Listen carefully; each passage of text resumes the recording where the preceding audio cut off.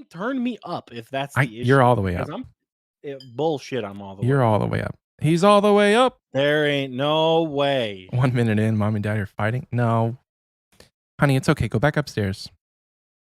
No, you know what? Stay down here. Let the kids witness your fucking bullshit about that.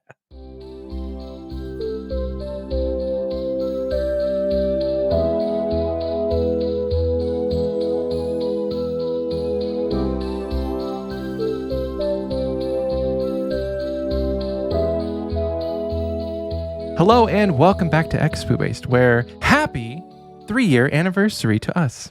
I'm Michael. And I'm Oxie. If you're new around here, you picked a hell of a day to join up because we are going to be, this is not going to be remotely anything like what the normal podcast is. Normally, we're a podcast that talks almost exclusively about old school RuneScape. But this week, we have a lot of alcohol and even more questions from our community to answer. Because we have done an AMA for our 3-year anniversary episode. And I'm very excited about it. Me too. If you're not new around here, boy, howdy. We haven't done this since episode 99. But this time, instead of Michael and I free balling the drinks, we've had two very talented members of our community, Tiki Mug and Bad Fizzle, send us drink recipes. Michael was able to find all of the stuff in tiny little shooters. I was not. So Xpwaste has funded Oxie's bar for the next 4 years. Smoke crack on stream. No, I don't think I will. Wait, who said that? Every Onyx? Dude.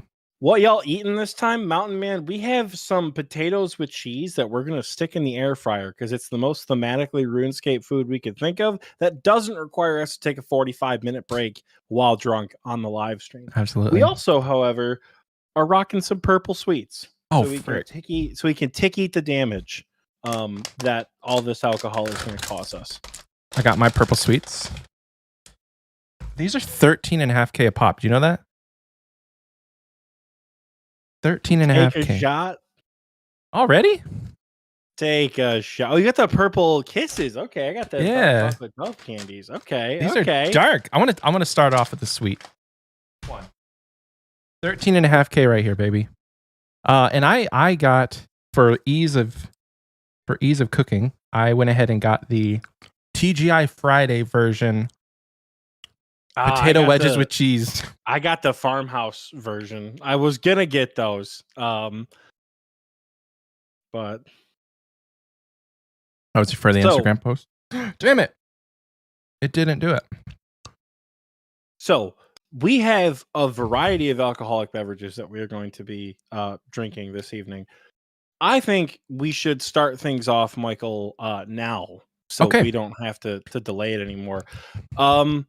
What do we actually have up first? I think we're going to do, as funny enough, an homage to a show that isn't even ours. We're going to do a Guthix Rest shot. Hell yeah. Technically. Hell yeah. Frick, I don't have the recipes. I guess it's on my phone. Why is my fan not working? I'm a hot boy. Me too. I'm also a hot boy. I'm a sweaty boy. This is dumb. I'm just going to be a sweaty boy. Imagine not using your chance to buy Shark on company time. SARY, not SIRY. Did you change the title? I did not change the title. You said you were going to change the title, brother. No, I didn't. Because I'm not logged into the Xpwaste account on this one. Let me change the title. Have you tried plugging the fan in? It's a good question. It's plugged in. Kenny Rogers beard. Listen. All right. Listen. Why are you getting roasted? Listen here. Remember I told you last week my dad was embarrassing his shit? This is right? It's not embarrassing, but he's coming after me, right? He's coming after you. This is your fault. You understand that, right? I got the Kenny Rogers beard. I'm 50% of you, right? We don't have, so my beard does not grow down, right? You see some guys in the Discord, they have really nice, like flowing beards that will like stick and look really cool. I don't have that. My beard grows out like my son Jedediah is out back churning butter. Like, I cannot grow a really big, a really nice beard. How many gifted to shave mutton chops in? Ask me that question in a couple of hours. Ask me in a couple of hours when I'm significantly more intoxicated. Oh no, she said beard talk again? Is this a recurring thing for us? Oh no. It's not. I guess it is. I forgot to put on my beard enhancements today, so you guys are seeing me without makeup. Get a before and after picture. Watch how red they turn after a few drinks. I don't turn that red. Michael turns red. All right. I turn red. Yes. Anniversary stream. Episode stream.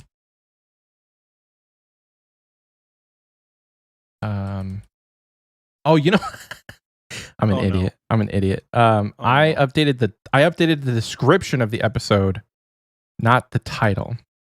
Join us.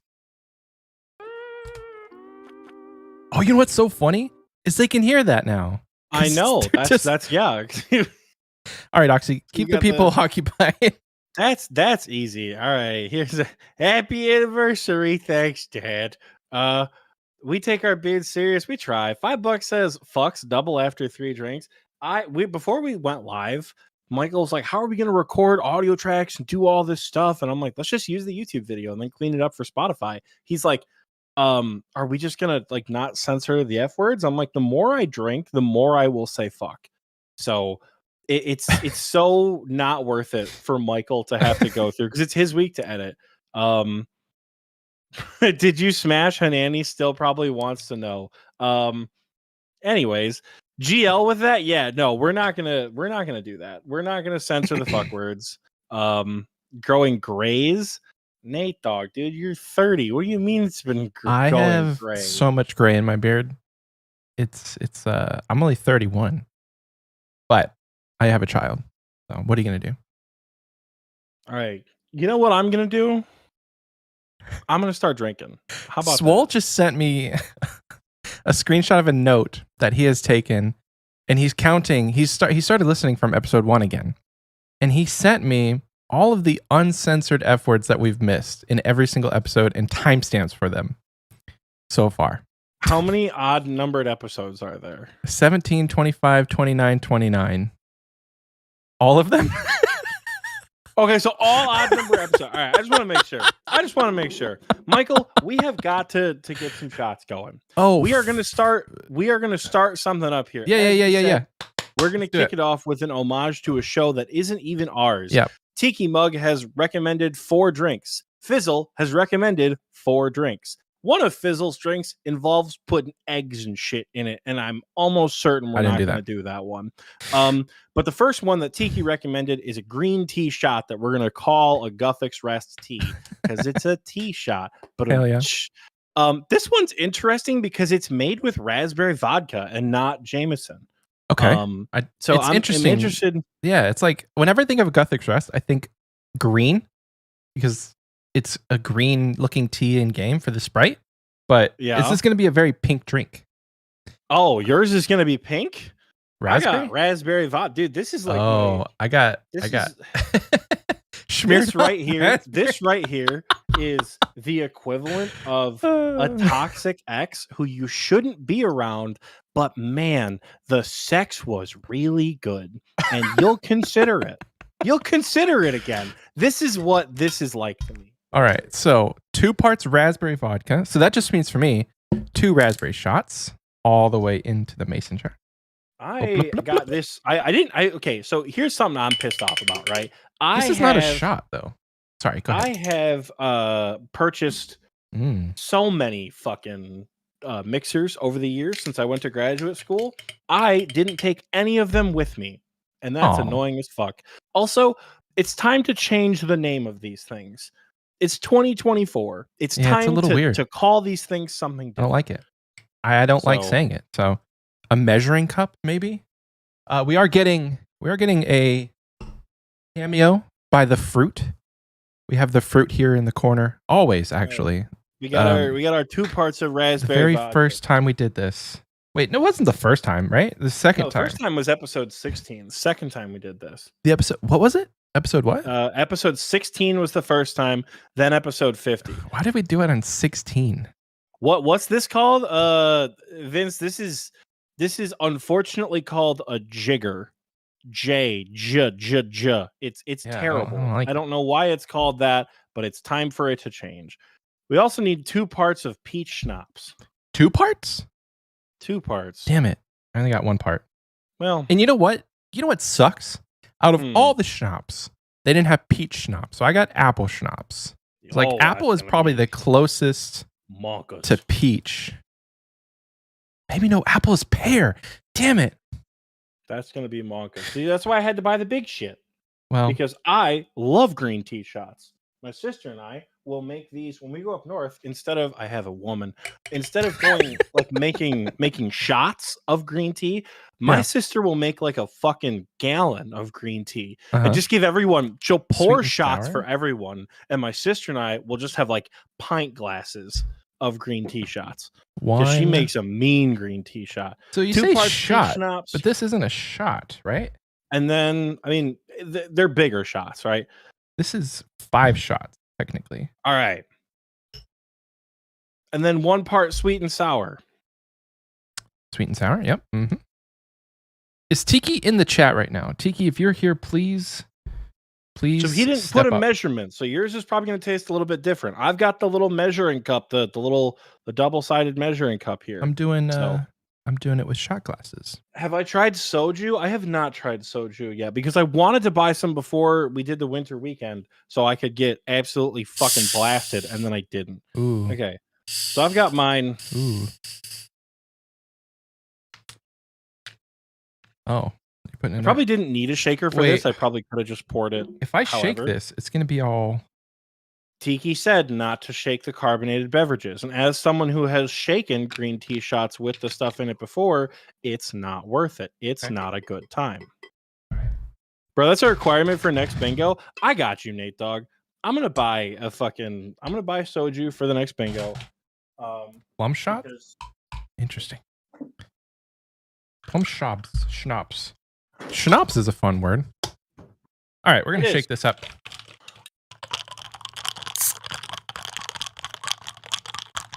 Right, you guys getting that? Microphone. Fantastic. You guys getting that? This is going to be delicious. Yeah, yours is green. Mine is definitely not green. It's called a jigger as a reference to the daily allotment a sailor was given of rum. Interesting. That's such a tiny little amount of rum. That is a tiny amount of rum. And the word still doesn't make any sense. The only thing I can... It doesn't matter. It's just, the only thing I can... At this point... a jig, right? Like a dance. That's the only thing I can associate with the word jig. Like you're dancing. And so, are you a dancer? Is it about dancing? I just think... We should move on? That okay. Given today's climate, we should choose... To move on? Literally any other word. This looks like a super restore. Cheers, mate. Cheers? Oh, shit, we're cheersing. Oh, yep. Cheers. That's delicious. Right. The raspberry vodka, he's cooking with something. I like it with the apple. The apple's vodka. good. The apple's is pretty good. He is cooking with the raspberry vodka. I might need to get a straw. I can't wait for Tiki to show up, dude. Also, by the way, what's up? I will be mining stars throughout the entirety of this thing. So if y'all wanna come fucking mine stars with me, go for it. I am 15K away from 98 mining. It refers to the smallest sail on a ship, which is called a jigger mast. Oxie's dad is just dropping knowledge. My dad, everyone's dad. Knowledge. Thanks for Googling things. Knowledge. Thank you so much for Googling everything. There's a plum schnapps? What the fuck? Regular knowledge. There's a plum schnapps. God damn. Otis says Tiki's trying to drop them panties. Dude, honestly, he might be.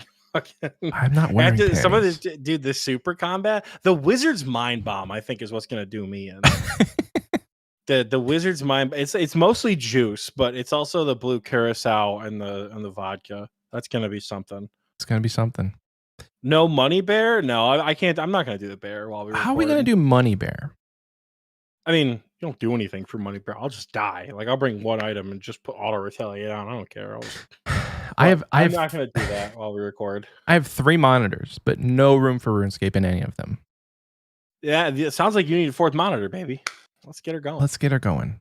Sign I could get it. Patreon.com/Xpwaste to buy Michael can get a monitor. 4th monitor right there. Michael. Oxie. Do you have a fun question for us this week? I have so many fun questions. We got 6 fucking pages of questions. 6 pages? Did you look at the Google Drive link I sent? I got it pulled up, but I didn't know it's 6 pages. It's 6 pages. I divided the questions into a couple different varieties, a couple different sections. So we got the podcasting clan, we got in-game questions, we have personal life questions, then we have fun questions. I think we kick it off with a fun question. Okay. Let me scroll down because the top just said podcast, personal, fun. All right. Question to start us off today. Dude, Chris Oxie, thank you for the $1.99. I don't even know how people donate on YouTube. Thank you. But yeah. We'll figure it out. He held young Oxie for the first time. He'd co-host a podcast. No, I think he thought I'd be a lot cooler than that. I gotta level with you. I think he expected me to be a lot cooler than a fucking RuneScape podcast. But here we are. All right. I'm gonna open it up with the first question. Oh, you're gonna open it up. Okay, let's do it. In this thing. So Mag Morpheus would like to know: fuck, marry, kill Charlie the Tramp, Evil Dave, and your co-host. We're starting off strong, baby. Why don't you go first? So I'm not letting Charlie live, and I'm not giving him the satisfaction of fucking him. So I'm gonna kill Charlie. Absolutely, it's not a question about that. And I gotta be honest, I don't think so. Here, okay, Michael's the one that I'm gonna marry because I think he and I fight like a married couple too much to the point where we could not have a lay. You know what I'm saying? Yeah. Like I think we would argue leading up to it, and then argue during, and then argue after. You know? Okay. He'd put like the post-nut cigarette in, and I'd be like, "Are you fucking kidding me? In the house, really?" So I think Michael and I, since we're already mostly married, I feel like Evil Dave's the lucky one. You know, I feel like you asked that question, you had to know what I was going to say. That's true. That's true. Absolutely, you had to know. All right, my turn. Let's go with. I'm gonna frick Oxie. I'm going to kill Evil Dave, and I'm gonna marry Charlie the Tramp. That's fucked. Yeah. Charlie, he's just misunderstood, and like him, I am also poor, and so with our poor selves together, we will make the perfect couple, and so that's why I choose to marry him. Oxie, I don't know if I could handle Oxie any more than a one night stand. Let's just get it done with and then never speak again. And then for Evil Dave, he just seems like the obvious choice. I don't know what he's doing with all those kittens or all those rats rather. I don't know why he's got all those rats and why there's behemoth rats, but it can't be good. And it can't leave the basement. And so he's already a degenerate living with his mother in his 30s. So let's just get him out of there. But I do like your answers. We already fight like a married couple. Dude, we started the stream off so strong. I just saw what am I doing? Chaos Cleric's message. Planking in the Inferno at that point is devastating. So when did he plank? Literally just now. That's so sad, dude. You will get it next time. I promise you. You get it to that close. It is the next run, guaranteed. What when did he tank? He said what wave was it? Died to Zuck at 7 health? I was gonna say that's unfortunate, dude. I'm so sorry. Well, that is unfortunate. Literally get him next time. Get him next time. You wanna pop us off with another fun question? I'm gonna eat another purple sweet. I didn't eat dinner, so this is literally my dinner. Oh, Michael's gonna be fucked. I made sure to make some bagel bites and chomp on some pretzels. Swole, thank you for the $6.09. Yo, Swole, thank you. 69. We're not that far behind, but we won't be able to shout that out live all the time. So Appreciate you. If you're listening to this on Spotify, sorry, brother. This was a live stream. This was not formatted for Spotify content. Nate Should Dogg we have asking a real a? question. I don't have any sort of. It's not going on the screen. I wonder if I could do that real quick. Oh God, Michael's gonna break the stream. I am not. This. Just He's gonna ask the break next question. Ask the next question. I'll hit you with a philosophical one. Oh. D. Falconer wants to know what would happen if Pinocchio said, "My nose grows now." What would it? What would happen if Pinocchio said, "My nose grows now"? He's not lying, so his nose wouldn't grow. But his nose didn't grow, so therefore it was a lie. So his nose would grow. Would it? I agree. Okay. I agree. Okay. Man, that was a lot of mental energy right there. That's literally how I spent a good 10 minutes of my day while I was in the office on Thursday when I saw this question. So I'm like, wonder what would happen. Is this gonna play noises? Please don't let it play noises. What noises? Let's do no media. Oh wait, hold on. Can somebody donate real quick just so I can test this out? No, Michael, he's trying to set up fucking donations. Definitely not. Midstream? I don't know. Oh my God. I don't know. That's not what the point of this is for. Holy shit, Michael. Good God. Anything to make a quick buck with this guy. Not trying to make a quick buck. Just trying to figure out if it's going to be annoying. And you're making Swole give him more money. We'll Jesus Christ. It's not even showing up on our YouTube, though, is it? Michael, what is your favorite rooftop agility course? Oh, I really like Artie. To me, it's the most condensed. You don't have to move your camera at all. Like, you don't have to zoom out. You don't have to move your camera around. It's quite nice. It's quite nice. I don't think it's going to work. Please don't donate any more money. We're just going to take that off. Thank you. If we don't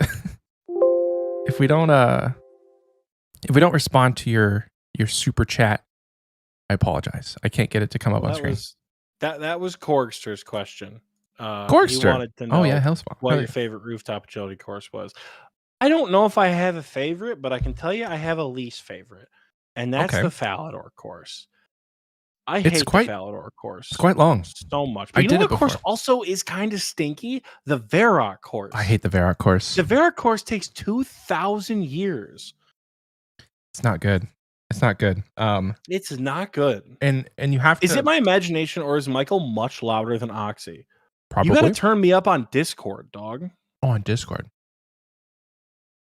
Talk again? Every time Michael says talk, I just sing the Halo theme. How's every that? time without fail. Is he louder? I better be louder. So much louder? I'll start fucking screaming. No, I think they're saying that you're so much louder than me. Oh, there we go. And I'm the one out here carrying the episode. Michael's I can't stop eating these purple sweets. Swindling you fucking guys for more money to make sure that the notifications Thank you, Swole, for the $2. God. This is what? My third purple sweet, so that's 39K already. We can't hear Michael now. What? Holy shit. Huh? This is fantastic. This is the greatest thing. We can't hear Michael. What are Michael. purple sweets, Crunchy Beetles? So purple sweets in game are a clue reward that you get from doing clue scrolls, and you can use them to Tiki things. They're basically candy. But we bought them as like Hershey Kisses and like Dove chocolate and shit.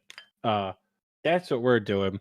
Each of you have an adequate balance of volume. That's my dad saying I'm loud as fuck. This polar sounds fine on your end. How's your back, Oxie? Carrying the team. The team. We're gonna carry it one step further. Typical Lifts asked the biggest upgrade in terms of bang for your buck, and why is it augury? Where's this question? Is this in? I want to read it. Okay, typical. You switched categories on me. You switch categories. I organized a document. And You sent did. it. Okay. Biggest upgrade in terms of bang for your buck, and why is it augury? Why is it augury? What? Definitely not augury. If it was bang for your buck, I think it's 99 construction. Biggest upgrade? Have you had a 99 have you had a 99 construction cape ever? I have not. No, dude. I'm not going to be able to make it through. I'm not going to be able to make it through this episode. We're getting harassed. This is the live chat is going to send me over the edge. Spotify, I sincerely apologize. This is not an episode that was meant for you guys. This might be a good one to go watch on YouTube because, like, I think it definitely is. I think the chat will play live as you're watching it. I think it might. Best upgrade in terms of, I mean, 99 construction. I wouldn't disagree with that. If you're talking items though, like that's a hard one. There's so many. I spent 5 mil on my blowpipe back in the day, and I've used it everywhere. If you're talking like I'm going to use this, like this is going to be the most useful thing, the toxic blowpipe and rigor are probably the two that come to my mind as like rigor biggest bang for your buck. Yeah. You know? Dex Scroll is a good purchase. Yeah, Dexter's Prayer Scroll. I think he was definitely memeing, or the sarcasm there with the augury, but it's probably a Dexter's Prayer Scroll. Bro, there's no fucking way. The people in the chat have been saying, Mr. Oxie, did you know your son went on a date? And this fucking guy responds with a human or with a creature with a mythical creature with 250 hit points. Where did that answer even fucking come from? Oh my god. Ridiculous. No, Arionic says, unfortunate to this day, it's still called rigor. Shut up. They could have chosen a different name, but it's spelled different. It's not an excuse. Next question. Thank you, Typical Lifts. Let's go to another category here. Podcast and clan. This one comes from Zeno. It says, in the time of Xpwaste, what are your top 3 bingo memories of all the bingo teams you've been on? And what are your favorite tiles to do out of all the bingos you've done as an Xpwaste? That's a hard one because I have been thinking about this question. I probably should have been thinking about this one. I've been thinking about these like as they come in, right? So there's a shit ton of them. There's genuinely a lot of them. I think the first memory is actually 2 memories together. It's in fall, the first ever fall bingo we did, and the first ever springo we did, both before Xpwaste.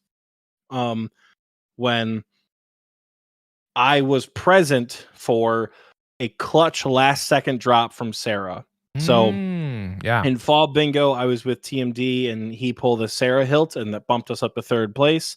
And then in springo, we were tied, competing neck and neck with another team, and I got a Godsword Shard 2, I think it was, and we completed a Godsword Blade, and we won that bingo because of that. I got it in like the last 10 minutes of the event. So Oxy Clutch came in hard, which was pretty awesome. The second one probably would have to say in this most recent bingo, when C4 absolutely put the pedal to the metal. I think the biggest bang for your buck is the Crystal Crown. Agreed. When we put the pedal to the metal, after getting shafted by the admin team, Michael, and told our mimics didn't count, when we got within the span of like 24 hours, we got like 2 mimics, a Corp unique, the Zalcano unique, and I want to say the Superior Slayer unique. All stuff that we have been going after for like days at a time. We got them all in like probably 6 hours in just like a fit of rage. So that like the C4 pedal to the metal was a lot of fun. And I'm trying to think of a third one. You stacked mimics. We did not, in fact, stack mimics. But yeah, I'm trying to think like a third memory that stands out as like cackling, laughing. I've had a lot of late nights in bingo. I've had a lot of like, it's 5 a.m. The sun's coming up. I probably gotta go to bed. Nate Dogg says no shot. It's not the D pick. I think it might be the D pick. I'm not gonna lie. So the first time I was on a team with Nate Dogg, my co-captain, my heart and soul, salt of the earth. We had a volcanic mine tile because Michael fucking hates us. Made us put a volcanic mine tile on the board. And that one isn't me memeing. Michael actually was like, nope, this is my lock-in tile. It's a volcanic mine tile. You guys suck. We got to do this. And Nate Dogg didn't have the kudos. So he worked so long to get the kudos to finally show up to VM. We're getting, I don't know how many points we were trying to get, like 40,000 or something, 200,000, whatever it was. And he finally gets there, and then he doesn't have, he couldn't pay for it, or he didn't have something else. Something slowed him down, and he had to come back again. He finally gets into VM with us, and he's trying to mine, because when you go to VM, you have to equip something to like raise your prayer, like a crozier or a fucking ancient mace or something like that. And he's like, why am I not mining? Why am I not getting any mining XP? And we're like, I don't know, click the rock. He's like, I don't know, it's not working. And he tried to equip his pickaxe, and he didn't have the mining level to use the dragon pickaxe. He didn't have the mining level to use the dragon pickaxe. Not only did he not have the mining level to use it, I don't even know if he had the attack level to wield it to then spec and use it. No, I think he had the attack level. He had 57 mining. So even with the spec, he only boosted to 60. It took an hour for this man to get into VM just to say, oh my fucking God, I can't use the dragon pickaxe. That was probably the most fun I've had mining, because I was like side splitting in tears. Yeah. At that moment, because like that was the climax of like all of Nate's hard work had come down to like, oh shit, I just can't use the item that I brought. I was in tears for that one. Yeah, I think those are probably my like top 3. Yeah. Favorite tiles to do out of all the bingos you've done. I think my favorite tile I have done is the Void Waker tile. I hate to say it because I was really dogging on the Void Waker tile before we put it on the board, but that Void Waker tile was a lot of fun to complete with the boys out in the deep wilderness. Yeah, didn't you guys do a shit ton of bear? Like a lot? Oh yeah, it was like 4,000. It was ridiculous. It was like 4,000 bear.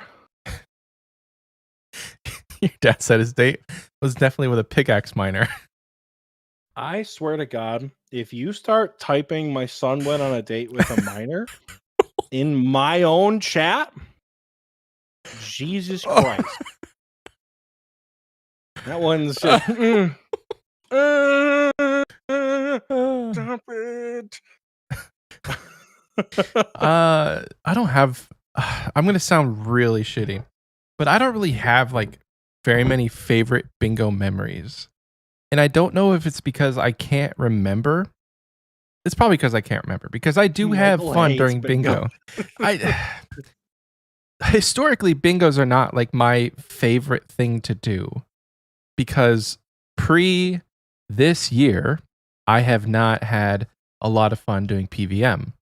That is all changing, slowly over time. I did some PVM this week on my group Ironman. It was fun. But historically, grinding bosses and just doing PVM all week has not been my favorite. So I don't really have an answer to this question. I think I do.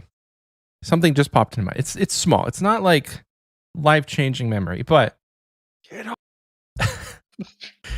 it was the bingo that I wasn't the captain. I think I was on Gecko's team, and I think it was that one. But we called ourselves the Order of the Blue Heron, and that was specifically because everybody knew that my least favorite pet in the game and the pet that I hate most is the heron. And I would only accept that name if we called it the blue heron, because at least the blue heron is it's a little bit better than the regular gray heron. And so we were the Order of the Blue Heron. And it kind of, in that moment, naming the team that, it redeemed the heron as a animal rather than a pet, simply because it was the name of my bingo team. So that was a lot of fun. But normally, once bingo's done, I just try and forget about it. I don't, dude. Bingo is great. Bingo is such a lovely opportunity for me to do content I hardly ever do. And I meet a bunch of strangers who I become super close with as the week goes on. I love bingo. I really do. You know what one of my favorite bingo memories was when we did I think it was Springo 23 when we had the trailer for it. Mhm. And I had told my team, because I made the trailer, obviously I knew it was coming. Yeah. I rewatched it recently, and it's freaking epic. And I told my team I think that was the no helm team, with a team of only mains, no Iron Men. And I told them that day, I'm like, all right, guys, we're getting in VC at like 8:00 Eastern time. Let's convene. Let's try to think of some strategies of just like what we can do. Maybe a little bit after, maybe after 8:00, like a couple minutes after 8. And 8:00 was when we dropped the trailer Yeah. for the board. So everyone hopped in VC and was like, Oxie, what the fuck was that? I'm like, it's the board, baby. Because I'd been sitting on it for like a week. Yeah. That trailer and the board and all that. So that was a shit ton of fun that Yeah. night. I was actually at home, so I didn't get to spend as much time in VC as I wanted to.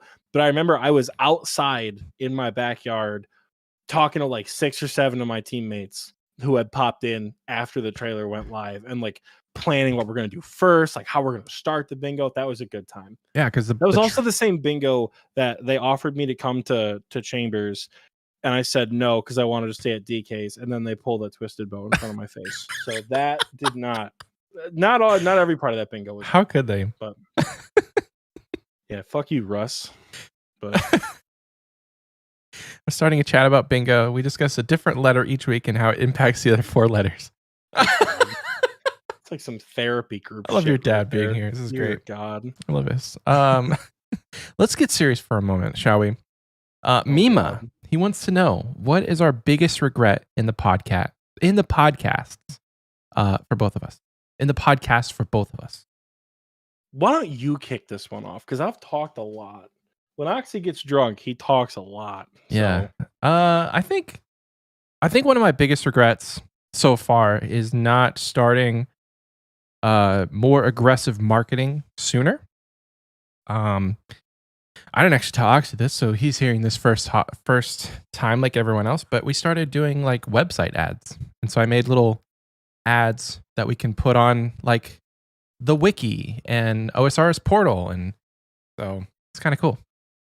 I don't know how that's doing or if it's going to actually impact us in any positive way. I can only assume if we're advertising the show, then people are going to see it. So hopefully, hey, if you're here from one of those ads, welcome to the show.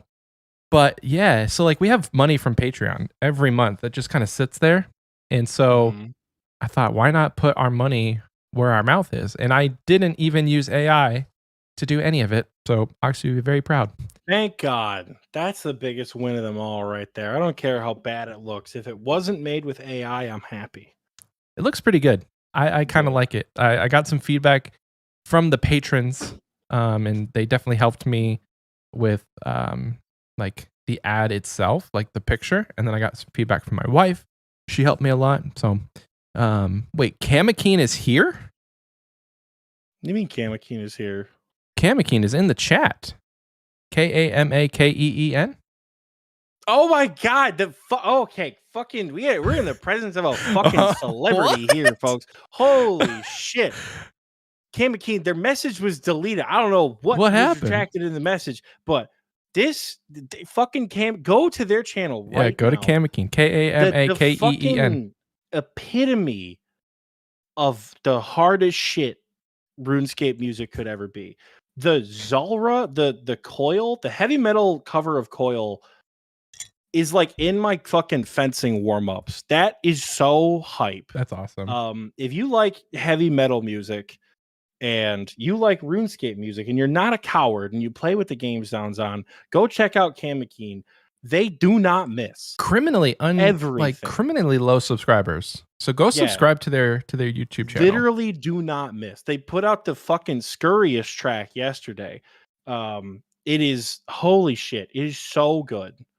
Pop them there. I'm excited to listen to the scurriest track more because I didn't even really get a chance to listen to it because I found it before we went live. It's metal covers, so it's metal covers of RuneScape music. And Oxie actually found Cam McKean from the Fat Lady Sings, I believe. Dude, it was like 2 years ago. I looked up like Theater of Blood and heavy metal or something because I wanted to find like surely someone's done a metal cover of Tob. Mm-hmm. And I found Cam McKean had done the entire theater from Welcome to the Theater all the way through to the curtain closes. The entire thing. And I was like, did you get this from somewhere? What the fuck is this? And they commented like, no, I just did this. I'm like, holy, what the fuck? So no, it's really, really good content. And I have been every like 6 months a new piece drops and it's literally never misses. But that was wonderful. Gotta love that stomp sound, man. Fuck the stomp, honestly. Thank you, Tiki. Hate that stomp. We're already off to a better start than we have in the last 3 times that we've done a drinking episode. Dude, the last time we did it's like we use like straight up lemon juice. Like we're dumber than shit. We really do not know how to make drinks.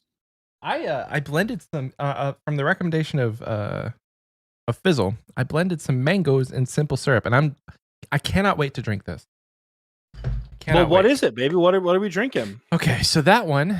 Let me check my recipes here. I believe that one is the super. No, that one is. Oh, frick! What is that one? Is that your Sarah? That's the Sarah brew. Okay. Do you have those ingredients for the Sarah brew? No, I do not have the mango. Although, no, I don't have tequila. That's why. Never mind. I don't have tequila or triple sec. Wait, the mango juice? Yeah, okay, it's the mango juice. Sweet. So I need tequila, lemon juice, mango syrup, triple sec, and a slice of jalapeno is optional. How about go ahead. What I got is a mango shada, and it has mango, jalapeno, and tequila all in this little bottle. I'm very excited because they had this, and I'm like, I messaged Fizzle. I'm like, wait, can I use this? And she's like, yeah, that would actually be really good. It's really good. So I'm excited for that. I'm gonna make the Sarah brew. What are you gonna make? I think I'm gonna fucking make the Wizard's Mind Bomb. I've been excited to try this like literally all day long. Oh, just got the beaver pet, yo! Whoa, just got the beaver pet? Right, I don't have a way to clean this, so what I'm gonna do is to get my water intake. Put a little water in this mason jar. I'm gonna shake it up. Oh, hi, Francine. What's up, Francine? I'm gonna shake it up, and then I'm gonna drink this. It's like a really watered down Guth Express right now. Oh. So I'm cleaning this in between drinks. Here we go. Cheers, water. Michael, take your shirt off. Arionyx is not. He ain't fucking around with that. Take your shirt off. Okay. Not for free. Not you, Oxy. Please keep it on. No, I don't think I will. I gotta go get orange juice because I forgot to bring that out here. I will be back in like 2 fucking seconds. And yes, whoever asked earlier, I am wearing pants.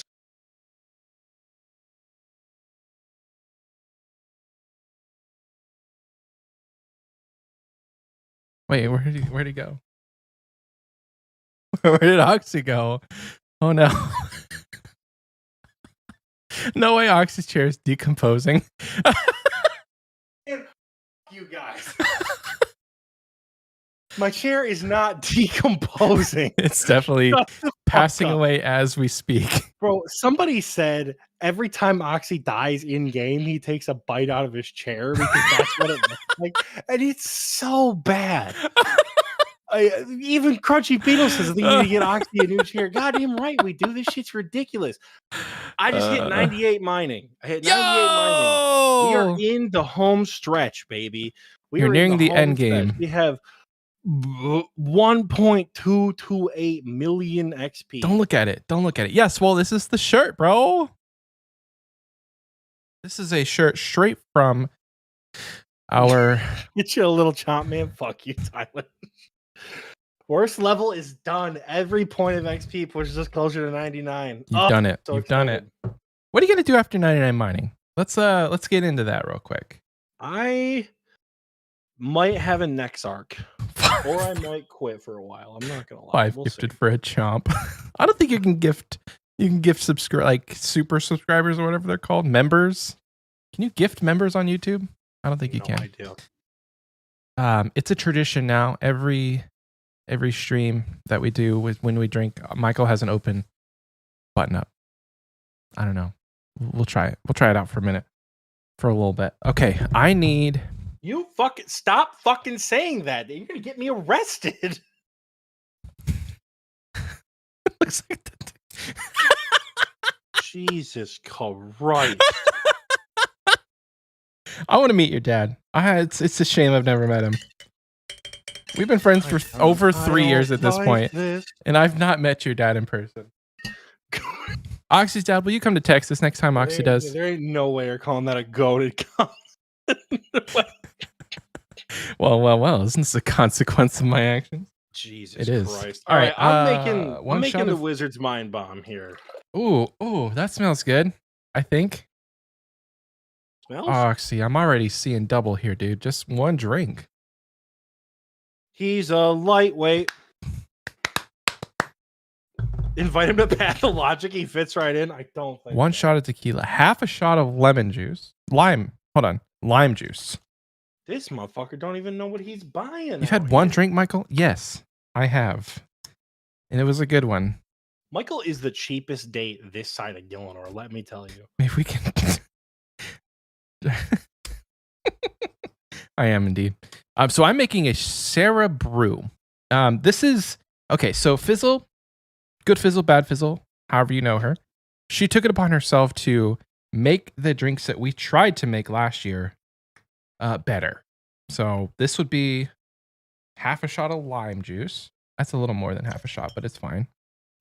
And this is a Sarah brew. It's going to be orange because my mango. Oh, that's a lime. Oh, my mango syrup is lime. All right, is brown. Syrup is lime. He's doing great. He's doing great. 1.5 shot of lemon juice. No, I don't think I will. How much? If you pay me, I'll do it. A whole shot of it. If you guys donate at least $10, I'll do a whole shot of lemon juice right now. Oxy, take your dad to RuneFest. My dad has been asking me since December. He's been saying, Matthew, as the longest subscribing and financially most contributing patron to Xpwaste, when do I get my free ticket to come to RuneFest with you guys? I'm like, do you want to go to RuneFest? Do you have a burning desire to go to a RuneScape convention? He's like, no, I do, however, want to go to Birmingham. I'm like, huh, okay. So I think I told him, I'm like, well, here's our flight information. A shot of triple sec. Is this triple sec? It's the orange one, right? Triple sec is the orange. Does it say triple sec on the bottle? It doesn't. Like, it's a generic version of triple sec. Half a shot. Isn't triple sec the generic version of triple sec? Probably. He wants to be a peaky blinder. Half a shot, and then I'm not doing the jalapeno. So we need some yellow. Why don't we answer a question while we're doing this? Habitat says, or asks rather. Habitat asks, after 3 years, what advice would each of you give to yourself from episode 1? I don't think I finished answering Mima's question. Oh, frick, So you to did finish not. that up real quick, the biggest regret in the podcast that I have for the both of us, I think that the biggest thing that I regret is we don't have much of a presence on like social media platforms, or we haven't for a really long time. And that's in part due to like Michael and I don't care about social media that much. Michael and I don't stream on Twitch. Michael and I have found an audience through other means and things like that. But I think that's probably like the biggest, I guess biggest regret is a really like hard term, because I don't regret much. Because I think all the stuff that I would have regretted, we've avoided, thankfully. Nice. Which is good. But just something that you would do differently. I'll pick up all the hottest British chicks. I don't think they have. Okay, well, the beauty of their women and the quality of their cuisine made the British the best sailors in the world. But to Habitat's question, after these 3 years, what advice would each of you give to yourself from episode 1?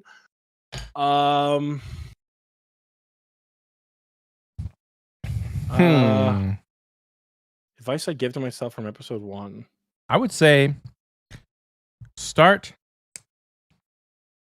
a that's a good one actually. I don't know.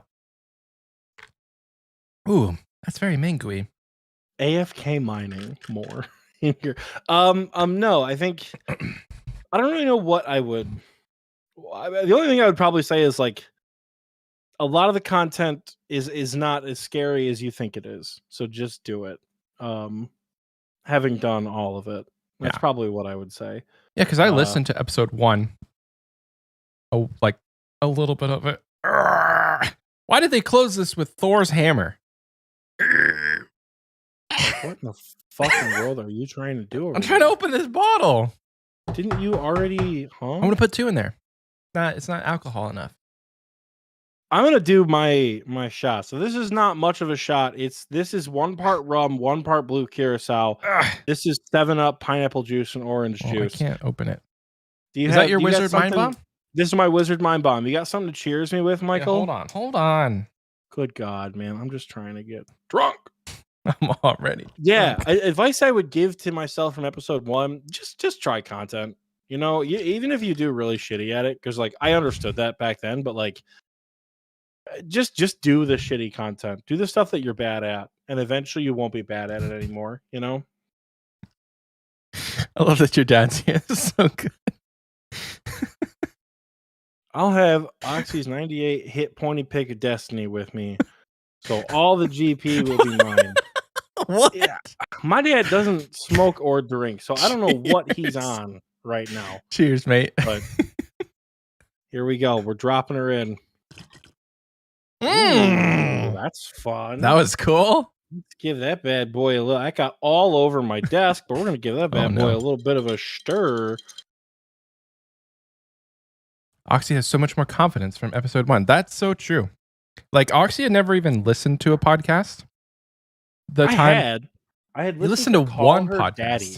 One podcast. I had extensively listened to Call Her Daddy, which was a podcast with 2 extraordinarily hot early 20s white girls giving sex advice to people who weren't me, because the only thing I was fucking was stupid back then.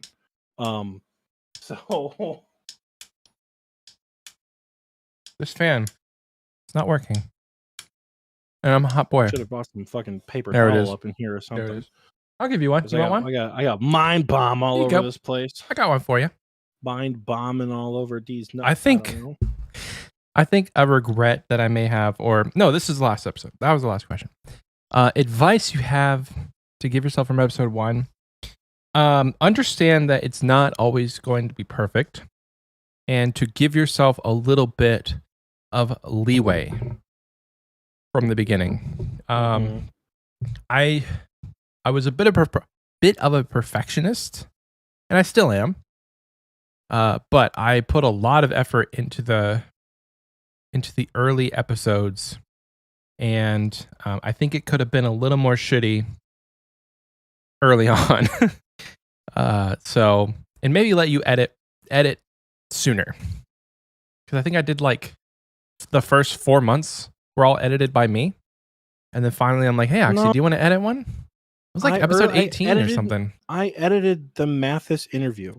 So I did. You edited edit part of on. it, yeah. You edited one episode. I edited the entirety of you and Mathis talking. Yeah. So like consistently though, and then I think this goes back to like a regret that I have. But if I could give myself advice, it would be. I looked up right when that happened. Not for free. This little censor bar right there. I think that I would give myself the advice to start marketing sooner, as soon as we started getting Patreon subscribers. Not just marketing like doing ads for the videos, but actually doing more comprehensive marketing and starting to stream on Twitch and to start to stream on YouTube and stuff like that. So that would be what I did. That would be what I would do.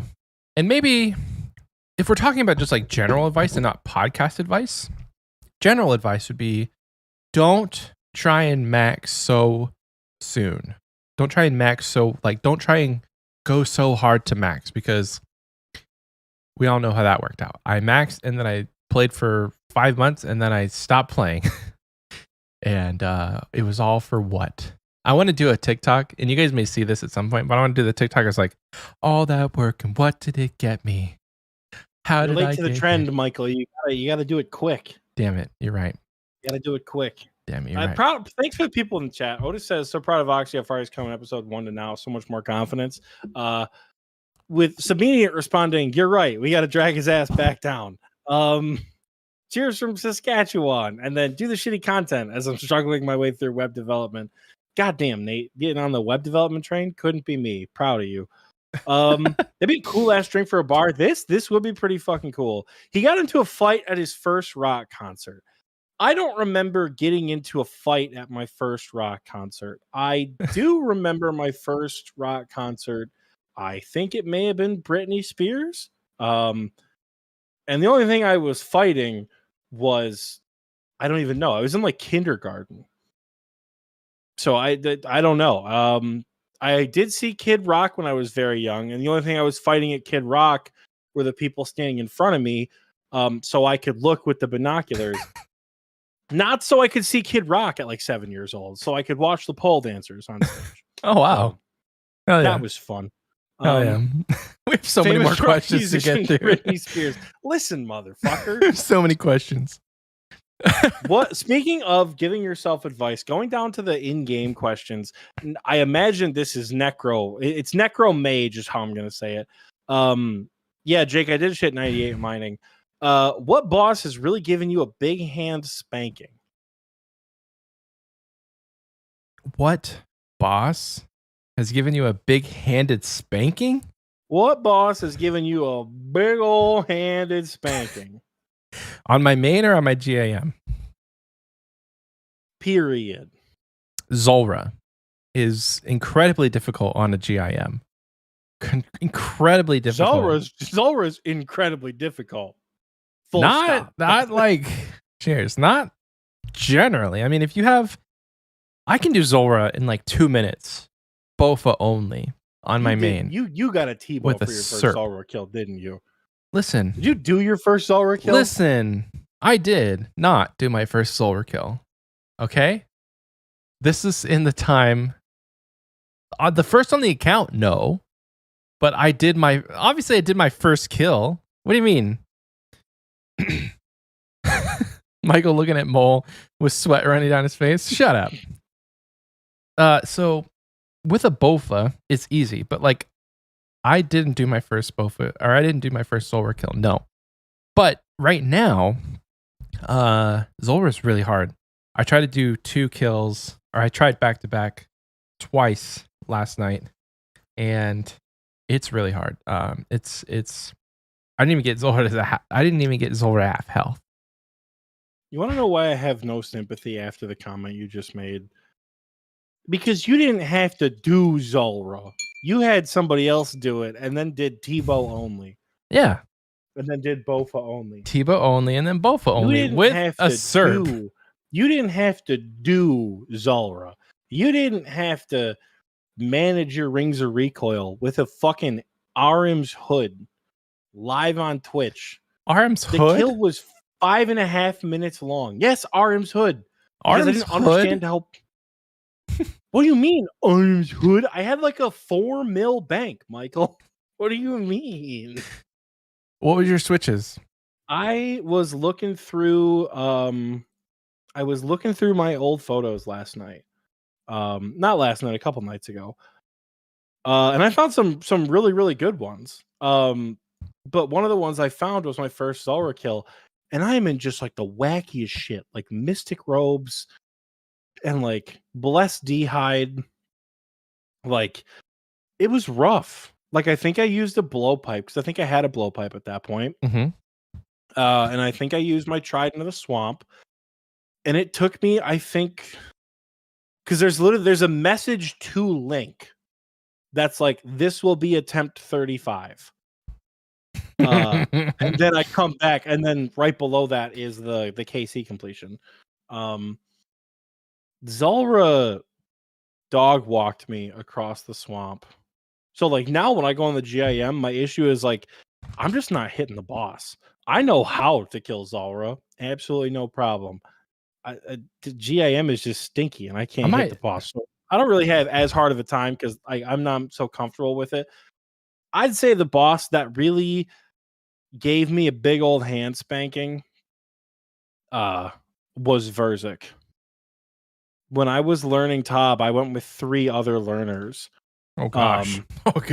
And it was so bad because none of us had scythes. We all had tent whips. We all were wearing void. It was so bad. Literally, it was to the point where, like, you know how if you guys have ever done Tob with me, I'll make comments like, we don't use supplies at Zarpus, we just die. Right?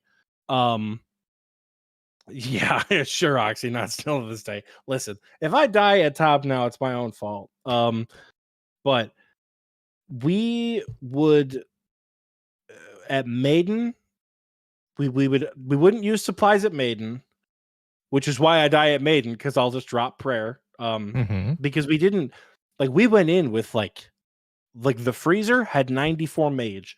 That was it. Like I had the highest mage level, so I was freezing the crabs. If I got reduced, it was over. I couldn't. We were screwed for that whole set. So we wouldn't use supplies at Maiden. We wouldn't use supplies at Bloat.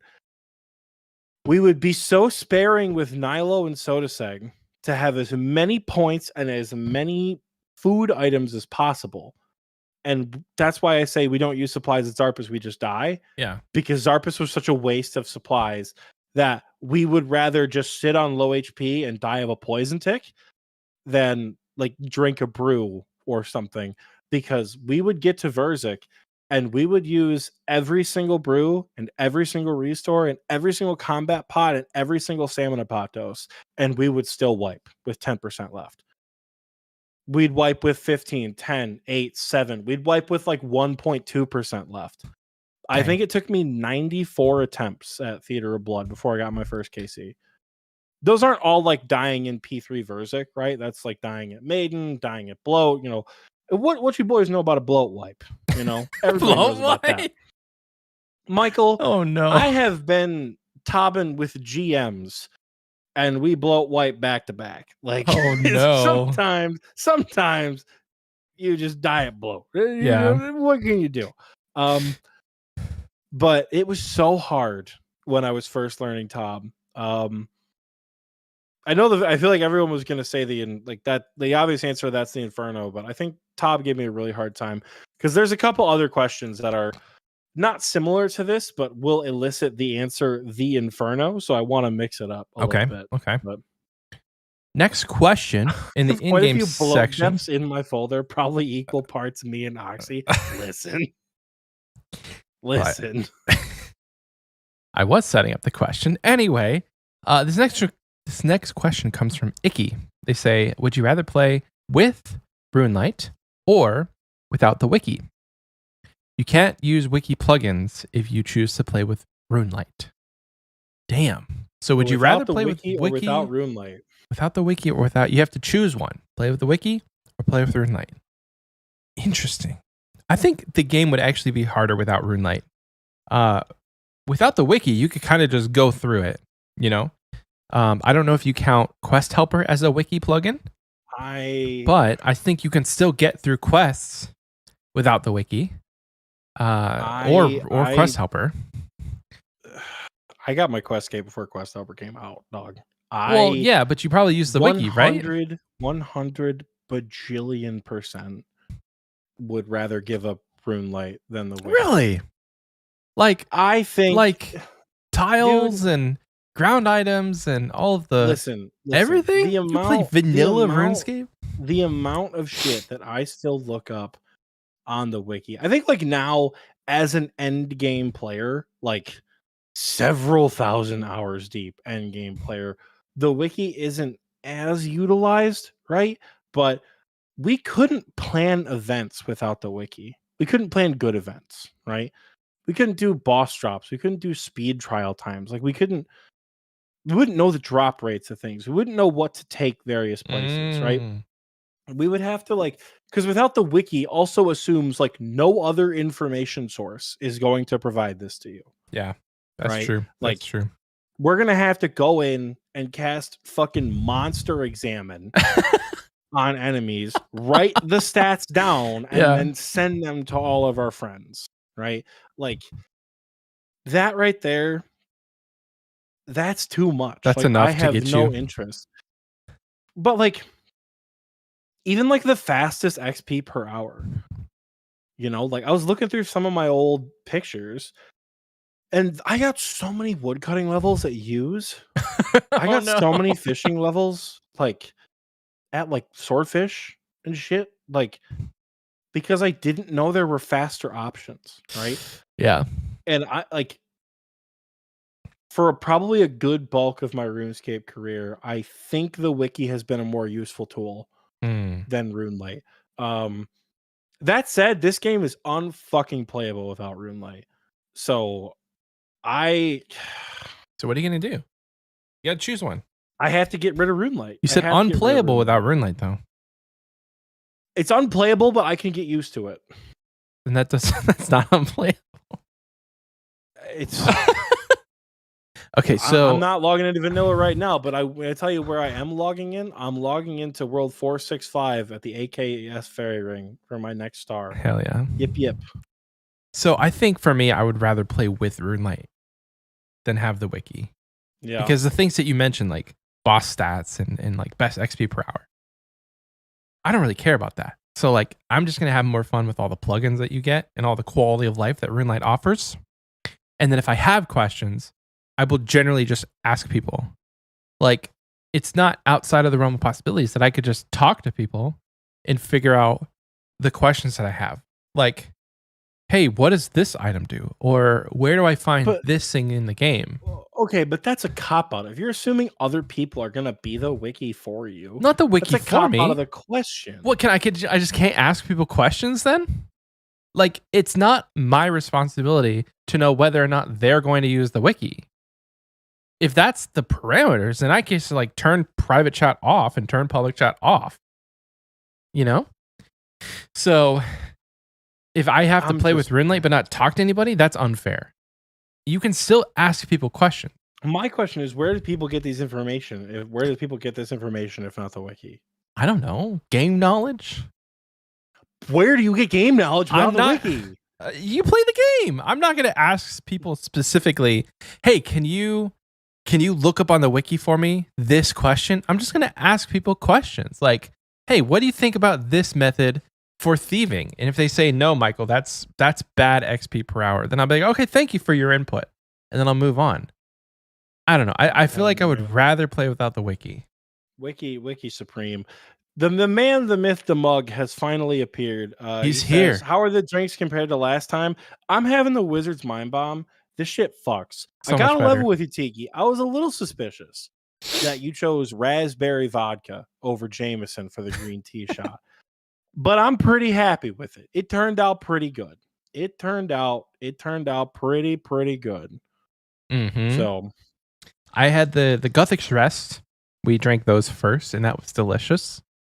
I liked it a lot. It was weird that for me it was orange because it was pink. I had a raspberry vodka that was pink colored. So I didn't get like the Schmear like Oxy has. But it was good. It was great. So far I'm loving it. I have the Sarah brewer currently that Fizzle has given us. And Oxy, I think like right now, I need to go throw some of those potato skins in the oven because I am way more drunk than I need to be. Having no food in my belly. I've eaten 4 of the purple sweets. That's it. I need to go throw some. Michael's gonna go pot some potatoes with cheese. I need to go get some potatoes with cheese real quick. He's potting the potatoes with cheese. We're having a good time. And you know what? It's minute 73, so that's perfect. Go get the potatoes going. I'll entertain the folks for a bit. Okay. Michael hasn't even finished the drink yet, and he's plastered. Yet that tracks. Look at his face compared to his chest. I thought we were doing this tomorrow. No, we considered doing it tomorrow, but we don't want to. We want to fucking like have to drink a ton and then go to work the next day. You know? So that's why we opted to not do that. But why wouldn't you eat before? I don't know, dude. American alcohol tolerance manifested. Listen. I got pretzels here. I'll fucking ASMR eat some pretzels for you guys. What weapon am I running for Monster Hunter tomorrow? I don't know. I think I was a dual swords or a sword and shield guy back in the day. Hangover before work sounds awful. Hangover before work when you got 5 fucking therapy clients? No, thank you. You're gonna get to Bofa during the stream? Hell yeah, Tiki. Do it.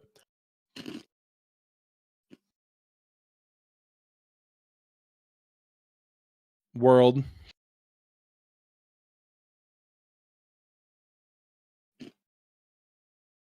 You're like an honorary Brit. That's not fair to come in and insult me in my own stream, but okay.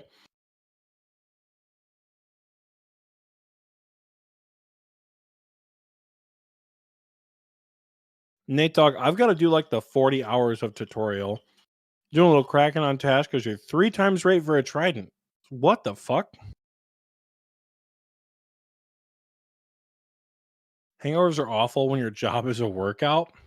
And my job isn't a workout. I sit my fat ass in a chair that is not as comfortable as I'd like it to be for just hours and say, how does that make you feel? You should have always been doing the little guys. Take a shot. I'll take a sip. How's that?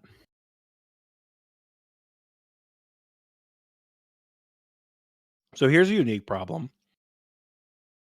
There's still some orange juice at the bottom of the glass. And I'm pretty certain sparring with the uncharged trident. There it is, baby. He got it right there. See, I just really gotta.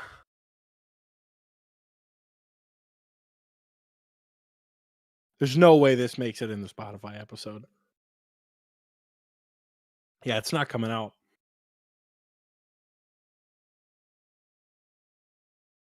Definitely sweat out some all-nighters doing manual labor. Jesus Christ.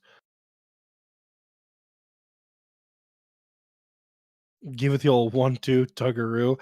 It's just shake weight, sure. Were you watching the new Settled series? I am not. No. Yeah, no, I am not. I'm not watching the new Settled series.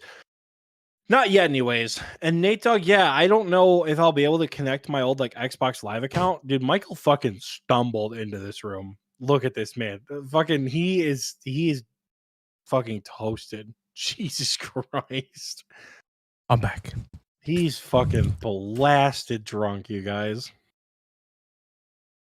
It's going to take 15 minutes to cook those potato skins.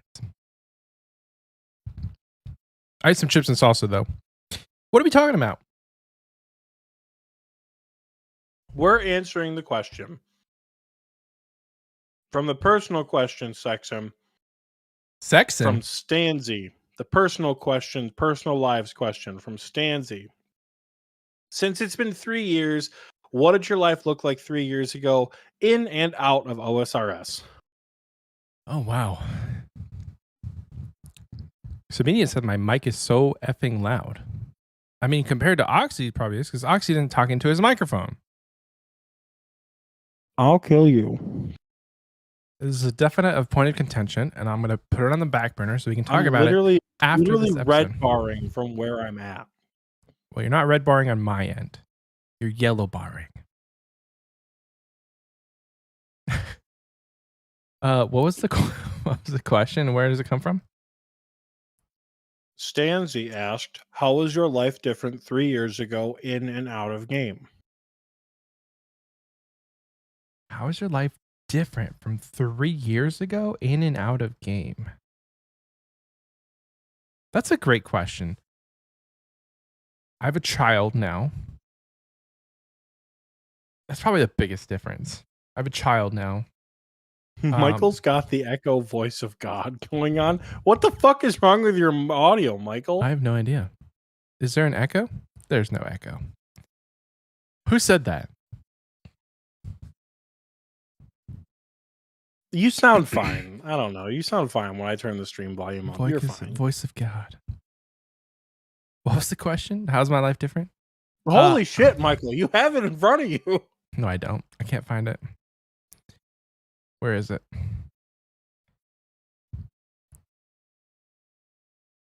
Where did you just pick one at random? Because I can't find that question. Oh, you highlighted it already. Oh my gosh. Okay. 3 years ago, I didn't have a child. 3 years ago, I lived in an apartment. 3 years ago, I wasn't working from home. That's the biggest difference. So like before the podcast, I was playing RuneScape like very occasionally, and I was streaming. And there's like, that was my creative outlet. So now my creative outlet is the podcast and doing this. And I do 3D printing now. Well, I don't do 3D printing, but you know, I've recently got back into 3D printing because I set it up again, and my creative outlets have changed, obviously. I would like to start streaming again at some point, but it's such a mental toll to sit there and like for 3 hours just be the person that people are watching. And even if nothing is happening, you're expected to be that person that people like to entertain for several hours. So that's hard. So for me, like streaming is a bit different. Now, if I was streaming different games, I think that would be fun because obviously there would be some variety. But variety streaming is kind of hard to like get off the ground. Because for variety streaming, you kind of need people just to be there for you. And then no matter what game you're playing, they're there for you. And so it takes a bit to build an audience for variety streaming rather than playing one game. And the people care more about like the game that you're playing and interacting that way than with you as a person. I could probably be a variety streamer now and do pretty well, but I don't play many other games. Like I like RuneScape. I like playing RuneScape. I play some Baldur's Gate 3 on the side. I play some Halo Infinite on the side. We caught a little bit of that because your microphone cut out. Oh, so now I'm too close to the microphone. Fucking God. Holy shit, Mike. Roughly what percentage through this are we? Tiki asks. We're about halfway through. We've answered halfway through. We've answered probably 8, maybe 9 of what I'm not kidding is like 70 questions. We're going to wrap it at some point. Michael looks like he's got about 4 minutes left before he passes out. So I'm going to have to sit down. I don't know why you chose to stand for this episode, dog. Because like I want to push myself to be better as a person. Yeah, that's me. That's my life. It's a bit different now. I have a lot of things that have changed. I work from home. I own a house and I have a child. That's about it. Oxy, what has changed for you in the last 3 years? What did your life look like 3 years ago outside of Osrs? 3 years ago, I was in graduate school in Mount Pleasant getting my master's degree. We were titties deep into a pandemic. I had a significant other with which relationship was not going great. It wasn't going poorly necessarily, but it wasn't going great. Did you just pour more No. vodka into that? No, well, this doesn't have any mixed drink in it because this is just the base of what the Mind Oh, Bomb was, okay. and I just have more base left over. So I'm gonna put some blue curacao in this too to make it like a mini Mind Bomb. Yeah, I didn't have my degree. I didn't have my cat. What else didn't I have? I mean, I was in the apartment setup that I had for a really long time. During the show, I think moving here to my new city has been the first real background change I've ever had. As far as like things that are different in real life, that's the case. And there are some notable points, but nothing is like, there's not like, oh shit. There's not a whole lot that's different. I have a degree. I have a new job. I have 2 cats. In game, a lot has changed. 2 years ago in 2021, I was hundreds of total level behind where I am now, hundreds of total levels. 2 years ago, I was not nearly as experienced with the game 3 years ago. I wasn't nearly as experienced with the game. And obviously people are pointing to like, oh yeah, the Infernal Cape. Like that's like the culmination of everything that I had learned over that period of time, getting that. And then yeah. I don't know. I had a lot of different motivations back then. Like a lot of that was like back 3 years ago, I was like really trying to grow my account to a stage where I could like start enjoying the later game stuff. I was starting to break into it, but I was a little like overzealous about what I could accomplish. And then now I'm sort of cruising to max, I guess, because we're cruising to max. 1.2 mil away from 99 mining. But yeah, that's probably how things have been 3 years ago. Here's an appropriate question right below the one from Stanzi that I think is appropriate for you and I. Duke Bradley asks, Oxy, how's 99 mining coming along?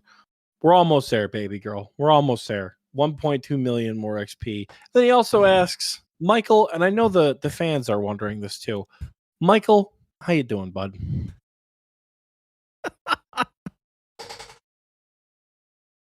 We're doing. You heard it here first, folks. We're doing. Next question about our personal lives. This is a personal life question? Interesting. Too Much Dad wants to know, Oxy, when are you going to start taking bingo seriously enough? I don't think I ever will, TMD. I gotta love it with you. I don't think I ever will start taking bingo seriously enough. That's an inside joke from way back in the day, the first bingo that TMD and I were ever a part of. One of our teammates got very upset at TMD and I because during the week of bingo, friends that we knew in real life were starting a joint Minecraft server, and we wanted to play it. One of TMD's like college friends and one of my good streamer friends who I'd met in real life were joining together to start a Minecraft server. So that's actually how TMD and I met. I was friends with a various group of streamers who I still kind of keep in contact to this day. One of the streamers, her name was Physics. She had a friend named Cardo. And Cardo had a group of college buddies that he played games with all the time. And TMD was one of those college buddies who I had never really talked to until one day, because I knew Cardo, obviously friend of a friend. I think I rated him on Twitch and I made a comment like, yeah, I died trying to get my fire cape in old school RuneScape. and they were playing CSGO or something. And TMD was like, "Oh, you're going for your fire cape in RuneScape, dude? I got my fire cape a couple months ago. That shit was crazy." Then I tried to get another one to sacrifice for the Inferno for the music track, and I couldn't do it. And I'm like, "Oh, no way." It was TMD? That was TMD. And then he was like, "We should do like content together sometime." So like he took me to DK's for the first time, which was like TMD and I doing content then, and he and I doing content now. It's exactly looks the same. It looks almost identical. We just have a lot more GP on the accounts. It's like the most chicken with your head cut off shit you could have possibly imagined. And I invited TMD. I was like, "Yo, I got this other group of friends. We're hosting this fucking bingo event. It's like a scavenger hunt. You should come to the Discord. You should join, play on my team for this thing." He's like, "Okay, cool." During the time leading up to bingo, Kaylee and Cardo, the streamer friends, right? They were starting a Minecraft server. And since we knew these people really well, we're like, we're going to go be there on day one. That's fun. One of our teammates got so pissed off at TMD and I, that they were asking me specifically, like, I just like not asking, like telling, like, "I don't think you're taking bingo seriously enough." It was you three on a team. I planned the fucking event It was as I would come to do for every bingo this Discord has ever hosted. I planned the event, and we knew these people in real life, and it was just the three of us on a team. We eventually picked up a fourth, Spartan Fire. I don't know if you guys remember him from Patreon. Spartan Fire was the fourth player that we picked up after a little while, which was a lot of fun. So every year, TMD and I, at some point, will be like, "Dude, I just don't think you're taking this shit seriously enough." And he's like, "You know what? I don't think I am." Every time. Love it. It's a funny way to talk about a story that's not very fun for TMD and I, but yeah, that's. I don't it's think hilarious. I ever will take bingo serious. Hindsight is It 20/20. wasn't at the time. No, Let me it tell wasn't. you. Like you were pissed. You were I was pissed. I was sad. Yeah. Pissed. I was sad. You know, we lost friends over that bingo. It was rough, but you know, I don't think I'll ever take bingo seriously enough to follow that up for you. I know Michael doesn't like this. We're gonna jump around again. Ooh, okay. Michael's drunk enough to not care. Where are you going, baby? So follow along with me, buddy. Going back up to the podcasting clan section. Oh, okay. Right. Swole, big old daddy Swole says, "What would you do differently looking back at the last 3 years regarding your accounts and also your podcast? Would Oxie have waited to go to the Inferno? Would Michael would have waited to max differently so he could be on the PC? You know, various stuff like that." And Dale Lloyd says, "Yeah, your things are ready soon." I know the profile picture. I'm blanking on the name. Some Matt Hatter, I think. Mad Hatter? Is your Discord name? It might be a Mad Hatter. I know the picture. Lorelei, yeah, yep. Hell yeah. My potato skins are going to take 15 minutes. You think they're ready? It's been about 15 minutes, yeah. Damn, time passes so quickly. I can answer this one. So, what would I do differently? I would not have gone so hard to max. I think I said that in like one of the last questions, but I think maxing was such a pinnacle goal for me that I really like drove myself mad doing it and forgot about the journey and was really, really focused on the destination. And that happens for every single person who's trying to max, right? Like you come out of that experience with such a different, like a different emotion than you thought you would. Like it doesn't feel like I accomplished it, but I know I did because the game continues. It's not like you got credits. It's not like you just like there was any sort of congratulations, you finished the game. That's for most people, they're like, that's where you start playing the game.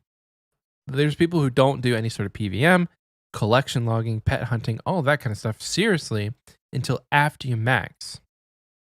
So for me, I would really, really try and just like enjoy the journey more because I love skilling. I'm a skiller. I like chasing the numbers. Number go up, burr. You know?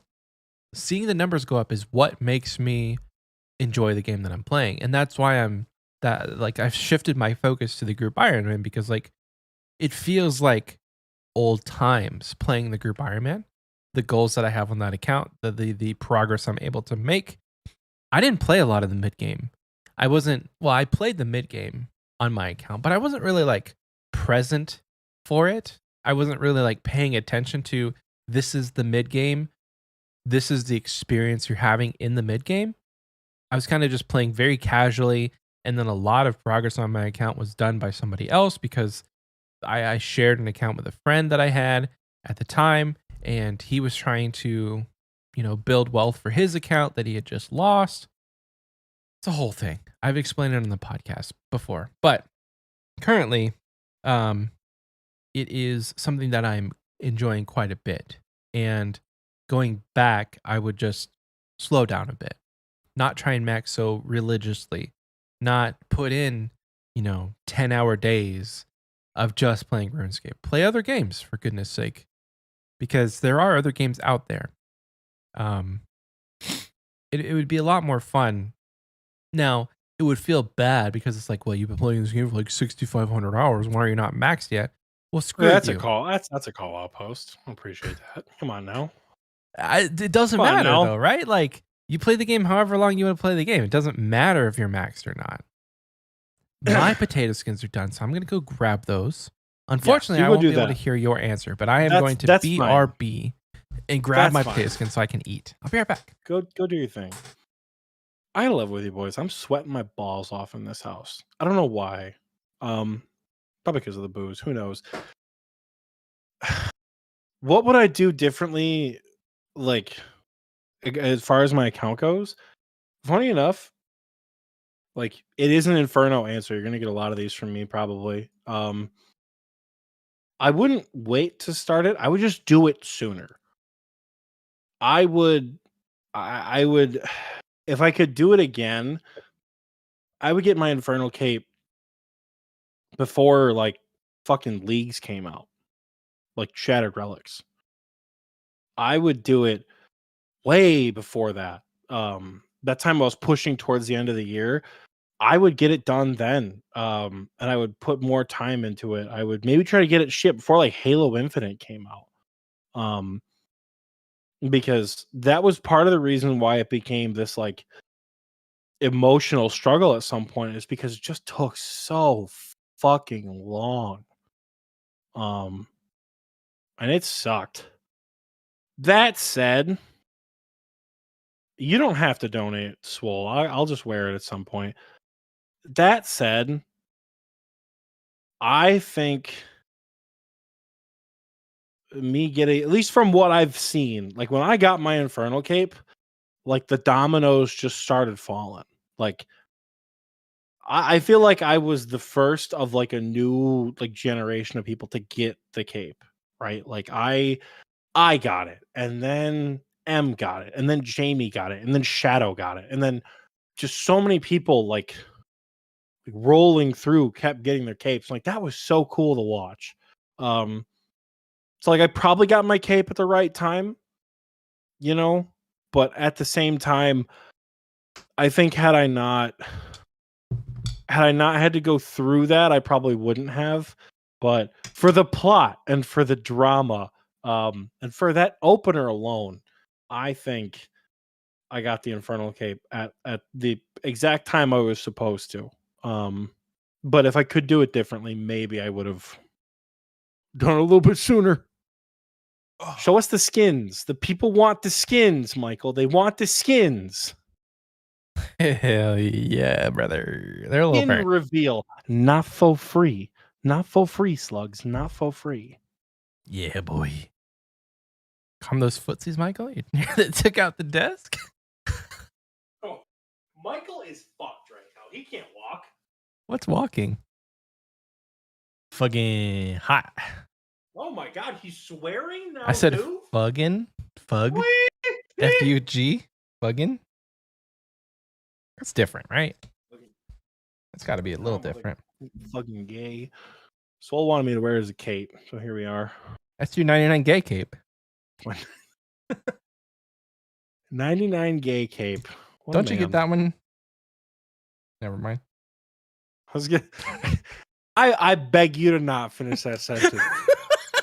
You have the social aptitude of a fucking boomer who fought on the wrong side of the war when it comes to talking about the LGBTQ plus community. I beg you to not finish that sentence. Okay. Because you know what I'm going to say, right? I don't know what you're going to say, and frankly, I don't want you to say it because your ass is going to get canceled so quick if it comes out of your mouth. Okay. No hate. These are really, you got really a funny way of showing it. You want to say it? No, I don't want you to say it. What's the next question? What is the next question? Jamungo asks, what's your favorite moment from the pod? I think the legacy that the fruit has carried into the modern era, for those that know, for those that remember, all hail the fruit. Favorite moment from the pod? I think that first drinking episode we did was a lot of fun. Just being able to like try the different like gnome cocktails, and it was just you and I. There was no recording booth. It was just me and you getting drunk. You're blasted. Jesus Christ. Episode 16. Go give that bitch a listen. Oh man, all my ice is melted. I might have to get more. Should have got more while I was already up. So yeah, that first drinking episode was a lot of fun. Our first Hanani episode, although a fever dream, I think I look back and that's like, God, you were so not having fun in that first episode, and I had a migraine. I could not. I physically had to take my headset off because that girl made me laugh so fucking hard that my like veins were splitting out of my head. I was laughing so hard. That's definitely one of the highlights for me. Yeah. She was so fucking funny to have on the show. I really favorite moment from the pod. I've really liked seeing like the Discord payoff. Oh, because that was a huge thing that we were concerned about after the show came out. You figure like the show came out in March, around August, we wanted to merge the Discord with the show. And it felt like a very big risk at the time, and it's paid off spectacularly. Yeah, Chi is right. Is it Chi or Key? Either way, that was episode 50 because that was our 50th episode bonanza. That was also a lot of fun. Episode 50, we opened the recording booth to everyone, and everyone came in and hung out in the recording booth. It was like 20 people because that was like all who's there at the time compared to what we have now. But yeah. But yeah, no, the Discord was a big payoff for you. Yeah, the Discord absolutely, I think, has been. It's like not like a favorite podcast moment, but that absolutely has been a huge payoff. I mean, favorite podcast moment. The episodes when we've been together have been a lot of fun. Episode 99 was a blast. Yeah, I was so fucking drunk that episode. But that was such a good time. The rest of that day was a blur because your roommate had friends over. Yeah, dude, we went to like they're all smoking weed, and I'm just sitting in the corner like, yeah, this is great. I should have smoked some weed, but it's dude, like Michael was in his own universe because we had straight liquor, dude. Like the Sarah brew was just straight, like limoncello and tequila. It was just straight. No, dude, it was past the point. Like hotboxing didn't matter. We were blasted drunk. It was bad. But I will ask the next question because Michael's fucking macking on these tater skins. Here's a quick one. D4 Drake, do you foresee bingos continuing with the controversy of it being against the rules / considered RWT? We do, because it's not against the rules. It's not considered RWT. They put that on Reddit as like a mistake. Right. And you know why? You know why? Because bingo as a activity where it's like the BINGO and it's like B46, that's considered gambling in the UK. And so the one like rogue support agent who answered the question took bingo without knowing what like clan bingos are and just associated with like raffles and player run games of chance. Because I think in their mind they saw like a bingo and they thought, oh, they're doing like where if you get a random number, then you get money or something. But no. So bingo, as we know it now, is not anywhere near what like actual bingo is, and so it's not illegal. Yeah, no, this is a. It's good to clear that up. We do a scavenger hunt, not a bingo. So it's very different.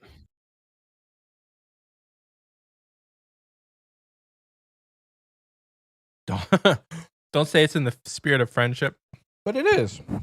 I'll buy you a BGS if you buy me a hamburger. Oh man, I'm not. That's the dumbest fucking rule. I swear to God, it's so stupid. Such a stupid rule. Mr. Curtains, aka Awerical, asks, when you started the pod, did you see it becoming what it is today? Or what did you expect from it?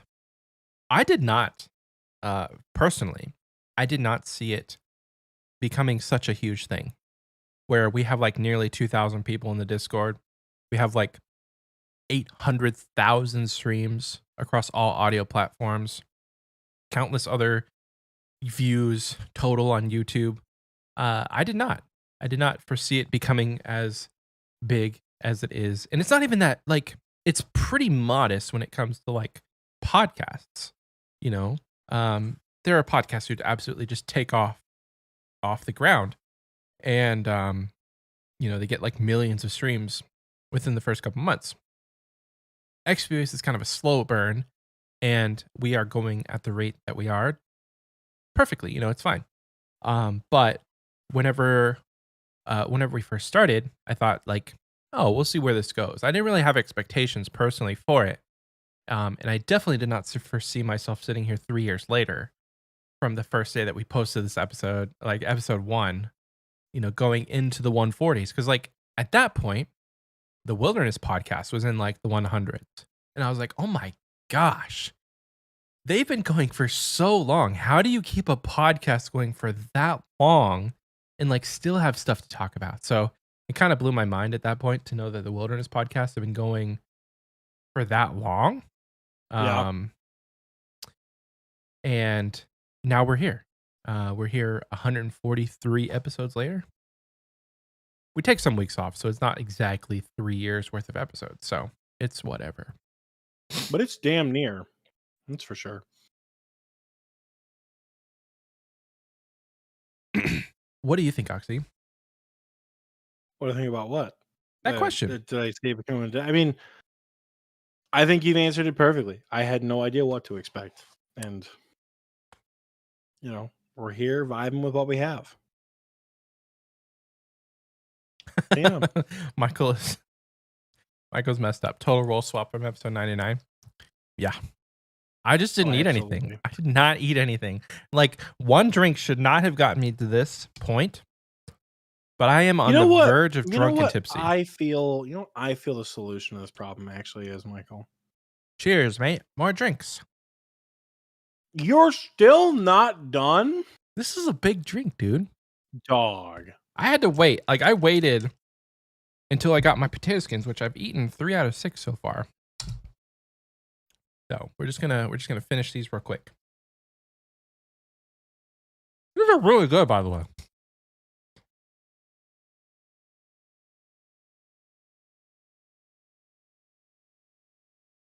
Do you have the jam on you?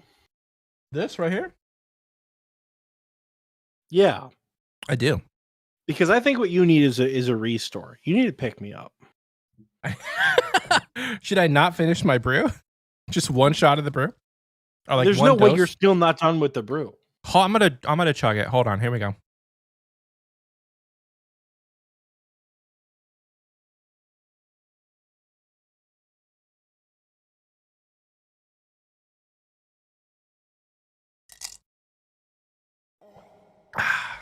Cheers.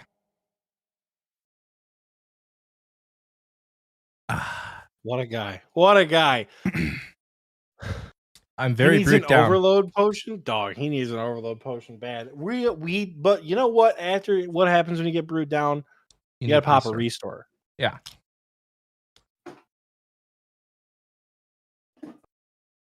Yeah. Donna says, hello from New Jersey. Hello, New Jersey. And they also say, do you have a dark boat log? I do, yes. Got it in bingo. All right. I also got it in bingo. Wow. So, we got jam in front of us. Hell yeah.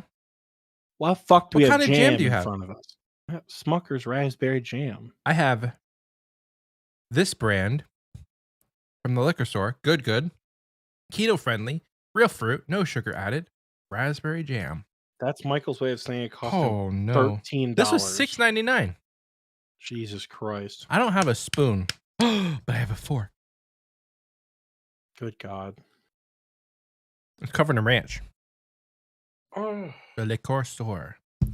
You never been to a liquor store before? Because we don't sell liquor in a grocery store here in Texas. Because God wouldn't want it like that. Bro, we sell fucking liquor everywhere in Michigan.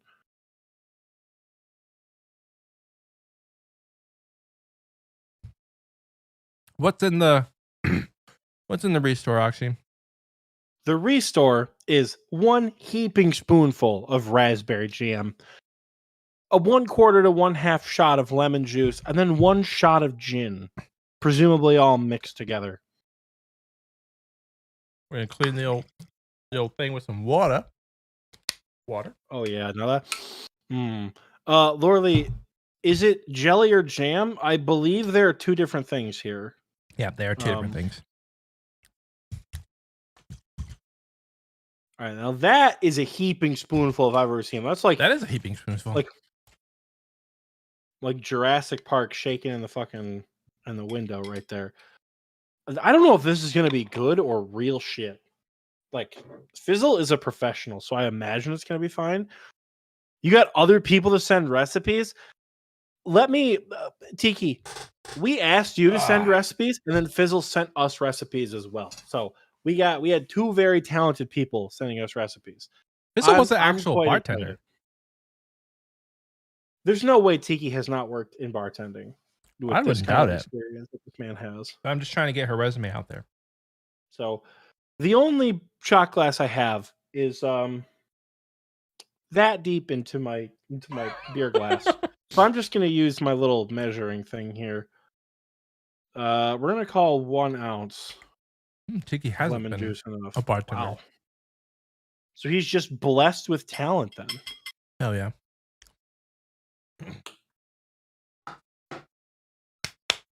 How you feeling, Oxie? Are you at all like here. schmoozed? Tipsy? Not really, no. I get you drinking a little more. Oh man. You can't get me drinking too much because you won't be drinking anything. You'll be on the floor. I gotta go get more. Michael more gonna ice. be laying on the ground going, do. I'm gonna be like, dude, you good? He's not gonna be able to make it through. I'm not good. Lorelai says, oh wait, you wanted recipes from bartenders? I have my liquor license. I haven't tended for 10 years, but I got some good drink recipes. Well, next time we do this, hit us up. That's what we should have done. Fuck the AMA. Everyone just give us a drink suggestion. I think this is my last one, right? Oh no, I'm doing the super combat after this. Oh, Tiki super combat? Yeah. Yeah. I got the lemon, or I got the melon liqueur. Don't use the KY jelly. Otis, why are you the way that you are? What in the world? This smells like shit. I gotta level with you. Uh-oh. Lemon juice, gin, and jam. This smells like shit. Oxy, what if I can't get this can open? What?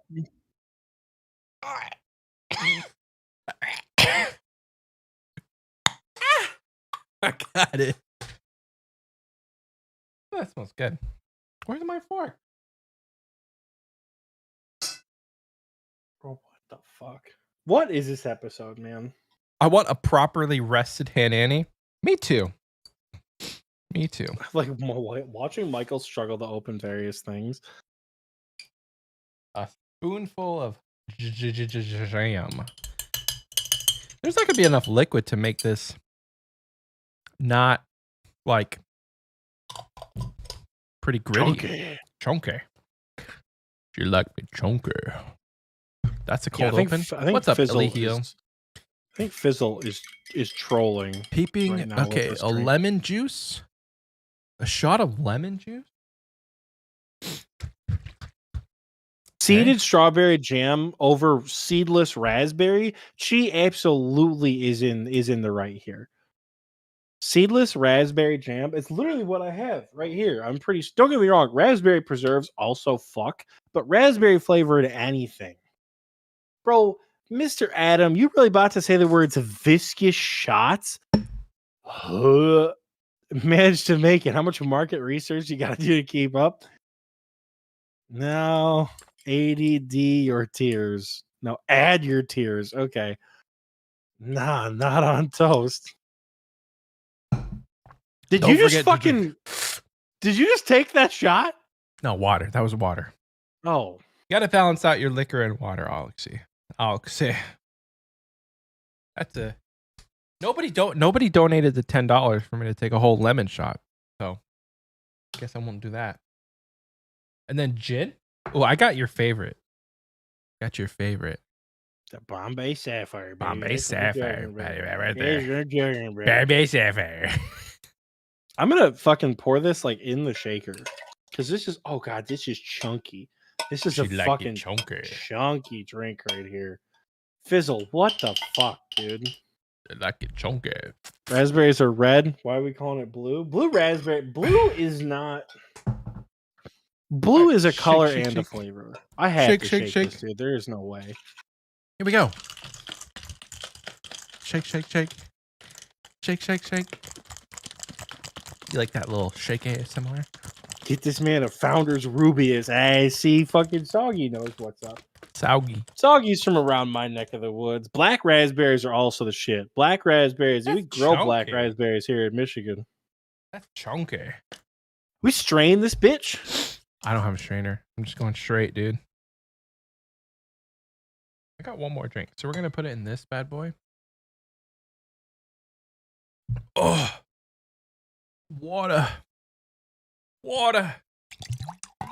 Can't believe you guys are watching us do this. There's 44 of you watching us do this. Let's see. Oh, that doesn't look nearly as bad. You really got to shake that motherfucker, though. Baja Rosa tequila? Maybe. Lemon juice shot! Crunchy Beatles with a 10 bean! Lemon juice shot! All right, here we go. Gonna get fucked up. Wait, hold on. Don't take that yet. But they donated $10. No. You gotta fucking. You gotta chase the lemon juice with the drink. Okay, so lemon juice to drink? Yep. A whole shot of lemon juice. There we go. Oh, Crunchy Beatles. Why in the world would you do this to this man's? What did he do to you? I'm going all the way to the top. And this is not from concentrate. This is actual lemon juice. Scurvy be damned. Here we go, baby. Cheers, mate. I gotta get the live react to this one.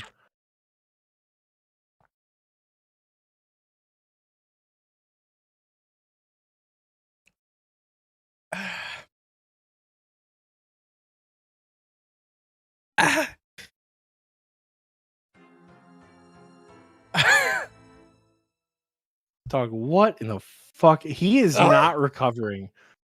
Beatles, I think you fucking killed him. Game over. Yep, Shin, absolutely. All right. Super restore time. That's chunky. Oh, Fizzle, this is not good. Fizzle. Did she make this? Oh, wait, hold up. Ah. I judged it too harshly. It's not great, but it's not bad.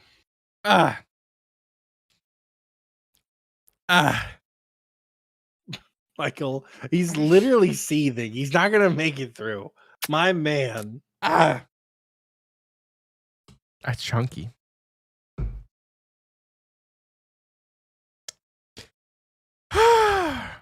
I don't think I've never seen crunchy beetles before, but clearly they fucking hate you, and that's your arch nemesis. That's awesome. I appreciate you. Hell yeah. Now that was like an overload. Gee, you're right. Okay. Well, I gotta. Oh, Cordo. Hi. Okay. That makes way more sense. What's up, Cord? Yeah, no, I know who you are now. Okay. What's up, the YouTube names. Yep. There's the same thing when we would do shit on Twitch. Like people would pop in. We have no idea who they are because they have different Twitch names and in-game names. But no, I know who you are. Now I know, anyways. Feels nice.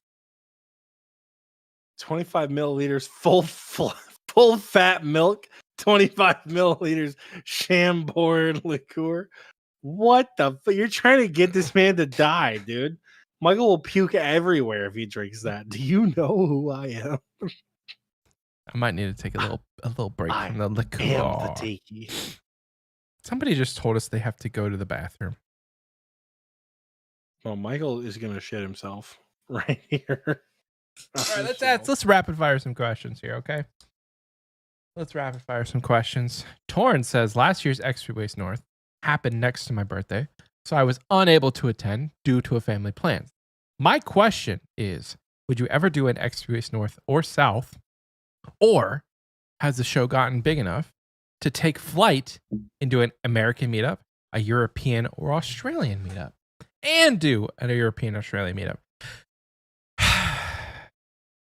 I don't think the show has gotten big enough to where I can travel that much during the year. But this year, we're gonna do the Runefest meetup. Yeah, I think that's our biggest problem. It's not that we don't have fans in all those different countries.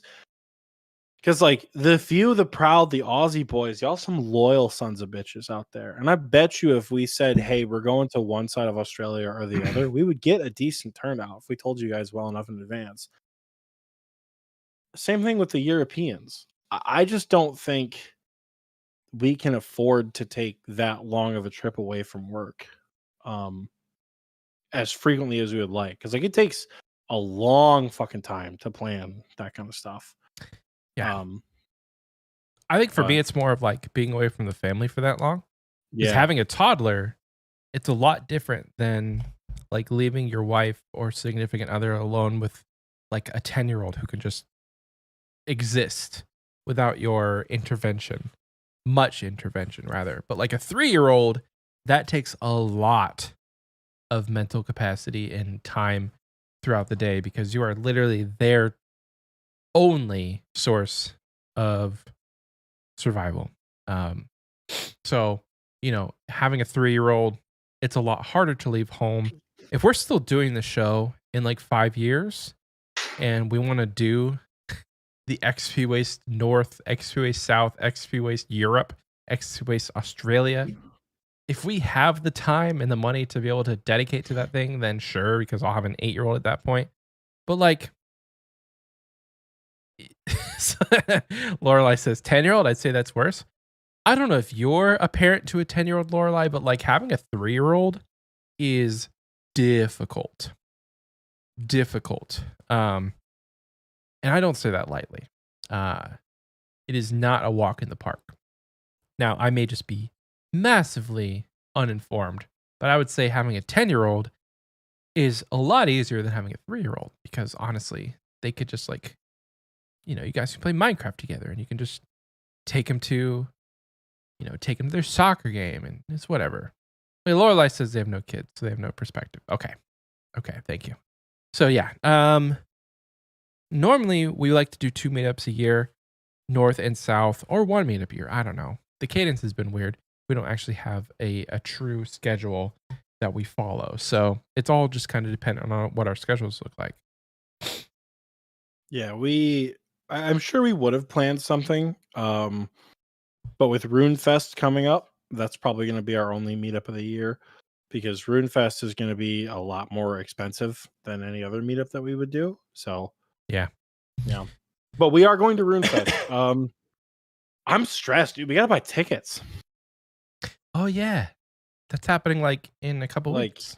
I feel like I almost want to be like, hey, Jagex, we are like content creators. Can we just like have tickets to go? Because I kind of want to like reach out and like ask Hanani and be like, are you buying your ticket or is Jagex providing you with a ticket? Like I know Jagex is providing you with housing, but like you are not going to be a part of the 2000, right? Yeah.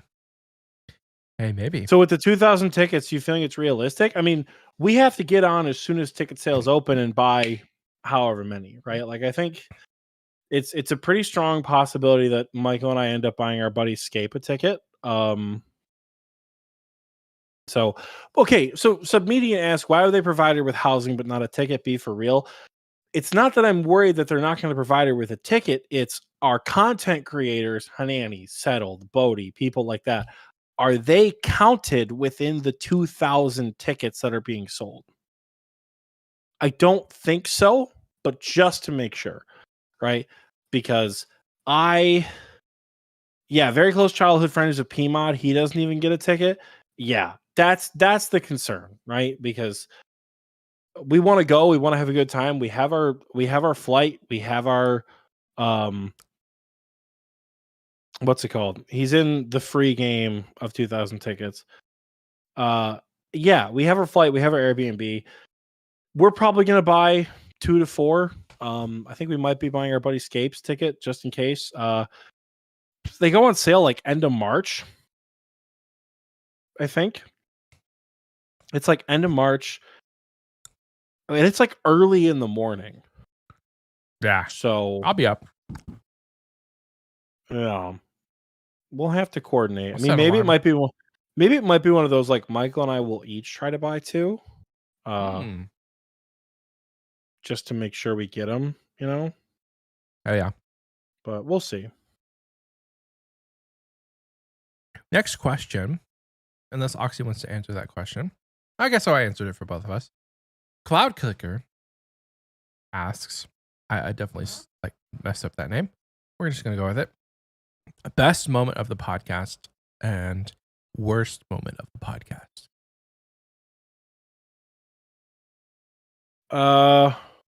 Best moment of the podcast.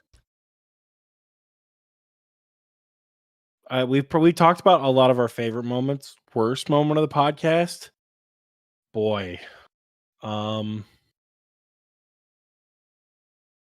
think the worst moments of the podcast has been when we're really passionate about an episode and it just doesn't. Yeah, Laura Lee says Hanani 1 for the best and Hanani 2 for the worst. I don't think Hanani 2 is the worst. I think some of our worst episodes were recently though. Like genuinely, I think the Quest episode and what episode, the news episode that followed, I think those were 2 of the like Barbarian training. Just the least quality episodes that we have put out in a really long time. I think probably our like worst moment, at least for me, it's like when we really want an episode to do well and it doesn't. Like, when we like the E3 episode, that was an exciting episode, and people just like hated that episode. Yeah. Like that didn't feel great. But like I don't think we've not really had a bad experience with a guest. I mean, I wouldn't call clan drama bad podcast experience, because bingo once every 6 months, the worst of the worst end up coming out of the shadows, and bingo and eventually just calls out the absolute, just like, I don't know, bingo shit hits the fan every season. Yeah, I would say bingo drama is the worst moments for me. But that's not like podcast. That's like clan related, But it kind of like on a roundabout way, I don't think we would have the bingos that we have without the podcast. Like, there's no We way wouldn't that have any TNL would have bingo grown. without the podcast. Sure, but like, I don't think TNL would have grown to be 2,000 people without the podcast. So you have to kind of look at any sort of bingo moment or anything that happens during bingo to be a podcast moment. I think one of the best moments for me. No, there are so many people who play that don't listen to the show. So many. One of the best moments for me was Oh, Michael, what face are you making, dog? Are you good? I'm fine. I'm fine. Are you sure? No, I'm not good. You're sitting there going. Well, first of all, best moments for me is, are you good? I'm drunk. Okay, this is You don't say. I'm just drunk Michael trying to make it through life. When I clean my glasses, I take my glasses off, and my eyes hurt. So I have to close my eyes, and that's what I was doing. I was closing my eyes, and closing your eyes feels good. Just having your eyes closed, just falling asleep, feels good. One of the best moments for me looking back has been the it's the lazy eye. Not my lazy eye. Not my lazy eye. Whenever we hit milestones, like looking back, it was really exciting to hit 1,000 plays, and then hit 10,000 plays, and then hit 50,000 and 100,000 and 500K, and then we'll hit 1 million soon.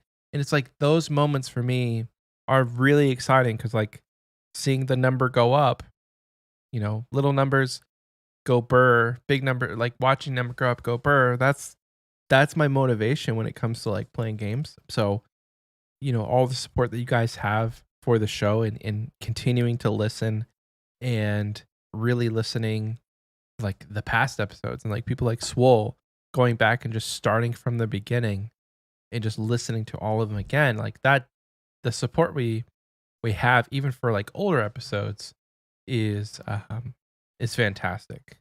And so just watching the numbers go up, it slowed down a little bit, which is fine.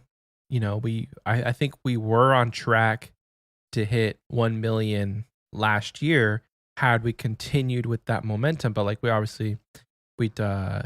is this another lemon shot? Another $10? There's no way he can do another. I think if Michael takes another shot of lemon juice, he'll die. Is every $10 a lemon shot? I don't know. I didn't say it was this time. Maybe I'll do a lime shot. You want me to do a lime shot, Lorelai? We had a lot of momentum last summer, and like just slowly over the time, different pieces of content, and then us taking a break during.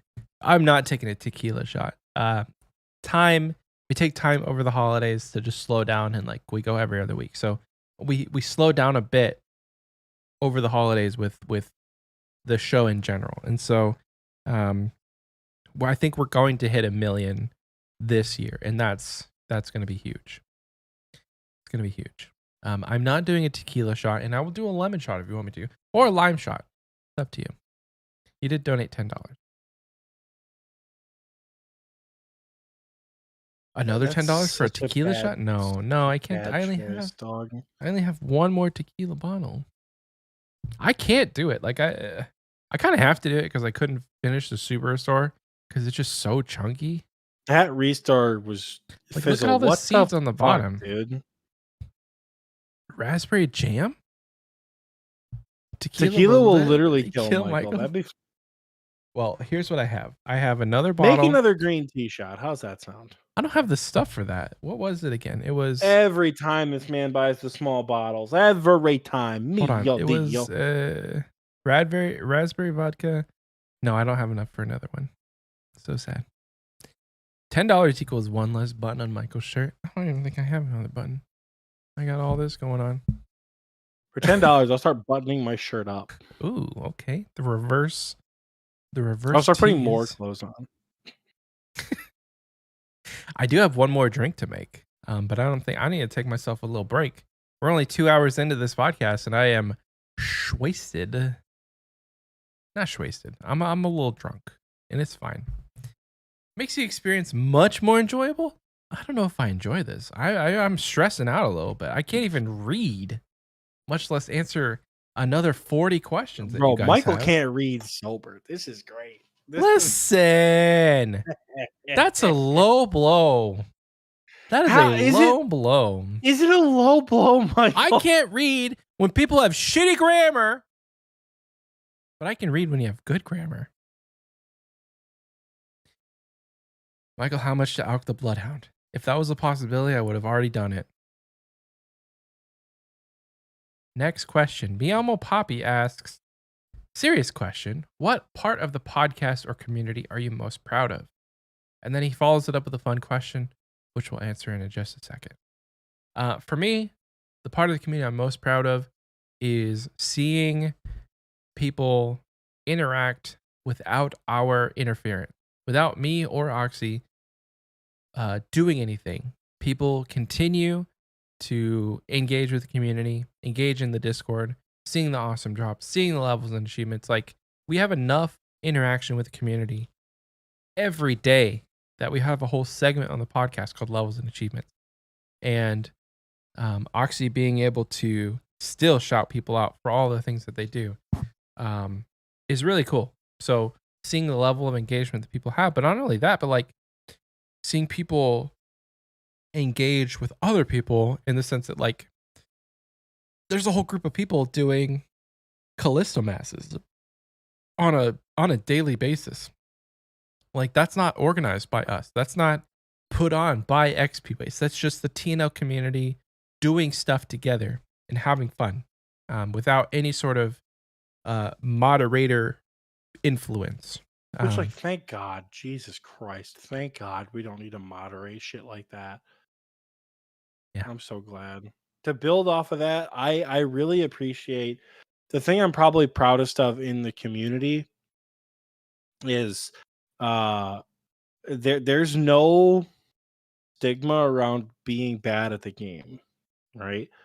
Like, everyone in our community, from our I don't know how to kill Jad to our Zuckhelmers, are all very helpful to one another. Years ago, back, I want to say it was like pre-wilderness rework, like years ago, we created the gear setups and recommendations channel. Because someone was asking like how to kill Venenatus, and I sent my setup, and I think Jamie was like, let's just start a new channel for it. I'm like, all right, sure.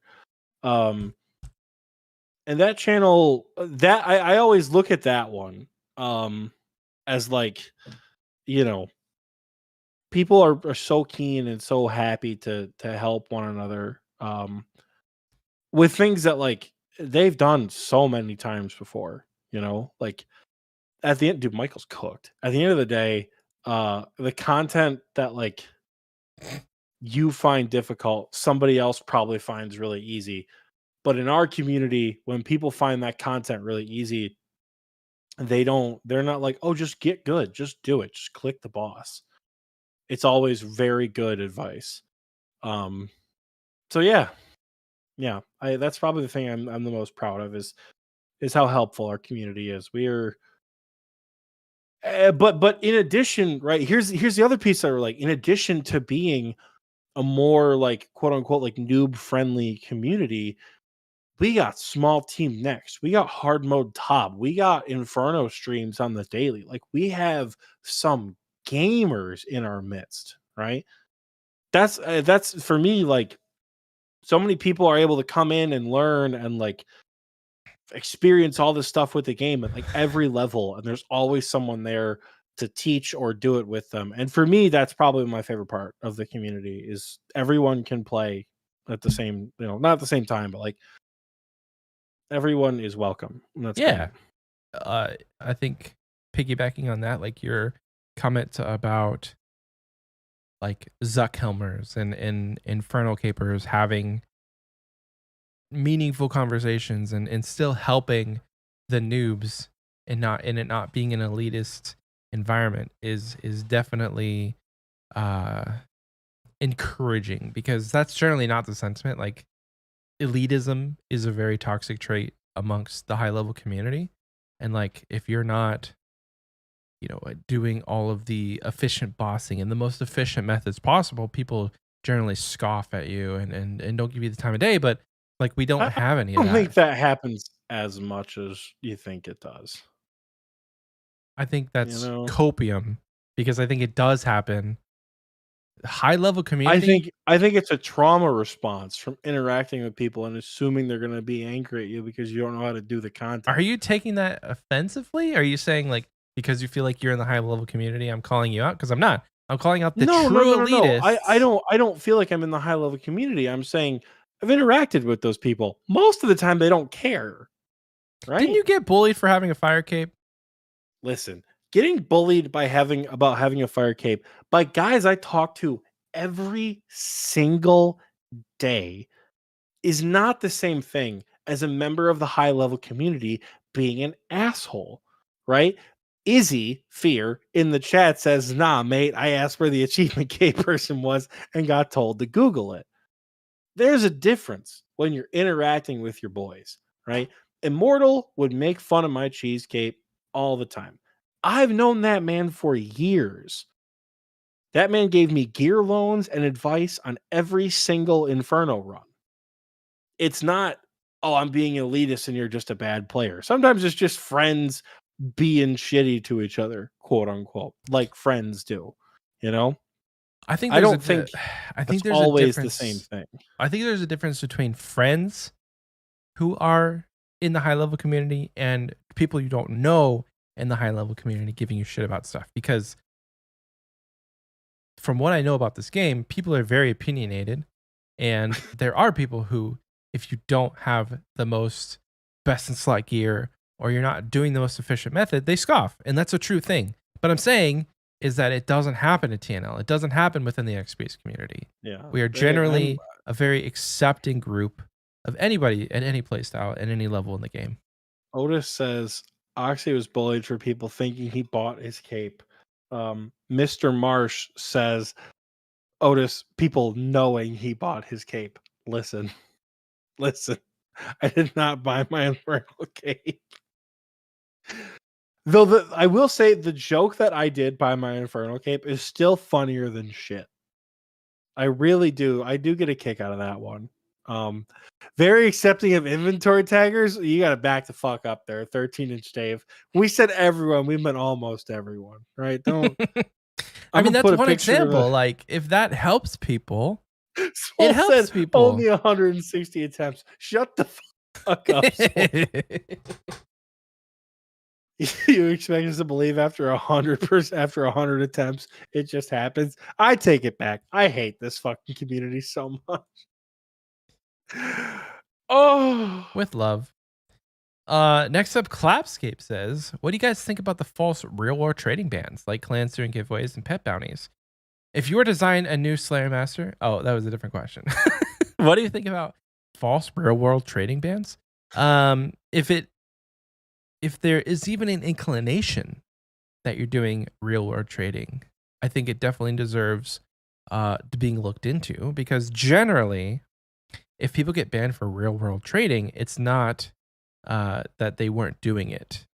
So a lot of the times, those mods will clap back at the people like, "Yeah, no, we actually found you that you bought 400 mil the other day, so the ban is warranted." Maybe it wasn't. I don't know, but false real world trading bans definitely suck. Any false ban sucks. But clans doing giveaways and bounties, pet bounties. Can you really call that real world trading? I don't think there are as many false bans as people think. Yeah. Yeah. Like it's all generally warranted. It's just the babies who are crying about their warranted ban and claiming it's false that are ruining it for everyone. If you were to design a new Slayer helm, what special item or monster would they assign a A new Slayer Slayer Master? helmet? If you were to design a new Slayer Master, what The special bad items or grammar, monsters folks. would they assign you and when's the Alfred Grimhands bar crawl? Oh, that would be fun though. We should do Okay, that for our so 200th episode. that could be a fun RuneFest thing. Oh, that'd be fun. So hear me out. Hear me out. New Slayer Master, kind of based off of like the Reaper tasks in RS3. Give us boss tasks that are timed. Mm. Your new assignment is to slay Tizkalzuk within the next 16 hours. Good luck. Like that would Interesting. be a fun, like once a day you get a timed boss task. Mm. But like the task itself will disappear, which could be like a half decent way to reset a Slayer task if you don't have any points. But that could be fun. That could be fun. I think a Slayer task where you don't have to kill it in a like you don't have to kill a specific amount, but a specific time. Like you have to get a sub something boss kill. Like you have to kill Kill the Jad. Necreal in less than 4 ticks. You have to kill Jad in less than 40 minutes. And it doesn't give you the Slayer XP until you've killed Jad in 40 minutes. But you can keep trying. That'd be kind of fun. So not necessarily a guarantee, but if you were to not want to do it, you just skip it. And then the Slayer Master special items, I don't know, like special items and monsters would they assign you? Brain no worky? All right, Clapscape. Ways to extend the timer. So instead of 16 hours, you buy a crystal that extends it by an hour. Or Cheese has extra points. Make it like 50 points per task because you only get one a day. That'd be fun. That'd be kind of fun. That'd be fun. A guy named Spari asked, how has Xpwaste changed over the last 3 years? And Captain Zwans, with a follow-up on that, and do you have any ideas do you have any ideas you would like to work out in the podcast? Any ideas we'd like to work out? I don't know what that question means. Like, are we doing They push-ups? asked like a roadmap. Oh. So the podcast has changed in the last 3 years in the sense that before it was really structured. We were trying to act the most professional that we can. And over time, we become more comfortable with each other. And we have developed our own sort of structure without having a structure. Like we can do this podcast with very little communication. Whereas before, in the first few months, first few years, like that first year, really, it was like we would have to meet every 10 weeks and plan out the next 10 episodes and have to follow that schedule. And now we can kind of just like text each other, hey, what did you want to talk about today? What did you want to text each other like an hour before we record too? That's the best part. Like, are we talking about this? Are we talking about that? Tiki said, I gotta need to get on Michael's level. What are y'all thinking? Like 4 to 5 shots? Yes. With no food. Don't eat anything. Don't eat a single morsel of food. Maybe you can have 5 purple sweets. You can have 5 of these little purple sweet guys, and then that's all you're gonna eat. And then you take all of the tequila. These are 13K a pop. So no, like we've just become more comfortable with each other and more comfortable with the process over the last 3 years. I think that it's definitely been a more enjoyable thing to just kind of roll up and be able to kind of do this without much thought and put more thought into making the podcast better rather than the structure. Roadmap wise, I don't know. Like, I think over the next, what is this? We're in the 3rd month now. The next 9 months over the year, I'd like to have a lot more guests. I was going to say the same thing. I think part of that big growth we talked about was all the guests that we had, because a lot of people said they hated guest episodes, but the numbers didn't reflect that. Yeah, like one of the our numbers saw 3 of our most popular episodes in the top 10 are guest episodes. And so it definitely opens up a new form. It opens us up to a new community whenever we venture into having other people on the show.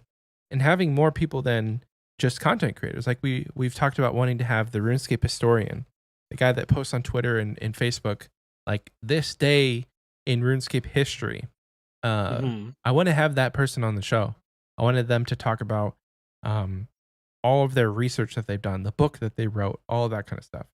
And so that kind of stuff would be a lot more fun, and then a lot of fun to have in the next year or 9 months or whatever it is. Yeah, 100%. Yeah. What do you think has changed over the last 3 years? I mean, pretty much just what you said. I think you've nailed it pretty well. We take it very seriously without taking it very seriously. We are good enough at this podcasting thing where we know what works really well, and we do that really well, and we're not putting as much effort into making sure it's perfect, because as funny as it is, we both know that we're just like professionals at this now, and we can roll up with a skeleton of an idea and make a fucking banger of an episode out of it. And that's probably the biggest thing that's changed, at least for me. Editing has gotten a lot smoother too, because we've learned how to record that requires us to edit less, which has gone really well. Like it's been from like I took fucking 12 hours to edit this podcast to like I listened to its duration and censored Oxie the one time he said fuck, but that's it, you know. And I think that's gone really well, because we never want to be an uncensored, like an uncut Discord call. We've said that since day one, and I think we've learned how to be as comfortable as we are in an uncut Discord call while sounding like we are a well-made podcast. Yeah. And I think that's probably the biggest change. It's benefited Michael and I the most from a content creator standpoint. Things that like a roadmap of things to come. I mean, there are so many things Michael and I have talked about doing that we just don't have time for. You know, I love making those commercials. Like yeah, we always joke about, oh, enjoy this recycled commercial. I loved making those commercials. I was in bed one night and I was like cackling, laughing at the idea, because I just had this random idea. I was like, what if we heard from the GE people? And I did my like fucking whatever, like, you know, New Jersey accent I had. I was like, who thought of putting a market outside? I'm sweating my balls off out here. I'm wearing long sleeves. I was fucking cackling. And I'm like, I have to make that a commercial. And then I would get like other things would fucking come up. Like, have you guys ever seen the Will Ferrell do Harry Carey? Like that stuff popped up. And I was like, what if we do a fucking weird NPC like Dominic Onion? Hey, come on out to the nightmare zone. Like that kind of stuff right there. I fucking love making those commercials. And I just don't have time. I don't have the time or that same kind of drive. I would love to make more commercials. There was a period of time, we still have the scripts in our Google Drive. At the beginning of 2023, Michael and I wanted to make like minute guides, you know, because I love the exact 1 minute top guides, all the guides he has for Verzik and all the other rooms. People are talking about an Oxy based cryptocurrency, and I don't think that's going to take off. Sorry, guys. We wanted to do like a 1 minute guide for Jad, not the fight caves, just like here's 1 minute of everything you need to know fighting Jad. Here's 1 minute of everything you need to know setting up like a burst task, or, you know, setting up like a Turiel skipping inventory, right? Just like a super quick and easy guide for people who might not know how to do these things off the rip.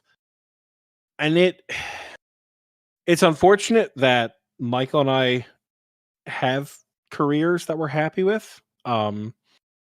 As weird as that is to say, because this show could be absolutely going gangbusters. Because you figure we start making videos, we start streaming on Twitch, we start fucking making new commercials and shit that are fun to do. Yeah, I would love to do more stuff like that. I just know for a fact that I haven't. Like I just can't right now. So I would 100% leave my job if this was a full-time gig, but it's not like I can leave my job and hope that it becomes that. Like it would have to be a smooth transition, and that's not always possible. So we have a lot more questions. I think we should try and rapid fire some. What do you think? you've been saying that, so we can continue to try, but we'll see how it goes. Okay, let's go. Roy says, which of the new in-game modes that are popular would you most like to sink time into and play a lot? I'm thinking modes like One Chunk Tile Man, UIM, Nightmare Mode, Bronze Man Mode. Bronze Man Mode, 100%. I think that would be a lot of fun from a fresh account perspective. Being able to like have the best of both worlds, like you still feel pretty accomplished when you get the drops that you do, but as soon as you are able to make a Sarah brew, you no longer have to farm those resources. Like you can just buy them off the GE. Whenever you can farm a toad flax, that's whenever you're able to use the money that you've made on the account to start using the GE and to buy those things. So Bronze Man mode for me, I think would be the most interesting. Everything else takes so much time. Like an area locked or a tile man or a UIM. Like I just don't have the time for that kind of stuff. And I think Oxie's answer might be quite similar. Identical, yeah. Identical. Okay. Cool. Slack Mason says, damn, I had a similar question to the one above. If you could design a game mode, what would it look like? Damn, Slack Mason. What a shame you couldn't ask a unique question. That is a unique question, shithead. Don't do that. Kidding. Don't do that. Just kidding. Sheesh. A unique game mode. That requires too much thought. And I have no thought bubbles left to give. A unique game mode. Sorry. Don't worry, Slack Mason. I'll try to actually answer your question. A unique game mode? I mean, I would be interested to see what if this game was like, get a game mode almost like what they did for Shattered Relics, where you have to fucking unlock skills as you go. You know? Like unlock skills with currency or with various experience that you can dump in to, like, oh, you have 1 million woodcutting XP. You can unlock fire making for 500k woodcutting XP. Ooh. Or something like that could be a lot of fun. And then the goal to like max that account. Be a lot harder. Yeah, because would you spend the 60k an hour with woodcutting to unlock fire making? Or is it even worth it? That'd be kind of fun. Like you spend XP to unlock a damn. Why are you not a game developer? You have so many good ideas. Christopher Oxie says fruit-based merch or fruit-based apparel, call it Oxie's Fruity Threads. Listen. Now you're cooking. War wouldn't need to do. That was a phrase from fucking medieval Total War back in the day. Used to love that game. I have that game on PC now, Dad. It sucks. It's so much worse. It is like a terrible strategy MMO compared to what we thought it was 20 years ago. Thrifter asks, if you could be the dev in charge of designing the next raid, what would it look like? That is such a loaded question. I think a sailing themed raid hold on. would be How amazing. How about this? I'm going to go put my potatoes with cheese in the air fryer. And I'm going to leave Michael to talk about what he wants in a new raid before I get back. Okay. The crazy part while I'm gone. The fun thing is Oxie can hear me when he's gone because he has wireless headphones that work as he's walking away from the computer. So the next raid, and we'll probably answer some more questions while Oxie's gone. So the next raid obviously has to be. No, he's not going to. He's not going to. He doesn't get to. He's walking away during the question that he wants to answer. How could he? I think a sailing themed raid where you have to have a certain sailing level, or you complete a quest that involves a sailing skill. The sailing skill would be amazing. Not that I want them to have to like wait to even start developing a raid until sailing comes out, because we may not even get sailing this year. But I think that, what is it, 2022 is when we saw TOA, or is it 2023? I think it was 2023, right? Was it earlier this year? Or like 2023? Man, this is where I need Oxie to like bounce my questions off of. But I think either 2025 or 2026 are definitely due for another raid. So having it be at least vaguely themed around sailing would be great. Not necessarily that it has to be in the ocean, but maybe you need to have a boat with a certain sailing level to even get to the area or do the quest that unlocks it. Because I really liked the way that they did Tombs of a Masket, in the sense that you needed to have a quest to access it.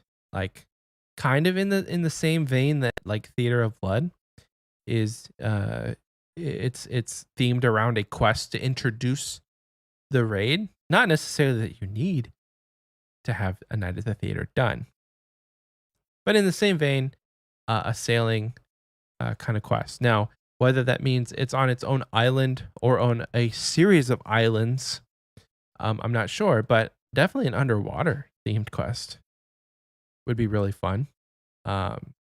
Fighting monsters of the deep and having part of the quest be on a ship would be neat. I'm feeling a lot of pressure right now because I'm getting to the point where, one, I'm tired, not just drunk, but I'm tired. And I'm also very, very, I think I'm drunk. Like, it's not necessarily that I'm like extremely tipsy.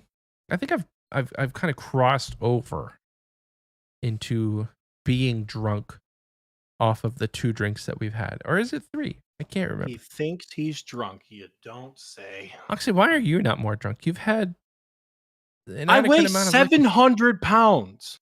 I'm 5'2" and I'm as big as Verzik. It takes a lot for me to get drunk, Michael. I also had dinner before we started. Pretty chunky guy.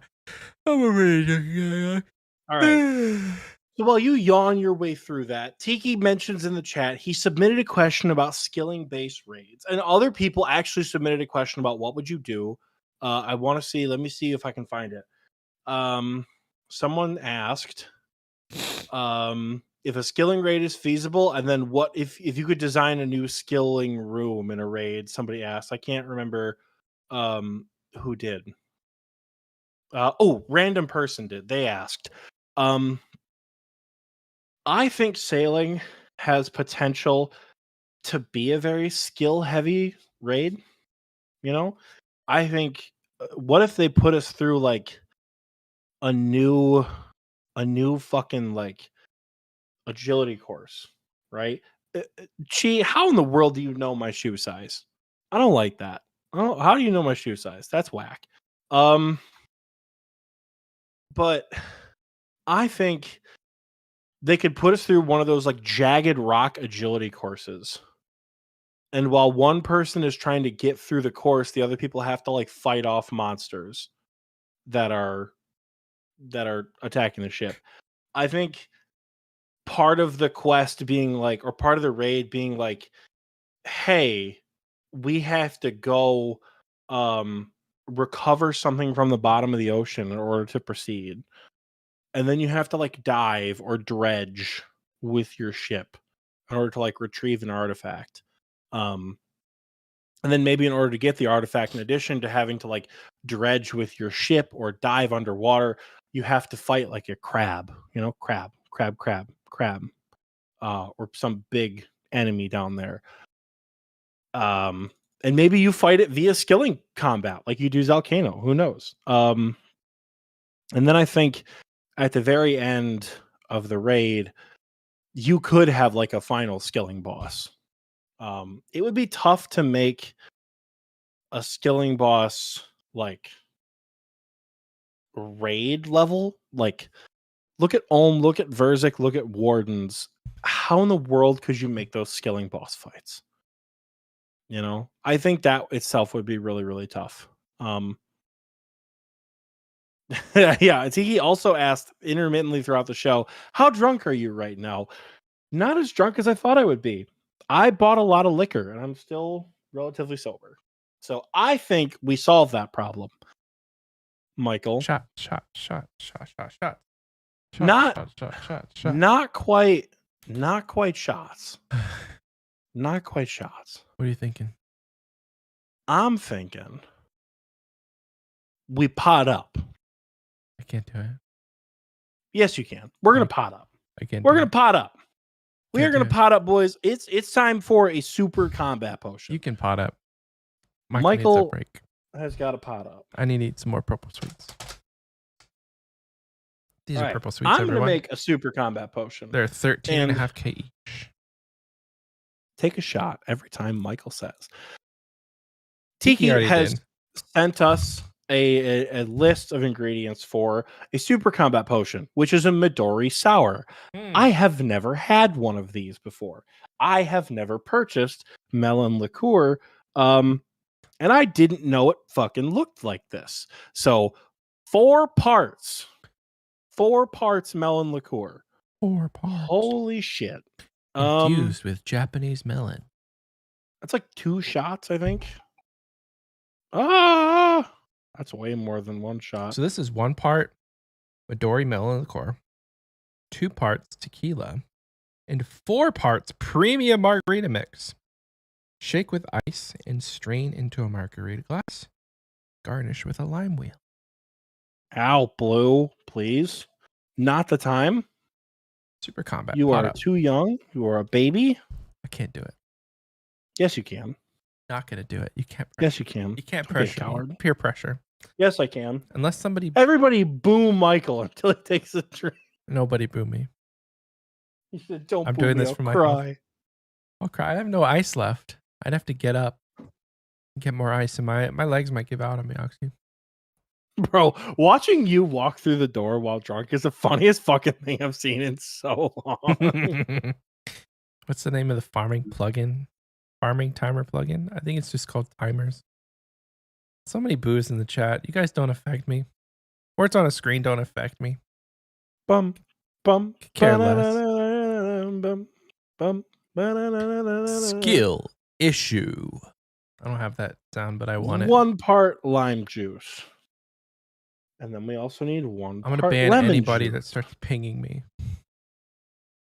I'm going to ban you all. Oh, that's a lot of lemon Tiki juice. with the 4 shots? God dang. He literally sent 4 pictures. How many other people are on their 4th shot of tequila? He's taking shots of tequila? Bro, knows? Tiki might be like a Spartan. Jesus Christ, what in the world? Captain America's sitting at the table going, can't get drunk. All right, I need to go get my club soda. I asked a question to Google today. I said, is club soda the same as like Topo Chico soda water? And it didn't let me know. That inconclusive. What was that? All I heard was beep. Oxie has a hole in his butt. I don't know if you guys saw that. Man doesn't know he has a hole in his butt. All right, XP wasters. Fizeman says, if you could start a Snowflake account, parentheses, sorry, Oxie, and follow through with it to max or the relevant completion, what would your restrictions be?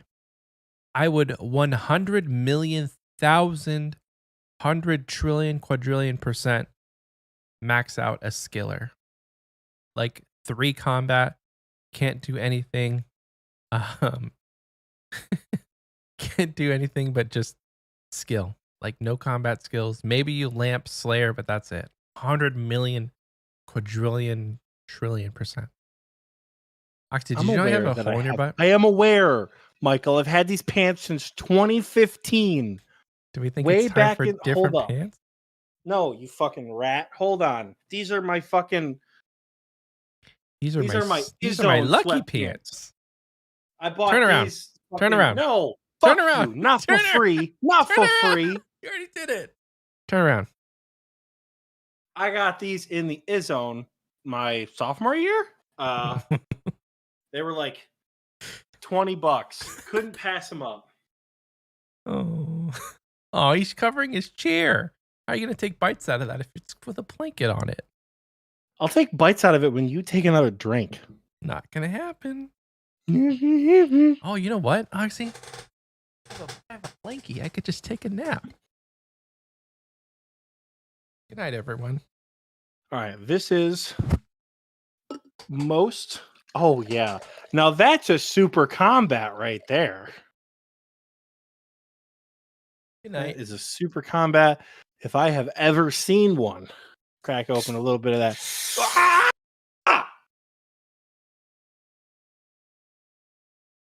Guys, hold on. Guys, no, shut up. You just...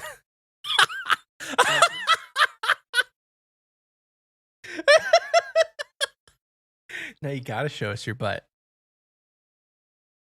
I'm turning soda. Oh, we should have an intermission screen so you can go change your pants.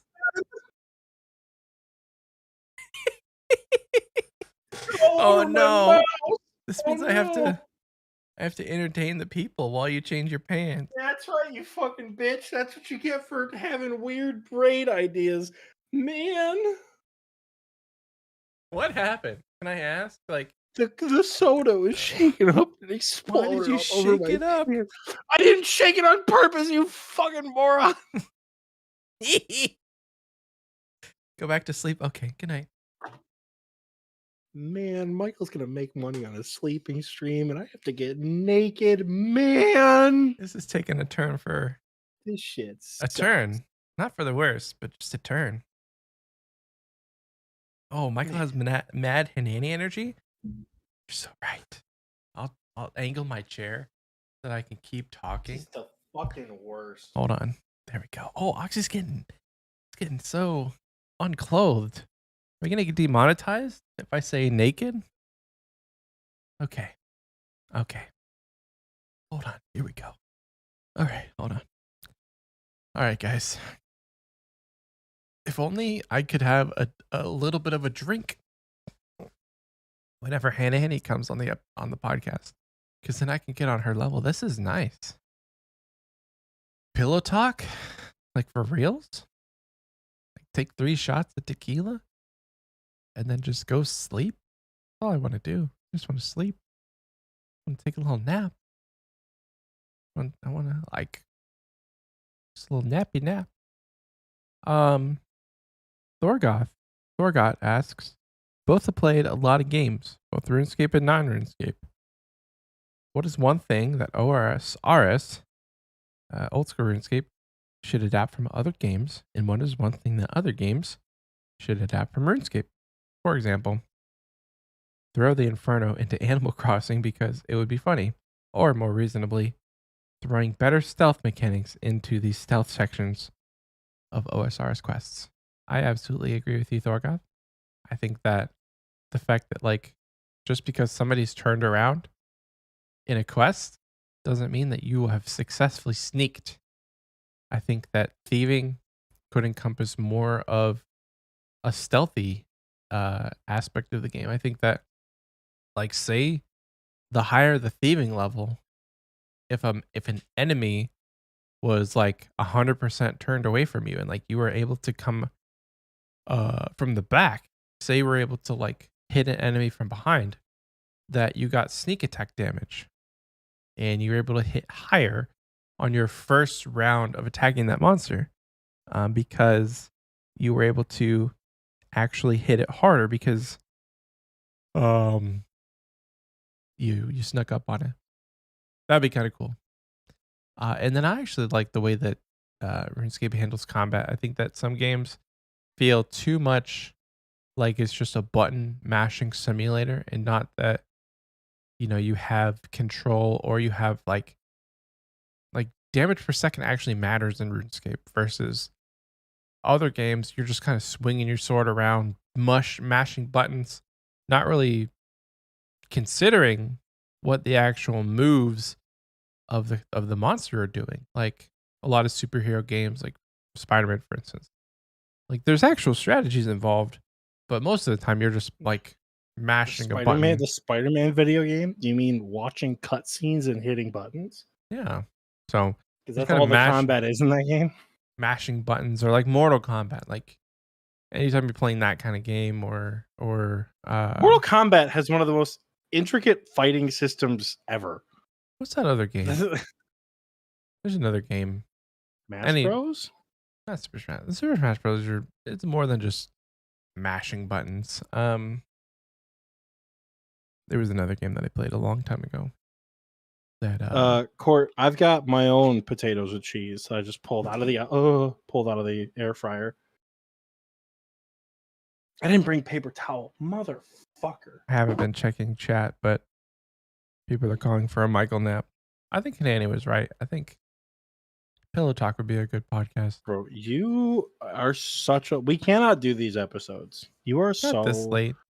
So drunk. Late? I needed to eat dinner.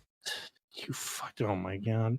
Michael's fading fast. Exactly. Michael's fading fast. I was flying solo. My wife is sick. Our baby needed to be cared for. And I didn't have time to eat dinner, or this podcast would have started so much later. Potato skins have done nothing for me.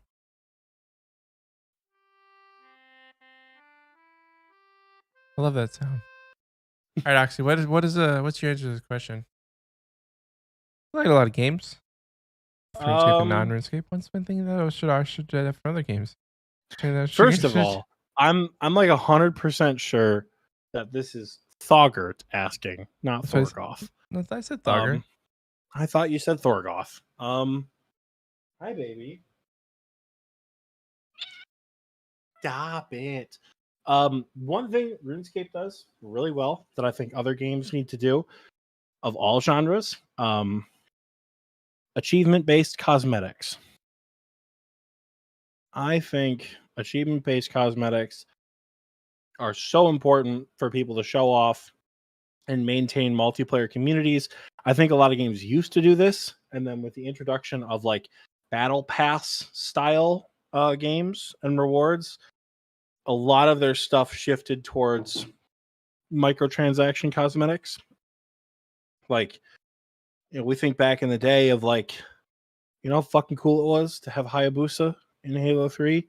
That shit took a lot of work. But now a ninja design on a Spartan, that's almost begging to be sold for like real money. So I think other games could do well to sort of emulate that a little bit more. Tiki says diamond camo and like the older COD games. Absolutely. Like, I think old school between like, the Fang kit and the Zuck helm and the Verzik helm, the Jad helm, and even like the League's cosmetics. Like, I know you can buy the League's cosmetics, but like people have to earn that. People like those aren't just like in the game for off the rip. Like, people have to earn those cosmetics and then bring them into the main game to sell. I think stuff like that is so cool, and I think not enough games do it these days, which is disappointing. Nice. Oxie spend any time in the wilderness? I fucking love the wilderness. Oxie's the #1 crazy archaeologist killer of the whole clan. The entire clan. He's killed the most crazy archaeologists. Zeno asked another question. They said, another question I thought of that I like asking long-term players. I'm still in the excitement/awe phase of being able to constantly complete Tier 1 Corrupted Gauntlet.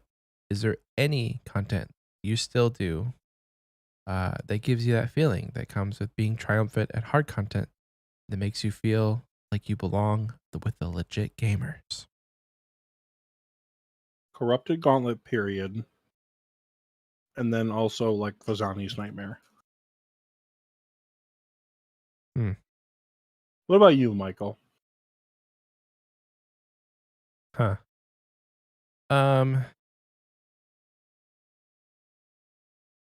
I had to go from like a skilling perspective, I think it would be like being able to consistently do this sounds so stupid. Like being able to consistently do really good construction XP per hour. A lot of people hate construction because it's so repetitive, but it's one thing that I think I excelled at. Being able to get consistently like 6, 7, 800K an hour and not really blinking twice. Not really giving much thought about it. Like I tell so many people when they're going through the construction grind that like mahogany benches are great XP per hour, but nobody wants to give it a try because it's kind of hard to learn. And mahogany tables are just like you don't have to click your mouse or like move your mouse around very much. It's like really good, like high level efficiency construction. And then more recently, I've just actually getting into PVM. Like doing Tob the other day felt really good, even though I died in P2 and not being able to freaking figure out the V walk in P2 Verzik. You figured it out. You were just a tick late. You tick early. That was the problem. You I kept just- attacking on the same, like a tick before she would attack. Just don't know what tick is late or early. And I don't have 600 Karambwans at my disposal to try and figure it out. Because like I was getting deathless Tobs in leagues, but it's a different animal. And I think I just need to figure out. I need like actually do the Verzik walk simulator and practice that for a little while to see.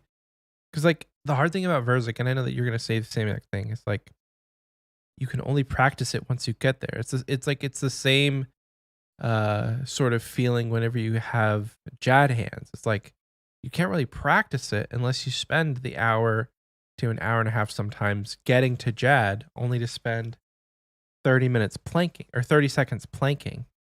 So it's like I have to go through all 5 rooms of Tob just to get to P2, just to then plank. But luckily they have simulators you can practice and stuff. So hopefully I can do a deathless Tob one day, and that will make me feel like a true gamer. Soon. Stinky Wawas says, Stimky Wawa says, what's your favorite thing about Iron Man? I'm going to take this one first. Okay. My favorite part about Iron Man is the fact that I am not forced to play it. Can't force you. I can go get a blowpipe right now, baby. My favorite thing about Iron Man is the fact that I have ceased to feel any sort of accomplishment on my main account, on my normal account, with any grinds that I have currently going right now. Like I know that I could like go and get collection logs, or I can go and pet hunt, but like none of that stuff feels truly fulfilling. So the road to max on the Iron Man is something that I have quite enjoyed. Drops feel great. Like normally when you're playing an account that has access to the GE, getting a warp scepter is nothing. But getting that warp scepter day one on my own, and then also getting the zombie axe and getting a whip. Oh my gosh, getting a whip without having access to the GE was amazing. Like I just hit 85 Slayer on the Group Iron Man account, and I cannot wait for my first Abbey Demon's task for the chance to get a second one. So my favorite thing is just the feeling of accomplishment that I hadn't felt from my main account, because I genuinely kind of missed out on the mid game that I think a lot of people haven't missed out on. Like they don't have that yearning feeling of like wanting to achieve those things for the first time. Like I don't think I ever got like a whip. Like it took a long time for me to get a whip drop, but I definitely had a whip way before that. And I had a lot of money kind of just dumped into my account from various circumstances. So like having to sit there and make money and worry about where drops would come from. All that wasn't really a factor for me. So It was like 1.5 bill, wasn't it? it was like 1.2, but yeah, pretty much. I got 99 construction, 99 prayer, Do you 99 think you would smithing. still be playing the game if you didn't get that inheritance? Oh yeah. Oh yeah. I wouldn't be maxed right now. Because I don't know where I would have gotten all that money for. I think at the time when I got the inheritance, my bank value was like 300 mil. So I think maybe looking back, I probably would have gotten into more PVM because that's really where the money is. Or I would have been I would have gotten my inheritance through Mr. Stake Caution, getting 6 billion GP at the duel arena and just showering it on his friends. So I wasn't stubborn. Like Which doesn't feel like a back in the lot day. now, but back then, goddamn, dude. 6 bill was a lot. I think max best in slot was like maybe 2 or 3 bill back then, because that was, I think, the only best in slot weapon that we had in the game was maybe the T-bow. Maybe was up scythe. too. Okay. So T-bow and scythe, but yeah, there wasn't Plorva or Missouri. There was still Bandos and Armadillo. And then Ancestral was cheap. was not nearly as expensive Yeah. as it is now. I think a full Ancestral was like sub 100 mil. So definitely more obtainable. Francine Beaver Haver. Francine 1225 says. Well, let's not. Okay, hold on. She just got her beaver. Never mind. Is beaver an innuendo? Because it is. Yes. What's it an innuendo for? I love beaver. Use your critical thinking, Michael. Probably. Tiki says you can't force me to play Iron Man if you want to take a drink, which is fair. And Vespolar says, I thought your answer was going to be logging off, Oxie. Yeah, that tracks. Favorite part of Iron Man. You got beaver at a fucking tree, Francine? Did you fucking click it by accident? What's your wood cutting level? Spari in shambles? Holy shit, Spari is in shambles. Okay. No, Francine, shut the fuck up. You did not accidentally click an oak tree and get a beaver pet. There's no way.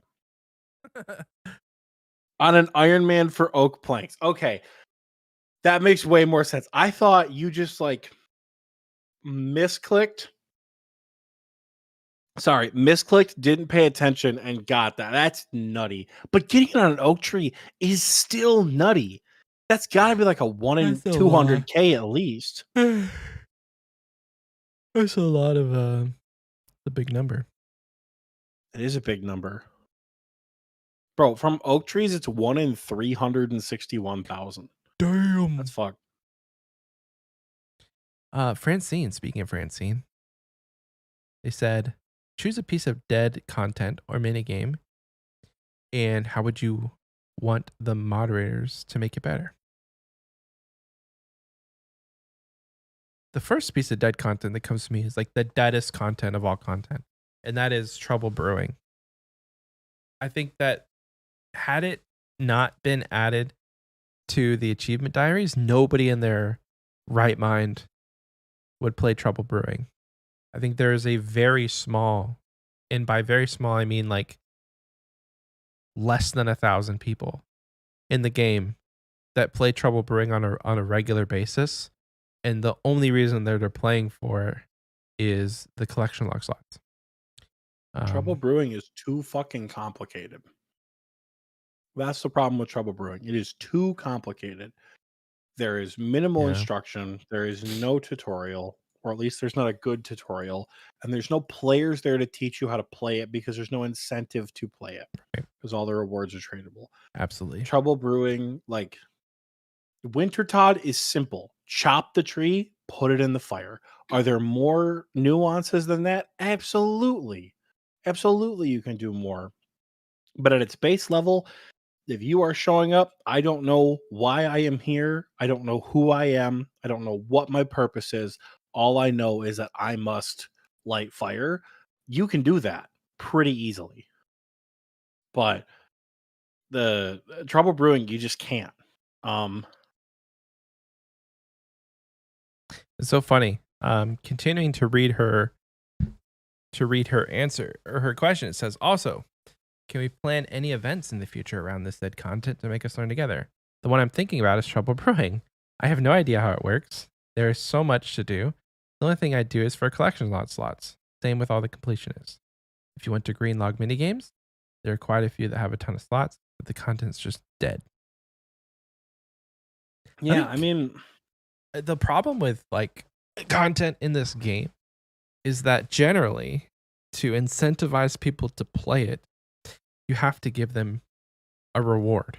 And that reward generally comes in the form of best in slot items or GP. And when you attach a GP per hour, when you attach GP to something, it becomes botted.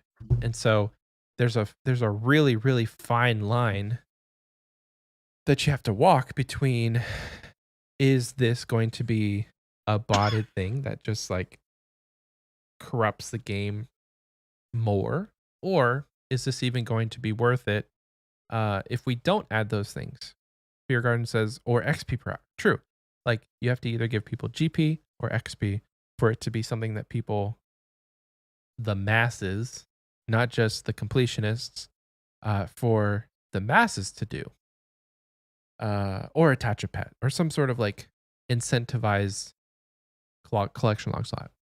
you know Like if what? Trouble You know Brewing what had a would be pet, cool? so many people would be doing it. But they wouldn't be enjoying it because it's so complicated. No one knows how to play. You know what would be cool to see them rework? Castle Wars. Yeah. Make Castle Wars, give it boosted combat XP against players, which you can do. Allow you to toggle your XP. Like, do you want attack, strength, defense, all, none, whatever? Allow you to toggle what kind of XP you get. Mm-hmm. Centralize everybody's loadouts. Just like back in the day, BR Magnum start, right? Everybody gets the same tribrid equipment, just like in Last Man Standing. You give it an XP buff, and then after every game, the tickets, which are going to adjust as a reward, right? You're not going to get 3, 2, or 1, respectively. You get more. You can turn the tickets in for either the armor pieces, which are purely cosmetic, or reward crates like Soul Wars that give. I don't even know what they would give. Maybe they could give food. Maybe that could be something they give, right? Maybe they could give like, fucking trout through sea turtles as like random food with a pet in there somewhere. That could be fun. I'm playing a lot of Melvor Idol, and food crates are a reward from the game mode that I'm playing. Mm-hmm. So yeah, that could be fun. Tiki, you never commented on the Midori Sour. What are your thoughts? It's really good. I'm not gonna lie. It's really good. It's real sweet for me. I'm not a big sweet drink guy. But the super combat, like it looks like a super combat. It tastes pretty good. It's very sweet for someone who's had a lot of different kinds of alcohol. So I'm gonna be nursing this motherfucker, but I'll take it. I'll put some ice in here though, actually. Thank you, Francine. That's a great question. I think there's so many different things about these dead pieces of content that it's kind of a daunting task even to as non-game developers to try and think of ways to balance it or rework it to where it's not, because like it's kind of unrealistic to think that every piece of content in the game has to thrive when so many people play this game differently. So it's kind of normal, I would say, to have dead content. And I don't think it should be frowned upon. Who said it? Miss Chi said graphic update to Castle Wars armor. That shit's ugly. Hear me Yeah. out, dude. Have the Castle Wars armor stay as it is. But as a final tier of rewards, so like the Castle Wars armor costs as much as it does, crates cost 50 tickets. For like 10,000 fucking tickets, you can get a Castle Wars cosmetic transmog, like the Dark Acorn or something, or like the Ancient Blood icon. And you can fucking toss it onto your Castle Wars armor and make it look fucking sick. Yeah. Like way better than just like a medium helm and a plate body, right? Turn it into like, I don't know, dude. Turn it into like the fucking Skyrim armor with the horns for all I care. Like make it look really cool. Yeah. Because that right there is a great way to show how committed a player is to this game through cosmetics without having to be able to just like buy it in a store for cash. That is fantastic. But of course, oh, they're going to use boosting services. Not the same thing. Not the same thing. Absolutely. I would play Castle Wars if there was more incentive. I think that the collection lock slots are not as much of an incentive to me. Like if they could merge Castle Wars with some sort of like you said, like LMS aspect where everybody loads in with the same gear and you're kind of all on the same playing field. But it's like a team version of LMS. That would be really neat. And then they could trade it to like they could change it from tickets to points where you wouldn't have to have the actual tickets and like you couldn't sell them back to get more, because I think it's the silliest thing. Like they have collection lock slots, but you at some point you can start selling those things. You can sell the armor back to get tickets back to unlock other things. Like no hate against the collection log slotters because you guys need some help, but like the fact that you only need a certain amount of tickets and you can unlock a lot of different collection log slots is kind of silly. Kind of goes against the whole collection log thing. Like it feels like if I bought Bandos off of the GE, then it would give me the Bandos log. Mm-hmm. You know? Next question is from Otis. It says, would you guys be for or against continuing the current polling system? Would you want an unpolled update and have the opportunity to vote to remove it? Or how about a small demo of certain updates and have the chance of it not move forward with the change? Would you want a set number of yearly unpolled updates? Love you guys and the show. Happy 3-year anniversary, boys. Cheers to many more. I haven't given the polling system much thought, but I think that I've said it enough on this show that I do think that the boys over in Jagex, boys and girls, the game developers definitely deserve to be game developers in some regard. And so the fact that everything that they want to do has to go through a poll seems kind of outrageous. In the early stages of RuneScape and this game, there was a lot of game integrity that I think that they were trying to withhold and keep. So they wanted to keep old school. They didn't want to turn into a RuneScape 3 situation where, you know, it just was an unrecognizable game.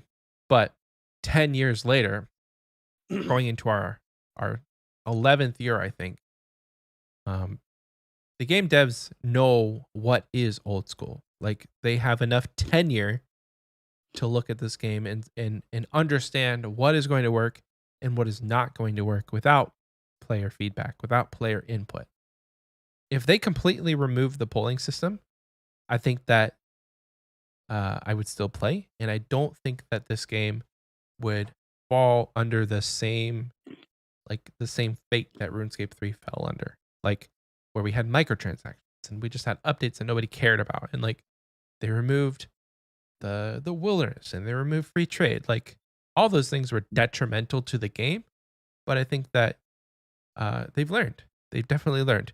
History can repeat itself, but I think for those major events, we haven't gotten to the point where people have forgotten. And I don't think we're going to see a time in RuneScape's future, at least not within the foreseeable future, that we start to to experience those pitfalls like we did before. I'm starting to get a little bit of a good like it's not much brain fog. I might be ready for another drink, or I might be ready to stop. I don't know. I haven't decided yet. Food definitely helped. those 6 potato wedges were amazing. What do you think? Would you be okay if they just like removed the polling system? I don't think so. I know I complain about the polling system a lot. I think it's less about that the polling system exists, and I think my bigger complaints are about what gets changed. Um, I think it's better to ask for forgiveness than permission on a lot of changes that they offer in the polling system. Um, and they've gotten so much better with it over the years. Um, but you know, I think a lot of like smaller stuff, like should we make this cosmetic change? Should we make it so that like this door doesn't close at this time? I think that should be implemented off the rip. Um, and they should say like if the community has a backlash to it, um, they should change it back. And frankly, I think that has been where the game and the polling system has been going for so long that I appreciate the changes that have been made to get there. Um, so yeah, I think the polling system's actually in a good place, funny enough. But yeah, Next question. If we're ready to move on. yeah. Captain Zwan says, and I think I'm saying that correctly. Captain Zwan's RuneScape has one of the best updated Wikipedias on their monsters and drops. But I am wondering, how often per day are you still looking up information on the wiki? Per day? Quite often. I wouldn't say it's like a daily occurrence, but there is a considerable amount, like for instance, more than once per week. I think about something like I'm thinking about a goal that I have for my account, and on my work computer, like I'll Google something like, what is something I did recently? Can't remember, but I basically just like OSRS. And if like the IT guy ever looked at my history, it would be like something selling OSRS. There would be a lot of RuneScape Googled questions on my work laptop because like I don't know, ADHD brain takes over and I'm like, I wonder what the drop rate of this monster is and how I can get my blah blah blah. Like I think recently it was the new quest. There was a part 2 to that. If Oxie, you want to take that. Yeah, I mean, I've looked at the Wikipedia less recently because all I've been doing is mining. Um, but what content have you feared the most? But after a few rundowns or completions, you're like, why was I ever scared of this? I actually really want you to answer this question too. Um, for me, it's definitely the fight caves. I think. I think the fight caves for me are one of those like the difficulty was so overhyped in my head. Um, but yeah, I definitely think the fight caves takes it for me. What do you think about that, Michael? Well, the Where content does that you what scared is you the your like most? yeah, God Wars Dungeon. It sounds really silly, but like I can I have a very crystal clear memory of like 2017, 2018. One of my good friends back in the day taking me on a bandos trip. And I was literally like sweating. I was having trouble breathing. Um and it was just bando. But that was pre like death mechanic rework. So if you died, you had an hour to get back or all your stuff was gone. So like deaths back then meant a lot more. You didn't yeah. have the luxury of just like stuff going into a coffer and then if you logged out, you logged out. Like the timer stopped. So I think deaths back then meant a lot more. But definitely like God Wars Dungeon was pretty nerve-wracking. I can't really think of anything else because like most of the other PVM encounters that I've had either still get me kind of like really nervous, or I never had that feeling to begin with. Gauntlet is not so much like, oh my gosh, I'm fearing it. It's more of just how can I conquer this and feel less nervous. Like I can hold a conversation now while I'm doing Hunlift. Before I would really have to pay attention, and I would like if I was in a VC with somebody, I would deafen during the Hunlift fight.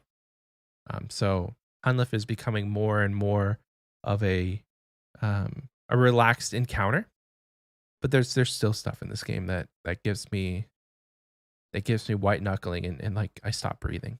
So I guess I'll answer that question next year with more examples, but yeah, definitely.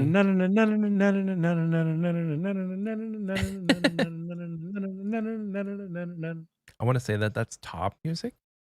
Nope. Oh, Chambers is also one of the other ones where like I can fight, I can fight Olm and not stop breathing. Olm used to be so bad. Like all of I want to Chambers. stop breathing when I'm fighting Olm, but I mean, by stop breathing, I mean like I'm holding my breath, like white knuckling the mouse.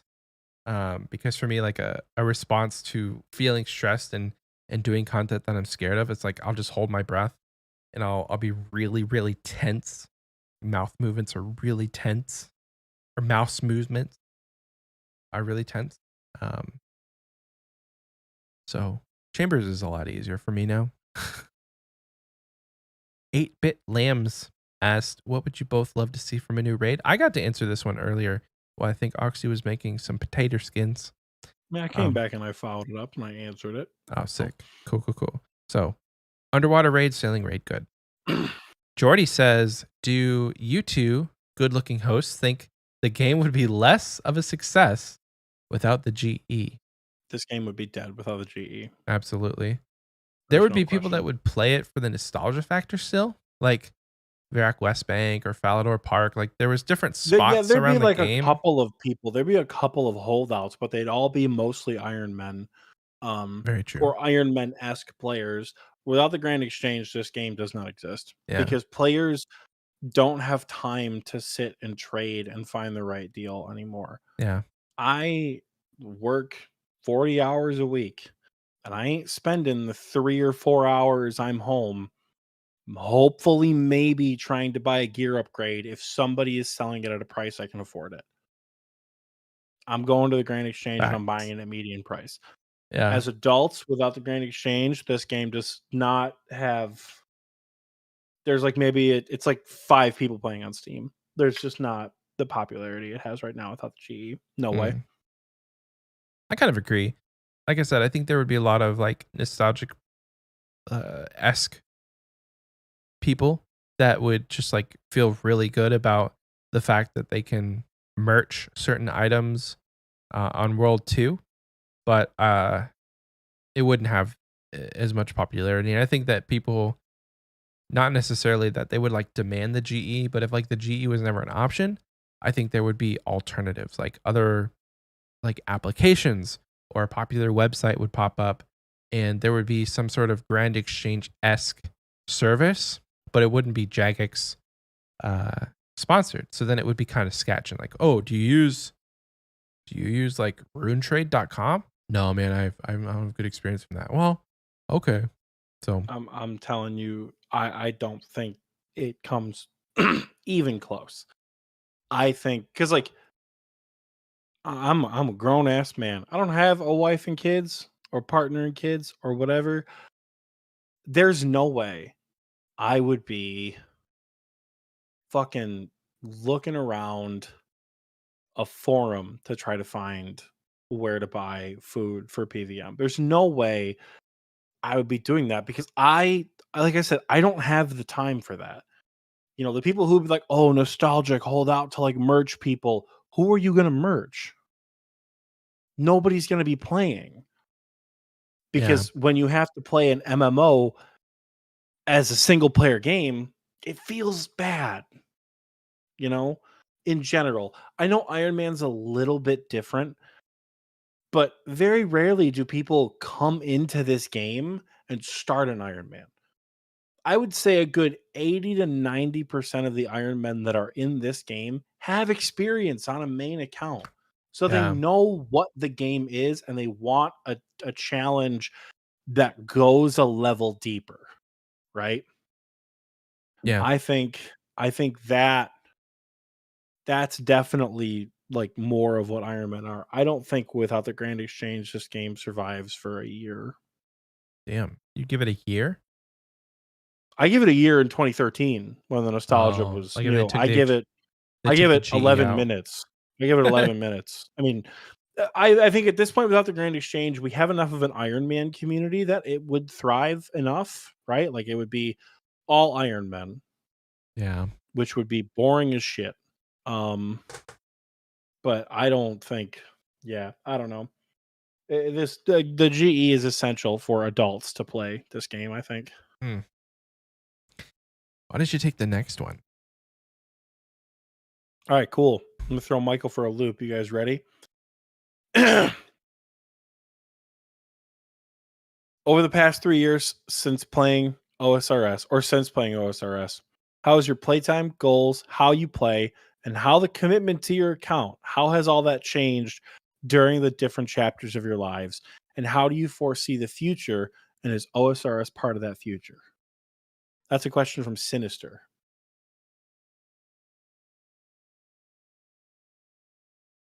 You want to take it first? Do you? I could take it first.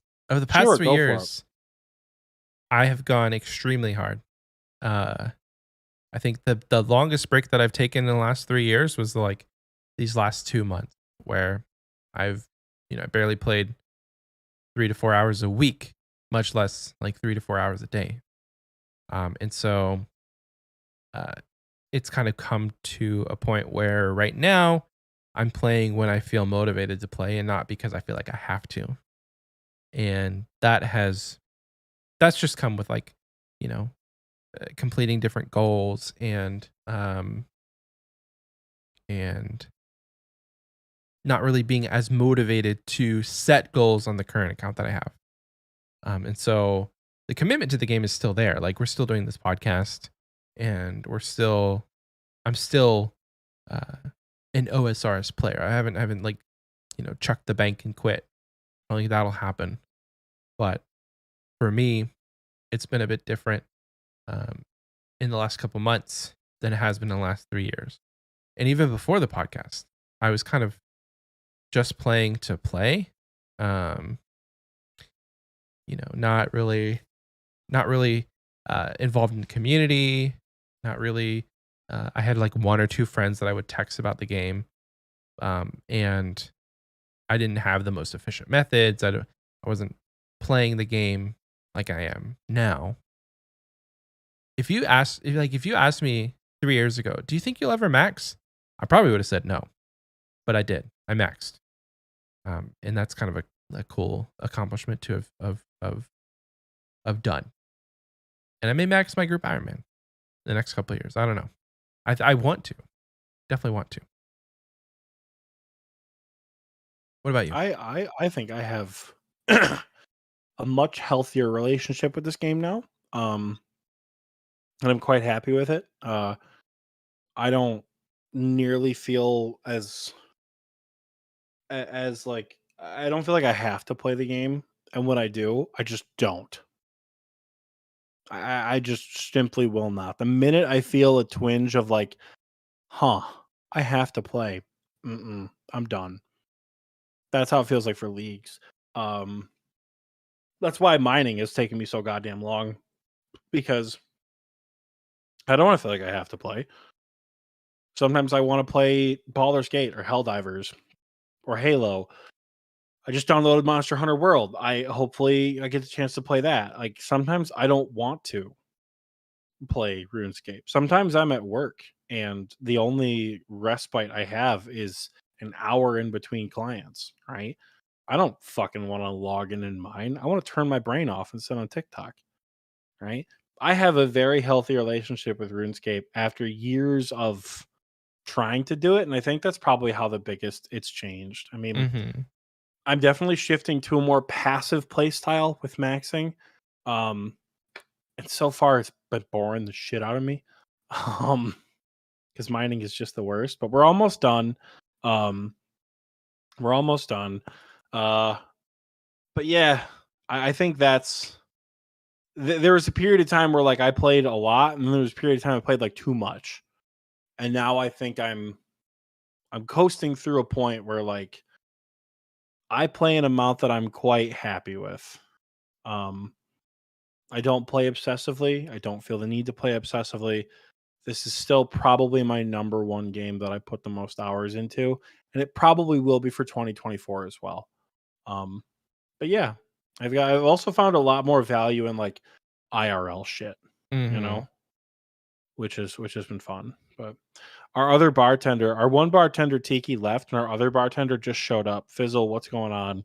Uh, some of the drinks you've made are good. The fucking super restore was whack. I think Michael really enjoyed the Sarah Brew. The restore definitely took me for a loop. You know, I feel like it was bad at first, and then it had a really nice aftertaste. So maybe like I feel like I think I even said I think I judged you too harshly at first.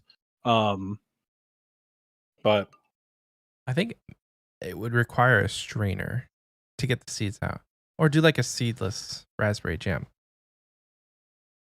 You're onto something, though. Definitely onto something. I'm curious. She said she made them for herself. I'm curious how she made hers. I 'Cause popped into VC the other night after Fizzle had made all the drinks. She was drunk as shit. that's awesome. She's like, I really want you guys to make this one, but I don't think you guys are gonna do this one with the eggs. There's no way I could do the egg Oh one. no, the egg one. Not Oof. tonight, anyways. Oh no. There's another question. And this one's kind of a deep one. Insomniac Knights asks, how close have you personally gotten to quitting the game or the podcast? I in 2018 played for a little bit.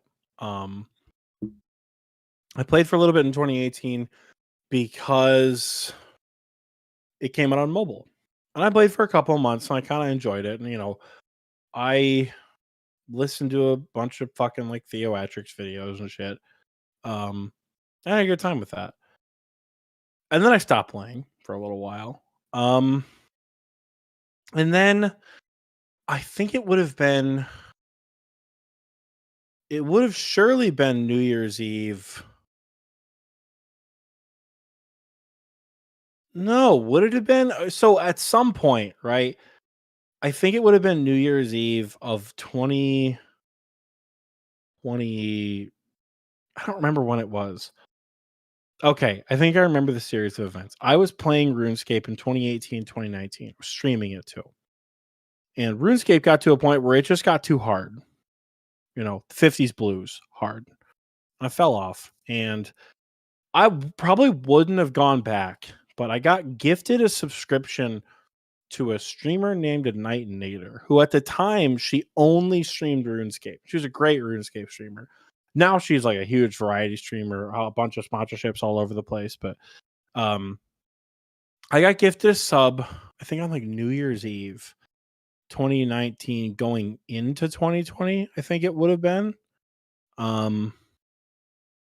Which I don't know if that entirely tracks. Maybe it was 2018 going into 2019. It was right after the first league.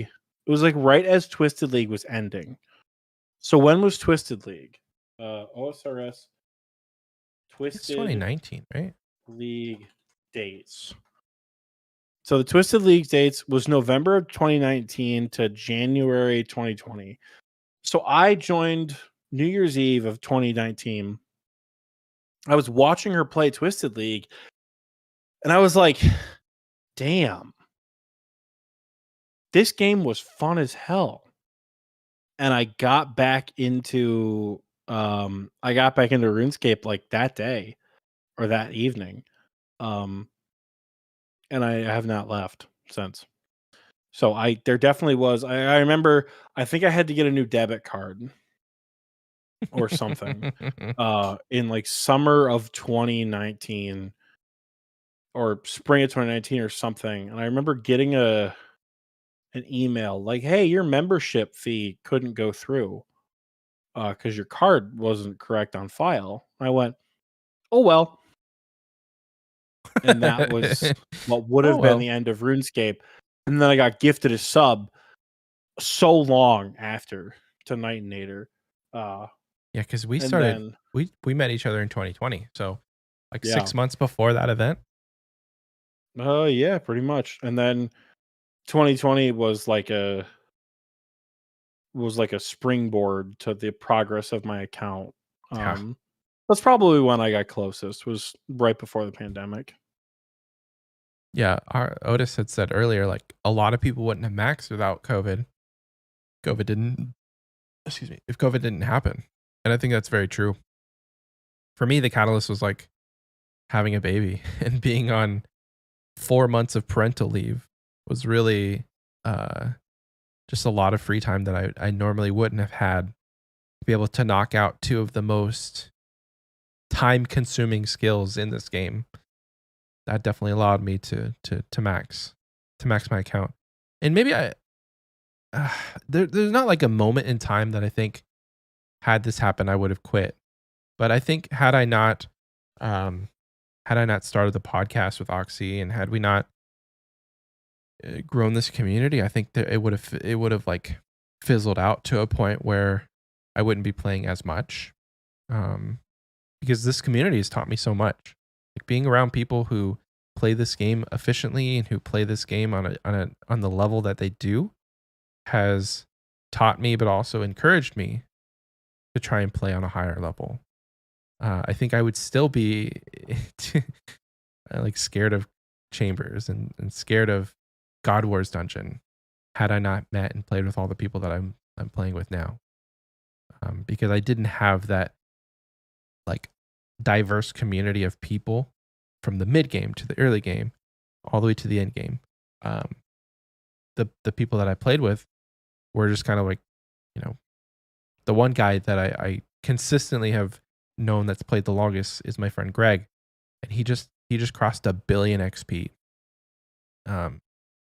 He's a gamer. He played a lot, and so he's like the one of the only people that I've continually stayed in contact with since the early days of playing this game. And had he been my only friend, I feel like I would have fizzled out a bit to where it's like, wow, I can't get on Greg's level, so why even try? And Insomniac Nights has a second part to this, and they say, not to give just a downer question, but how has hosting a podcast on one of your favorite games enhanced your enjoyment of the game even further? I have more people to do shit with. Yeah, absolutely. Because the reality of online friends, when there's nothing like, at least from my experience, the reality of online friends where there's not like something that holds them together other than playing games, people get busy, right? People have shit to do, right? Eventually gaming and other hobbies sometimes like fade into obscurity when you have other more important things to do. It's not out of the realm of possibility that in another universe where this podcast doesn't exist, you guys don't know who I am.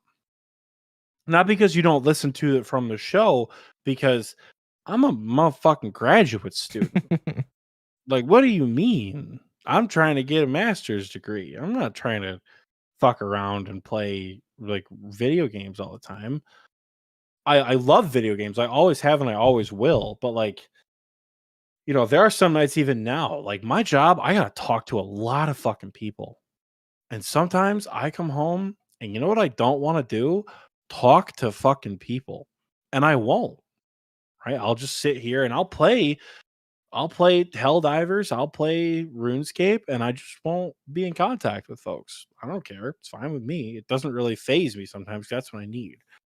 I think without the glue of the podcast to hold that socialization together, I don't know where I'm at or what I'm doing. Yeah. Right. Because I kind of think back to like, I started a Twitch account, at least for me, this whole journey for me started way back in like 2018. I got out of college and it was just the worst. I was so happy at Michigan State. East Lansing was such a cool place, and I was so happy to be there. I had so many friends. I had so much shit to do. I was at the time like the happiest I had ever been, like my senior year of college. And then I had no choice. I had no job. I had no money at the end of summer, obviously. The plan was to move home anyway, but like I was hoping I'd find some sort of out and I couldn't to stay in East Lansing. I couldn't find a way to stay. So I went from the land of opportunity for people my age, 21 years old, 22 years old, high on life. I left the promised land to go back to my hometown, which was, it is mostly Christian, white, conservative, young families that raise their young children there. So like your age, like you and Lisa's age, Michael, Mhm. like early 30s, a young kid or two, or just old people. What do you have? What is that? Oh, it's a rapper. She's fine. But I moved back there and I didn't have any fucking friends. The best friends that I had, you know, one of them had moved to fucking like Saginaw or something.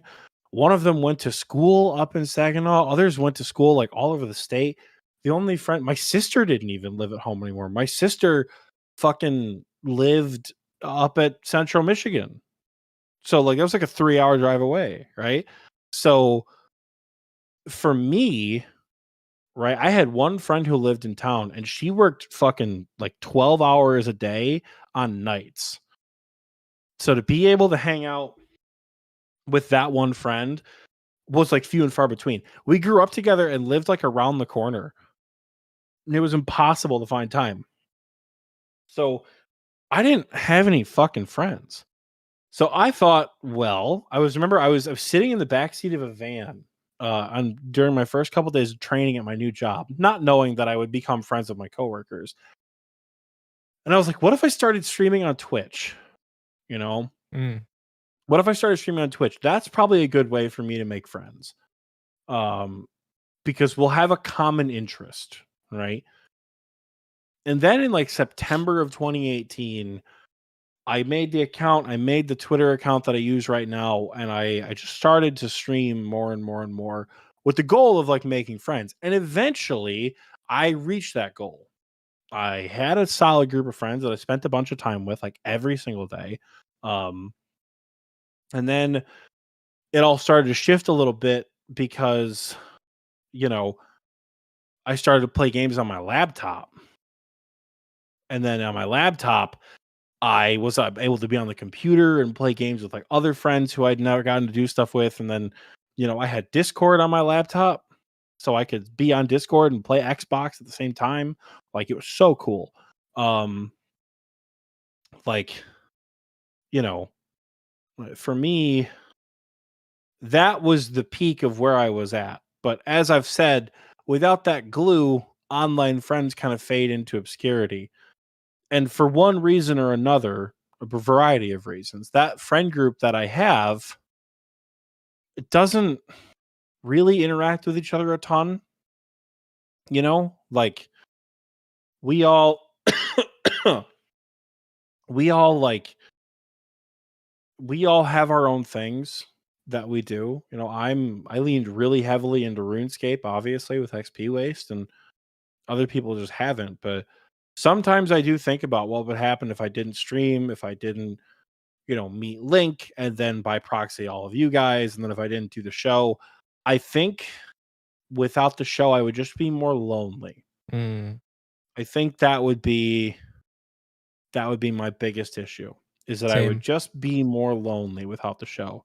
Because I mean, shit, we have friends from the early days of Xpwaste who, like, by the rings, you're still alive. Like, we have no idea. We don't keep in contact with them anymore. Not because anything happened, because life happens, and Yeah. sometimes people and games that we play fade into obscurity. And that's kind of the harsh reality of online relationships. And I think that the show really helps not only keep them together, but also solidify them a little bit more, you know? So it's not just a matter of like, yeah, I knew this guy, we played RuneScape together for a while. Fucking, we're going on fucking 3 years of a podcast with my co-host Michael. Like, it's not like a friend that's going to fade into obscurity. And there are so many people within this community who I don't think that I know anyways, I don't think are going to fade into obscurity for me because of the show. Um Yeah. And so there's I people think that that's we've that's met. kind of how it's benefited, from Yeah. having it. And there's friends that we've met that wouldn't, at least for me, there's people that I've met that I'm friends with now, that I've met because of the show, that I would never have interacted with or had a chance to interact with if it wasn't for Xpwaste. Like Yeah. maybe we would have ended up in the same clan, or ended up, meeting. But I don't think I would have found the people that I'm with without like getting into some sort of content creation and streaming. So, let's see. Some more questions here. I'm catching up on the chat right now. Yeah. Um there was a misunderstanding when I say anyone older than Michael is not old, right? I don't mean like, oh, there's people who are Michael's age, 31, 32, and then there are old people like 35. I mean, there are like fucking like senior days downtown. Like, there's like 60, 70, 80-year-olds. There's a huge population of old people in my town. My hometown closes at like 6 p.m. So like That's for bad. me, fucking what was I gonna do there? You know? Yeah. And in hindsight, I would find more to do. I would find more people through various means. I would have coworkers at a job I really liked. I would have, connections romantically from Tinder. But like, I would come to have the friends that I needed so bad. But without streaming, it would have been so much slower to get there. You know what I mean? Yeah. Yeah, absolutely. Those connections can still happen organically. But streaming and the podcast and all of that. And like not even just us, but there are people who have met within the community of Xpwaste that I think have formed great relationships that wouldn't have met otherwise. A lot of people in this community who have gone to form other clans or other discords who without Xpwaste would not have met. And I think that's kind of Yeah. crazy. Like kind of branching off into these own smaller sub communities. And it's just because we decided to hit record one day. Kind of crazy. Getting pretty deep. On the flip side of that, Gecko wants to know what has caused the clan and the community to harass you the most. I'll give you 3 fucking guesses, Gecko. Hey, I'll Oxie, give you 3 guesses how's the what Inferno people have going? harassed me the most with in this clan. Is it the Inferno? Yes, it's the Inferno. Deserved. Definitely Honestly, deserved. it is deserved. It's fair. I think for me it was mining. As much as I say I love mining now, like in the moment I think I started mining in October of 2021. It was 2021, October 2021. And I didn't finish mining until like January 2022. It's like several months. And that was just 90 to 99. There were weekly posts in the Xpwaste chat after an episode of If we go to the Xpwaste. Xpwaste chat and we check the pins, and we scroll down, 99 rune crafting gave you a lot of shit. Oh, was it really There are a rune lot of crafting? pins. There are a lot of pins from October 6th in particular, 2021, because I think I said at Michael and ask him how 99 rune crafting is going.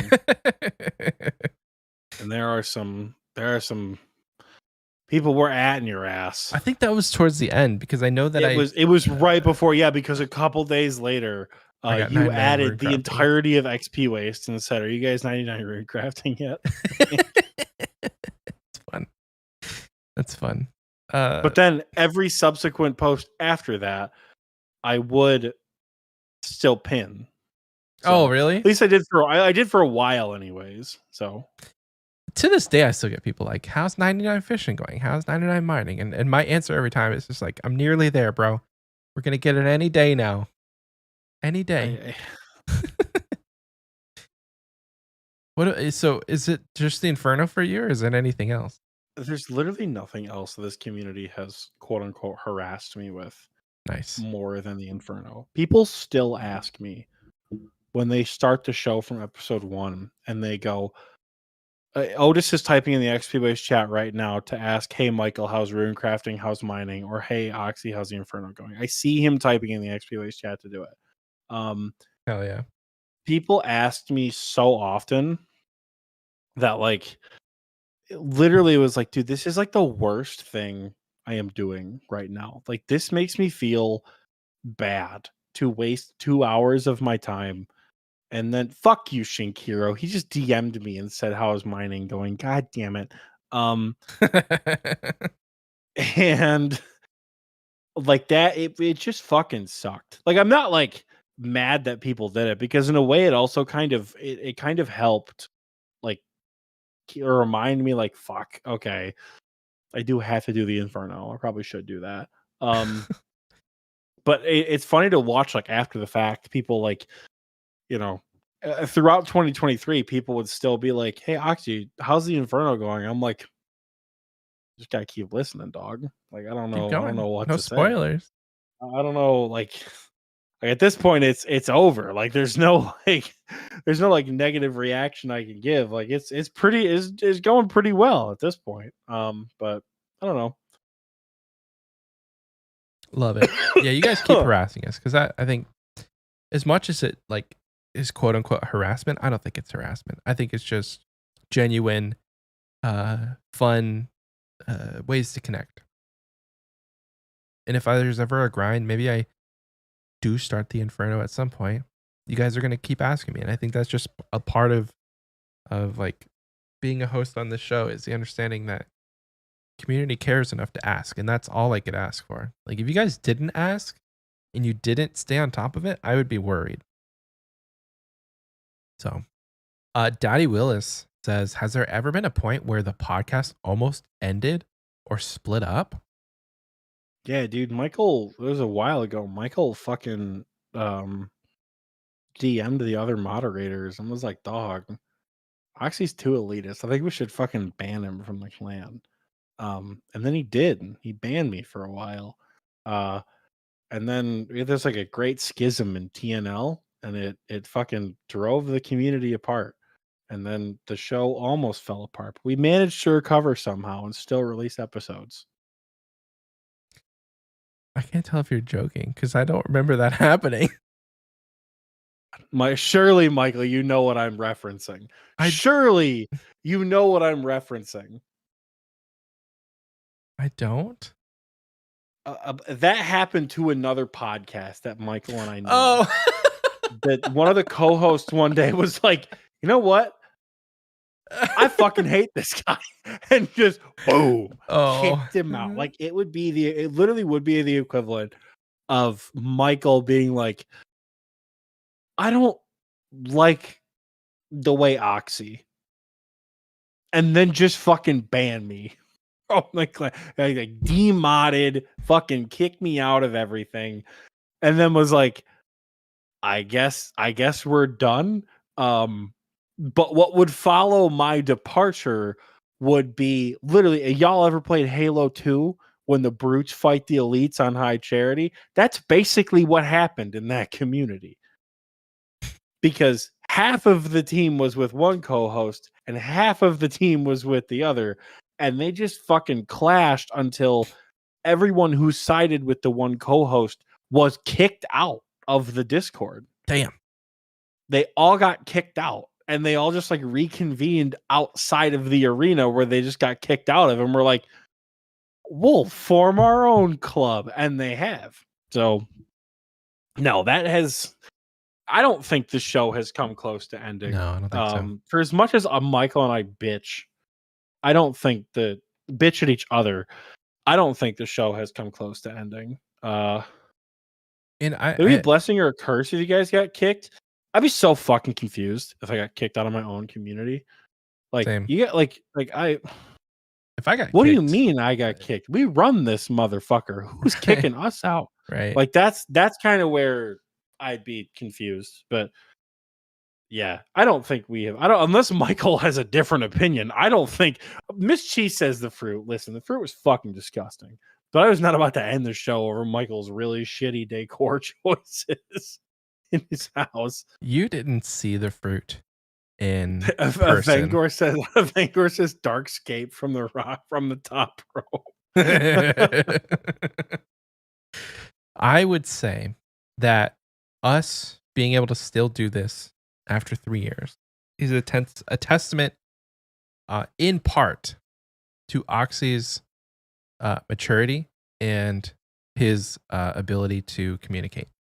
And that is a massive kudos to you. Are you saying I was immature and couldn't communicate when we started?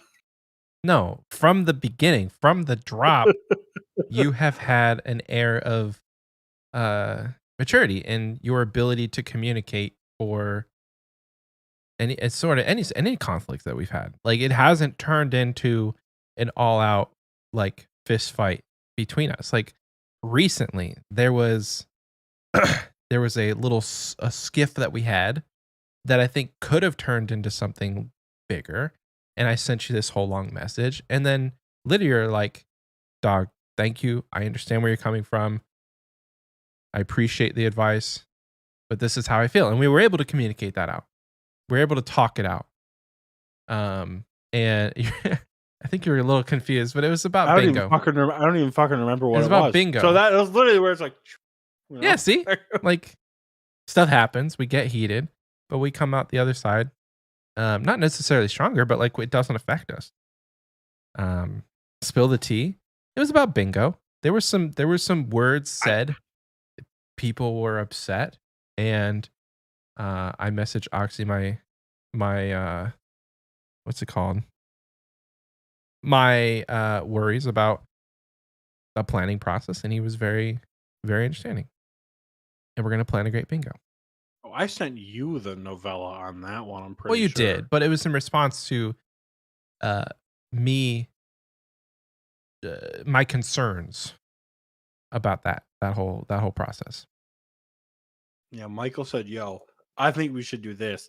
I sent him. It was so long, I had to follow it up and go, "You should read this when you're pooping because this is too long of a read in any other situation." And I did. I definitely sat down, had a good bathroom sesh. Good reading sesh, yeah.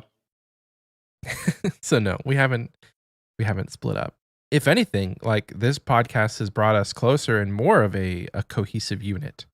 Like, you guys, we joke about like fighting like a married couple, but like, we fight like a married couple because generally we care so much to be passionate about the things that we're passionate about. Like, we care enough to fight about it rather than just being like, screw you, I'm out of here. Like, we stay and we communicate and we generally come to a good resolution. 819 asks, Xpwaste Oz when? Bro. Maybe someday. I definitely want to. Like, I want to go to Australia so bad. But if they're gonna have a Rune Fest every year, I don't know if I can do 2 international trips in a single year. That's gonna be hard. Definitely gonna be hard. If Patreon pops off, we can. I mean, even if Patreon is paying for it, it's like taking time to go. Because I mean, at least with my current work schedule, I have like a couple of work trips that I do per year. And being a father and like all that kind of stuff just like throws a wrench into most stuff. Not that it's a bad thing, and not that it's not like, oh, I don't want to be a dad because I want to go to play RuneScape and I want to go to a Rune Fest. But like, it's just stuff you have to think about. And it's a long flight too. We're halfway around the world. Crazy. The last question about the podcast is from Avengor. They say, knowing what you guys do now, knowing what you do know now, and in light of the frustrations that come from recording, running a community, and all of the headaches, if you guys got to go back at the very start when you made the decision to fire this up, would you make the same decision? Yeah. Absolutely. Do we know how to do this too? If we have our brains now going back to then, absolutely. Yeah. But I think even so back then, like when we started the show, I was a streamer, but I was falling out of love with streaming because I think what had happened was streaming was so much a part of my identity. And then when I met the old ex, she was also a streamer, and that kind of became fused with not just my identity, but our identity as a couple, right? We didn't often stream together, but we talked about it a lot. We would talk about it a lot. No, Fear got a squirrel garden. Fear got a squirrel garden. Fear garden got a Bear squirrel got a dupe. squirrel garden? Squirrel garden got a dupe fear. That's cool. A dupe? Yeah, it was a dupe. Oh. But I mean, I think that was a big part of it. And then when her and I split, I I didn't have the same drive to do it, you know, Mm-hmm. because like the thing that I was concerned about back then was like I had Xpwaste. Like I had you guys as a community. Um it was a budding community, but I had a solid base of people nonetheless, you know. I didn't think my ex had that at the time in the same way that I did. So I kind of distanced myself from my old friend group thinking like, "Oh, she needs people that I'm not there with. Let's let her have that little sect of friends for now." Turns out she did the same thing, and we both just sort of like like disappeared from that community without really communicating. Um and I think I was falling out of love with streaming because 2020 was a great year for me to be live on Twitch. So good. But as the relationship deteriorated, so too did my desire to stream. And XP Waste came in at a great opportunity where when my desire to stream faded away completely, when it faded away completely, I had a very good support to fall back on, which was the show and a creative outlet that I could just like pick right up and keep on stepping Yeah. because I am an entertainer. And when this show ends, at some point, I will find something in the future to continue to entertain people. I don't know what the fuck that's going to be, but I don't know how different it's going to look. Start another podcast where we just About fucking what? read stuff really poorly. And we'll have like experts that come on and give us critiques about math and reading. We'll call it, Are You Smarter Than a Second Grader? Are you smarter than a RuneScape player? Probably. Did I answer that question? Can't remember. No, I don't think you did. What was the question? Can't remember. Would you do it all over again if you had the Oh, chance? sure. Yes, I would do it. I loved it. You said right at the beginning. It's like if we were suddenly sent back in time with all the same knowledge that we have now, absolutely. Like there's nothing that is um, blatantly negative about the last 3 years and 140 so on episodes that would cause me to say like no, for sure not. Because if there was, probably still wouldn't be sitting here recording this at nearly midnight after Yeah, dog, having it's fucking 1 a.m. We've gone through how many questions? almost all of them. There's a lot of fun questions left. There are so many fun questions left. There's like a whole page and a half of questions we have not gotten to. Like, we're pushing the over 4 hour mark for sure. What would you have done differently? Any boo-boos you dodged the second time around? Boo-boos we dodged, we'd fucking advertise more, like Michael said. We would stream on Twitch. We would make more of a presence for ourselves. Yeah. Yeah, Don't forget allocate like daylight savings time. allocate the Patreon money better. Like it took us a while to get an official logo and yeah, that to have shit a song took and stuff. So fucking long. literally I made the logo on Canva, our first one. And we Bro, just he said made the logo on Canva. You downloaded the RuneScape font, typed Xpwaste, and put it over a black background. Graphic design was not your passion when we first started. Like, yeah, the original logo is like you could do that shit in MS Paint. So like we sure. definitely should have like commissioned stuff like that sooner when we had the Patreon money to Yeah. do it. I think adding on to like graphic design, having better merch from the get-go too would have been a lot like something I would have done differently. Not necessarily like doing the stuff that we do now, but we talked about for so long going on Fiverr and having artists to do designs for us, and we just never did it. But we definitely had the means to do it. So I think having that those designs in our merch store would have been cool. Let's rapid fire some of these. These Dog, are I feel like you've been saying rapid fire forever. How well, about what does rapid fire mean to you? I don't know. How about we finish? Oh God.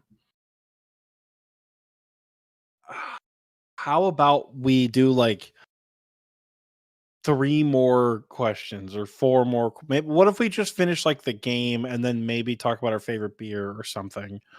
And Okay, like let's do that. because I feel like we've got 1, 2, 3, 4, 5 and a half, 6, 7, 8, 9, 10, 11 fun questions.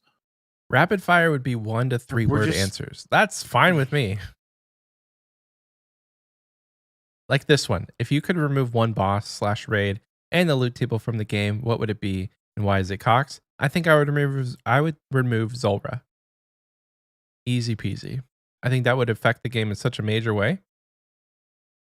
now that is an opinion. Holy shit. Avengor says rip TOA. Rip the fuck out of TOA. Rip But the fuck out of Fango that busted Burr. ass staff. We have a whip, Oh. dude. You're fine. That busted ass staff. That just okay armor. The fang that could have been whatever, dude. Light Bearer goes pretty hard. So I'm gonna miss Light Bearer. But like, man, fuck. Fuck And that was TOA. from Wise Munch. Lot K Potato Pancake says, OSRS is shutting down tonight forever without warning. What do you do? I cry. I think I would actually shed a tear. Like it's a long time I've been playing this game. And if it just shut down without warning, I think I would actually shed a tear. I probably Soggy says you missed the 4 rune pouch. That's actually you're right. That would suck to lose TOA. I think if it shut down tonight without warning, if I'm awake for it, I'm gonna be panicked for a little bit. But if I don't know it's shutting down, like truly, and I just like go to bed, I'm gonna be fine. I'm gonna have a great night doing whatever I was doing. The morning I find out, that's gonna be the worst. Super sad. That's like a call off work type of devastated right there. Yeah. You know? Yeah. Because No. Like. the unfortunate nature of that question, what the question like what it means is, what do you do if we can't play RuneScape anymore? What it implies to me as a content creator who has been making friends and content and seeing friends come and go over the last 6 fucking years is the timer has begun. When do most of your friends fade into obscurity? Yeah. Halo Infinite cannot carry the same weight that RuneScape does. Helldivers, Baldur's Gate, Animal Crossing, fucking Planet Zoo. None of the games that you enjoy playing can carry the amount of hours and the amount of nothing that RuneScape can. Yep. Yeah. And when that is gone, how long does it take for a good bulk of the friends that you have to just... Am I sad about the game? Fucking obviously. I'm like 7,000 hours deep. I'm going to feel real fucking bad that I can't play this game anymore. But at the same time, the implications of what actually happens if RuneScape shuts down without warning, that's fucking crusty. Would RuneScape 3 shut down also? I would Because if that imagine did, so. if RuneScape old school shut down, but RuneScape 3 didn't, I'm hella going to RuneScape 3. I'm gonna We try and make it. we still lose so many people because they try and they don't like it or they don't have an interest in doing it. Because Yeah. like, if you lose that kind of progress, do you really want to start up the next day with nothing? Yeah. You know, like if Jagex shuts down entirely and every game they own gets shuts down, people will just like disperse and they'll go do their own thing. You know, so Chaos Cleric says, "Don't bring the feelings out at 1 a.m., especially during my Inferno run. How dare you?" How dare you, Oxie? What can I say? It's what I do best. Toast, aka Andy, says, "What are your favorite bosses to do now? Do any bosses hold a special place even though you don't kill them anymore?" My favorite boss to do right now is the yew tree at Prif, or wherever a star lands. It's a good boss. Actually, I am like going back to Gauntlet whenever I feel motivated. So I think Gauntlet would probably be my favorite. I did a couple corrupted Gauntlet attempts, but I didn't even get the boss to half health. And so I wasn't able to finish it like I wanted to, but I still think that like going in and what's that called? Like practicing tier 2 prep and just not going in with tier 1, and like if I can get tier 2 prep down with both perfect weapons, I think I'll be able to have a real shot at actually completing the corrupted gauntlet for the first time ever. And I don't have any special bosses that I don't kill anymore. I do. My two that stand out as like, got to pour one out for the boys. Like, sure, I'll do it. It's Vorkath and Barrows. I fucking love Barrows. I fucking love Vorkath. I don't think I've killed Vorkath in like 8 months, but I love Vorkath. Yeah. Something about that, like, I can't do it forever, but I really like that boss fight. And I don't give a fuck what my total level is. I fucking love Barrows, right? It's not nearly as good of a moneymaker. And it's really like, it's so underneath, not like beneath me, quote unquote, but like I have such a higher skill level, right, than what Barrows requires. Dude, I fucking love Barrows so much. But like, I think without question, my favorite piece of content it's gotta be Theater of Blood. Like, Yeah. I Got a hard on for that content. dude, I don't want to say I do, but like there have been so few things that have come out recently that have really like grabbed my attention. Um like Tob has. And I think it's because like dude, every time I do Tob with friends. I think that is where that comes down to. Like I don't 416. Fuck that noise. Every time I do Tob I do it with friends, and I am not like the best at Tob, but I'm pretty good to hang with like pretty much anyone who comes along. Um and I'm at the point where like literally, it was the other day. Fear and I were like, "I don't give a shit. We'll take 2 learners. We don't care." Michael, Sparry, fucking. I think did Nate Dog come with it? Who's the other person that came with us? Nate came with us. Was it Nate? It was me, you, Oh, no, it was Sparry, Korg. Fear, It and was Korg. Korg. Yeah, Korg, yeah. yeah. Because Korg, I knew Korg had like 100 KC. Yeah. So like, I don't give a fuck. We'll take 2 learners. Like that right there. Theater of Blood is unquestionably my favorite content in the game. I'm looking at the high scores right now.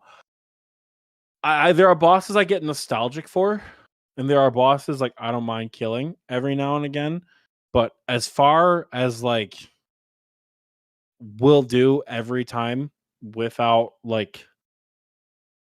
without saying no, it's Tob. I fucking love Theater of Blood. But Lovely. Soggy Waffles wants to know, what do you think the lore what do you think the lore reasons are for D-axe specking before kills leads to better RNG? I feel like that's it's an inside joke. It is an inside joke. All you gotta know is that if you chop, you'll get the drop. That's all I'm saying. Okay. I do understand that one now. And then more of a serious question. What is your favorite OSRS quest moment? Funny or badass wise?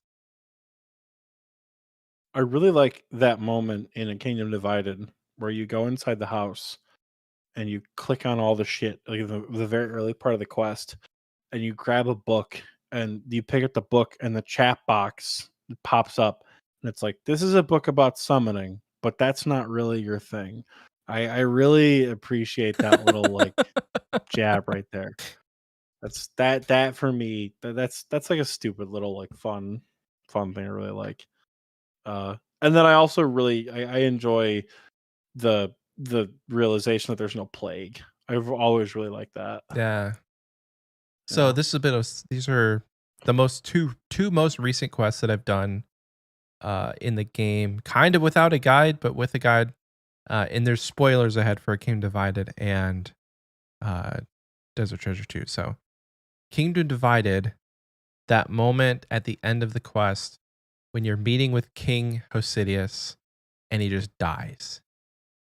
Like that to me was one of the most like what is going on moments. Pretty badass for a quest that you just spent like the last 4 hours of your evening trying to get this guy on the throne to unite the kingdom, and then he just gets assassinated. That was pretty badass. And then more recently, and things that like a quest that like literally gave me chills was seeing the Majorat guy at the end of Desert Treasure 2 literally summon the Barrows brothers. Like I have not seen Dude, that shit was insane. I know, like I have not seen another like quote unquote boss brought into a quest that like had nothing to do with that boss as part of like the actual, like there was a fight scene where the Barrows brothers were fighting around you. I can't remember if they were on your team or not, but No, they weren't. They were fighting the other one because the big reveal was fucking historian, whoever he was. It was Sliske. yeah, And that was, oh my god. yeah, Because I had such a heard cool about moment. Sliske from RS3. And then I think I remember asking, like, hold on, wait a minute. If Sliske is this fucking guy, how long has he been this guy? Mm. That's the Like- question that Like, has he been there for the entirety of like Desert Treasure 1? wasn't that Like as Garnia Smith or whatever his name is? because wasn't he all of them? Wasn't he all of the people that you interacted with? So like there's definitely room for speculation that he could have taken over this guy once you met him or during the quest. But there's also a lot of speculation to say that like he could have been this the entire time. Like you said, through Desert Treasure 1. Such a cool moment. Yeah. Such a cool moment. I can't think of a quest recently for me that has actually given me chills without having it been spoiled. I mean, a fun moment was me in 2018 getting my first quest cape when I finished A Monk's Friend, because it's like one of the only quests in the game that like ends in a party, and so I only had like one other friend at the time, so I'm like, I want to have a party for my quest cape, so I did Monk's Friend as my last quest, and got balloons for it. It was a lot of fun. All right, that is all of the that's like the first like 3 pages of questions answered. Did you want to go through any more of these, or do you want to call it? We're 4.5 hours in. I think at what is the record longest episode that we have spent recording in one session, I think it's time to call it. I think the last question I'll answer is from Fishbun. They want to know, what's your favorite beer? Cranium Crush by the Petoskey Brewing Company. Look it up. It's fucking delicious. Nice. I don't know what my favorite beer is. I don't really have one. There's a lot of generic ones, like Shiner Bock is a I don't know if it's specifically in Texas, but it's very popular in Texas. It's not specific to Texas. Okay, Don't worry. There's some more local breweries that make Bock beers, but like Shiner is a good one. Dallas Blonde is one of my favorite from Deep Eddy. I think that's the company that makes that one. There was a beer in Austin that I really liked. I can't remember what it was called. It was from Austin Brewing Company. I like amber ales a lot. Red beers are really, really good for me. Like it has a good beer flavor, but then also it's not just like it tastes like piss. Some beers just taste like piss and it's not good. So amber ales are real, real good. Shinerbach is a Texas beer though, Tiger says. Shout out the Detroit Tiger. Good hustle, boys. Good hustle, boys. Actually, good hustle for this episode. We ended up wearing the same shirt, which I think is incredibly fun. There's Shout out to slight Swole. variations. Yeah, I've got the I don't know if you can see it on mine, but I have the blue heron, and then also Wise Old Man chilling on my shirt. And then Oxie has Versic and Charlie Tramp. We have so much fun question ammunition. Oh, that's true. We should just post all these in the fun question. So much fun question ammunition that like I wish we could have gotten more of these, but so many late. questions at this point. Yeah, and it's 1:00 in the morning with the time skip coming tonight very soon. So yeah, thank you guys for so submitting questions and for hanging out on the live stream. I saw Fizzle mention earlier she's finally back home. How are the drinks? The drinks were good. I did not. I think I had a lot of Tiki's drinks, but Michael really enjoyed yours. Yes, and I think the restore grew on me over time. The restore, I think I just made it wrong because this is what it looks like. Very, very like chunky. And I think it had to do with the jam that I got. But like if I had a raspberry syrup with the 2 other ingredients being I think it was lemon or lime and then a shot of tequila, I think that would have been fantastic. My shaker has a strainer. Oh, look at that. Once because I originally put it in Fizzle and I started with a fucking spoon. And it was just like a chunky conglomeration. I was like, what the fuck? I think she's trolling right now. If you go back and listen to the episode, you'll like watch me make it. I'm like, she's definitely trolling. And then I put it in the strainer and I gave it the old, back alley HJ and then poured it through. And I'm like, oh, this is what it's supposed to look like. Okay. So it definitely turned out much better once I like actually did it how you're supposed to do it. Folks, it's been fun. We're tired. And we'll be answering these fun questions for weeks to come on the podcast. Hell yeah. Maybe even doubling up on fun Maybe questions. doubling up. Depending. Yeah, some of these Depending are on what kind of time we have. Some of these are short. Some of them are short and sweet. Others could be very, very easy. Like there's another Frick, Marry, Kill in there, so it could be. Well, we will save it for another time. Michael, my friend, take us home. Thank you so much, everyone. If you're watching live, there's still 25 people hanging out with us 4.5 hours later, live on the stream. So if you're hanging out, thank you guys. It was a pleasure getting to interact with everyone. And thank you for everyone who asked a question. Even if we didn't get to it now, I think that, like Oxie said, we'll be answering these questions over the coming weeks. And so if you asked a question and we didn't answer it, I do apologize. Please don't feel disappointed like we ignored you. We'll get to it. Please don't be, when will I win? They didn't answer my question. Sad. We'll get to them. We'll get to it. If you're listening to this after the fact, I don't know how much editing went into this.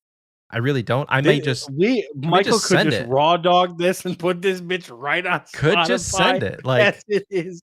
Oh, this is such a bad Spotify episode, dude. My week could be shit. Like my wife has strep throat right now, and my son has a double ear infection. I could be laid out on the couch within 24 hours from now. I don't know. So if I have the time to edit it properly, definitely not censoring. There wasn't as many F words as I thought there was. You didn't curse as much. I don't think you got as turnt as you normally would in past episodes. But no, not at all. I would call that eating a proper meal, Oxie. It was 9 bagel bites, Michael. That's a proper meal, brother. I had nothing. The last food that I ate before we recorded was I had a rodeo burger, a chicken junior, and a value fry from Burger King at 2:30 p.m. Well, and then I had purple sweets most of the evening, which delicious. If you guys have not had the special dark kisses from Hershey's, not a sponsor, you should go and try them because they are fantastic. I love dark chocolate. Court wants me to get fucked up now. Do it, Oxie. Beatles, like, gotta level with you. He's shaking his head no. So if you're listening to this after the fact, please excuse the lack of editing. We don't do this very often. So if you made it this far, though, it didn't really bother you. Anyway, if you are listening to this after the fact, make sure you like, subscribe, comment on the episode on YouTube.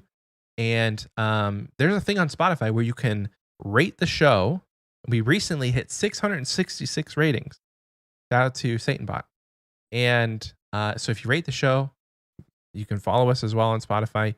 And then I think you can leave a review on Apple Podcasts. I haven't checked that in a while, but I know that that's a thing. And then if you care to do it, subscribe to our Patreon. Shout out to the Wise Old Man tier and the KBD tier. We can't shout you guys out by name tonight, but you know who you are. Not that we can't. We just won't. We're so tired. We love you guys very dearly, but not this time. You can join the Patreon, patreon.com/Xpwaste, where normally you would have to be at the Wise Old Man or KBD tier to listen to us live each and every week in the recording booth. So next week, we should be back with another banger of an episode. I will be fully rested and definitely not drunk then.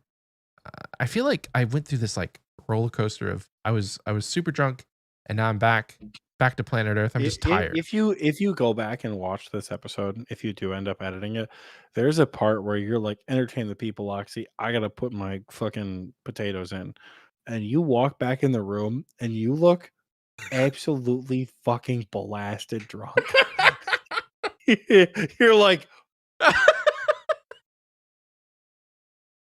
you just like waddle back over to your chair. I napped under the blanket. You don't even remember that? Oh my God. I'm just kidding. I do. It was a good nap. It's time. It's Xpwaste. It's just time to go. Speaking of naps, I bought from TikTok. I bought an ice blanket. That shit changed my life. So nice. I'm not hot underneath the covers anymore. XP Wasters. Thank you so much. You guys are amazing. We'll see you guys later. Bye-bye. Bye, everyone. Happy anniversary to you. Bye. Or Happy whatever. anniversary, Oxie. Bye, everyone. Happy anniversary.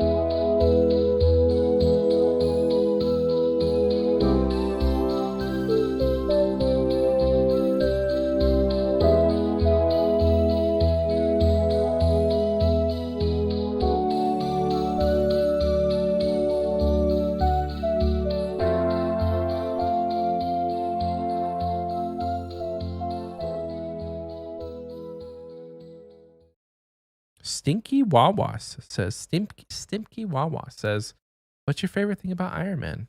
I'm going to take this one first. Okay. My favorite part about Iron Man is the fact that I am not forced to play it. Can't force you. I can go get a blow pipe right now, baby.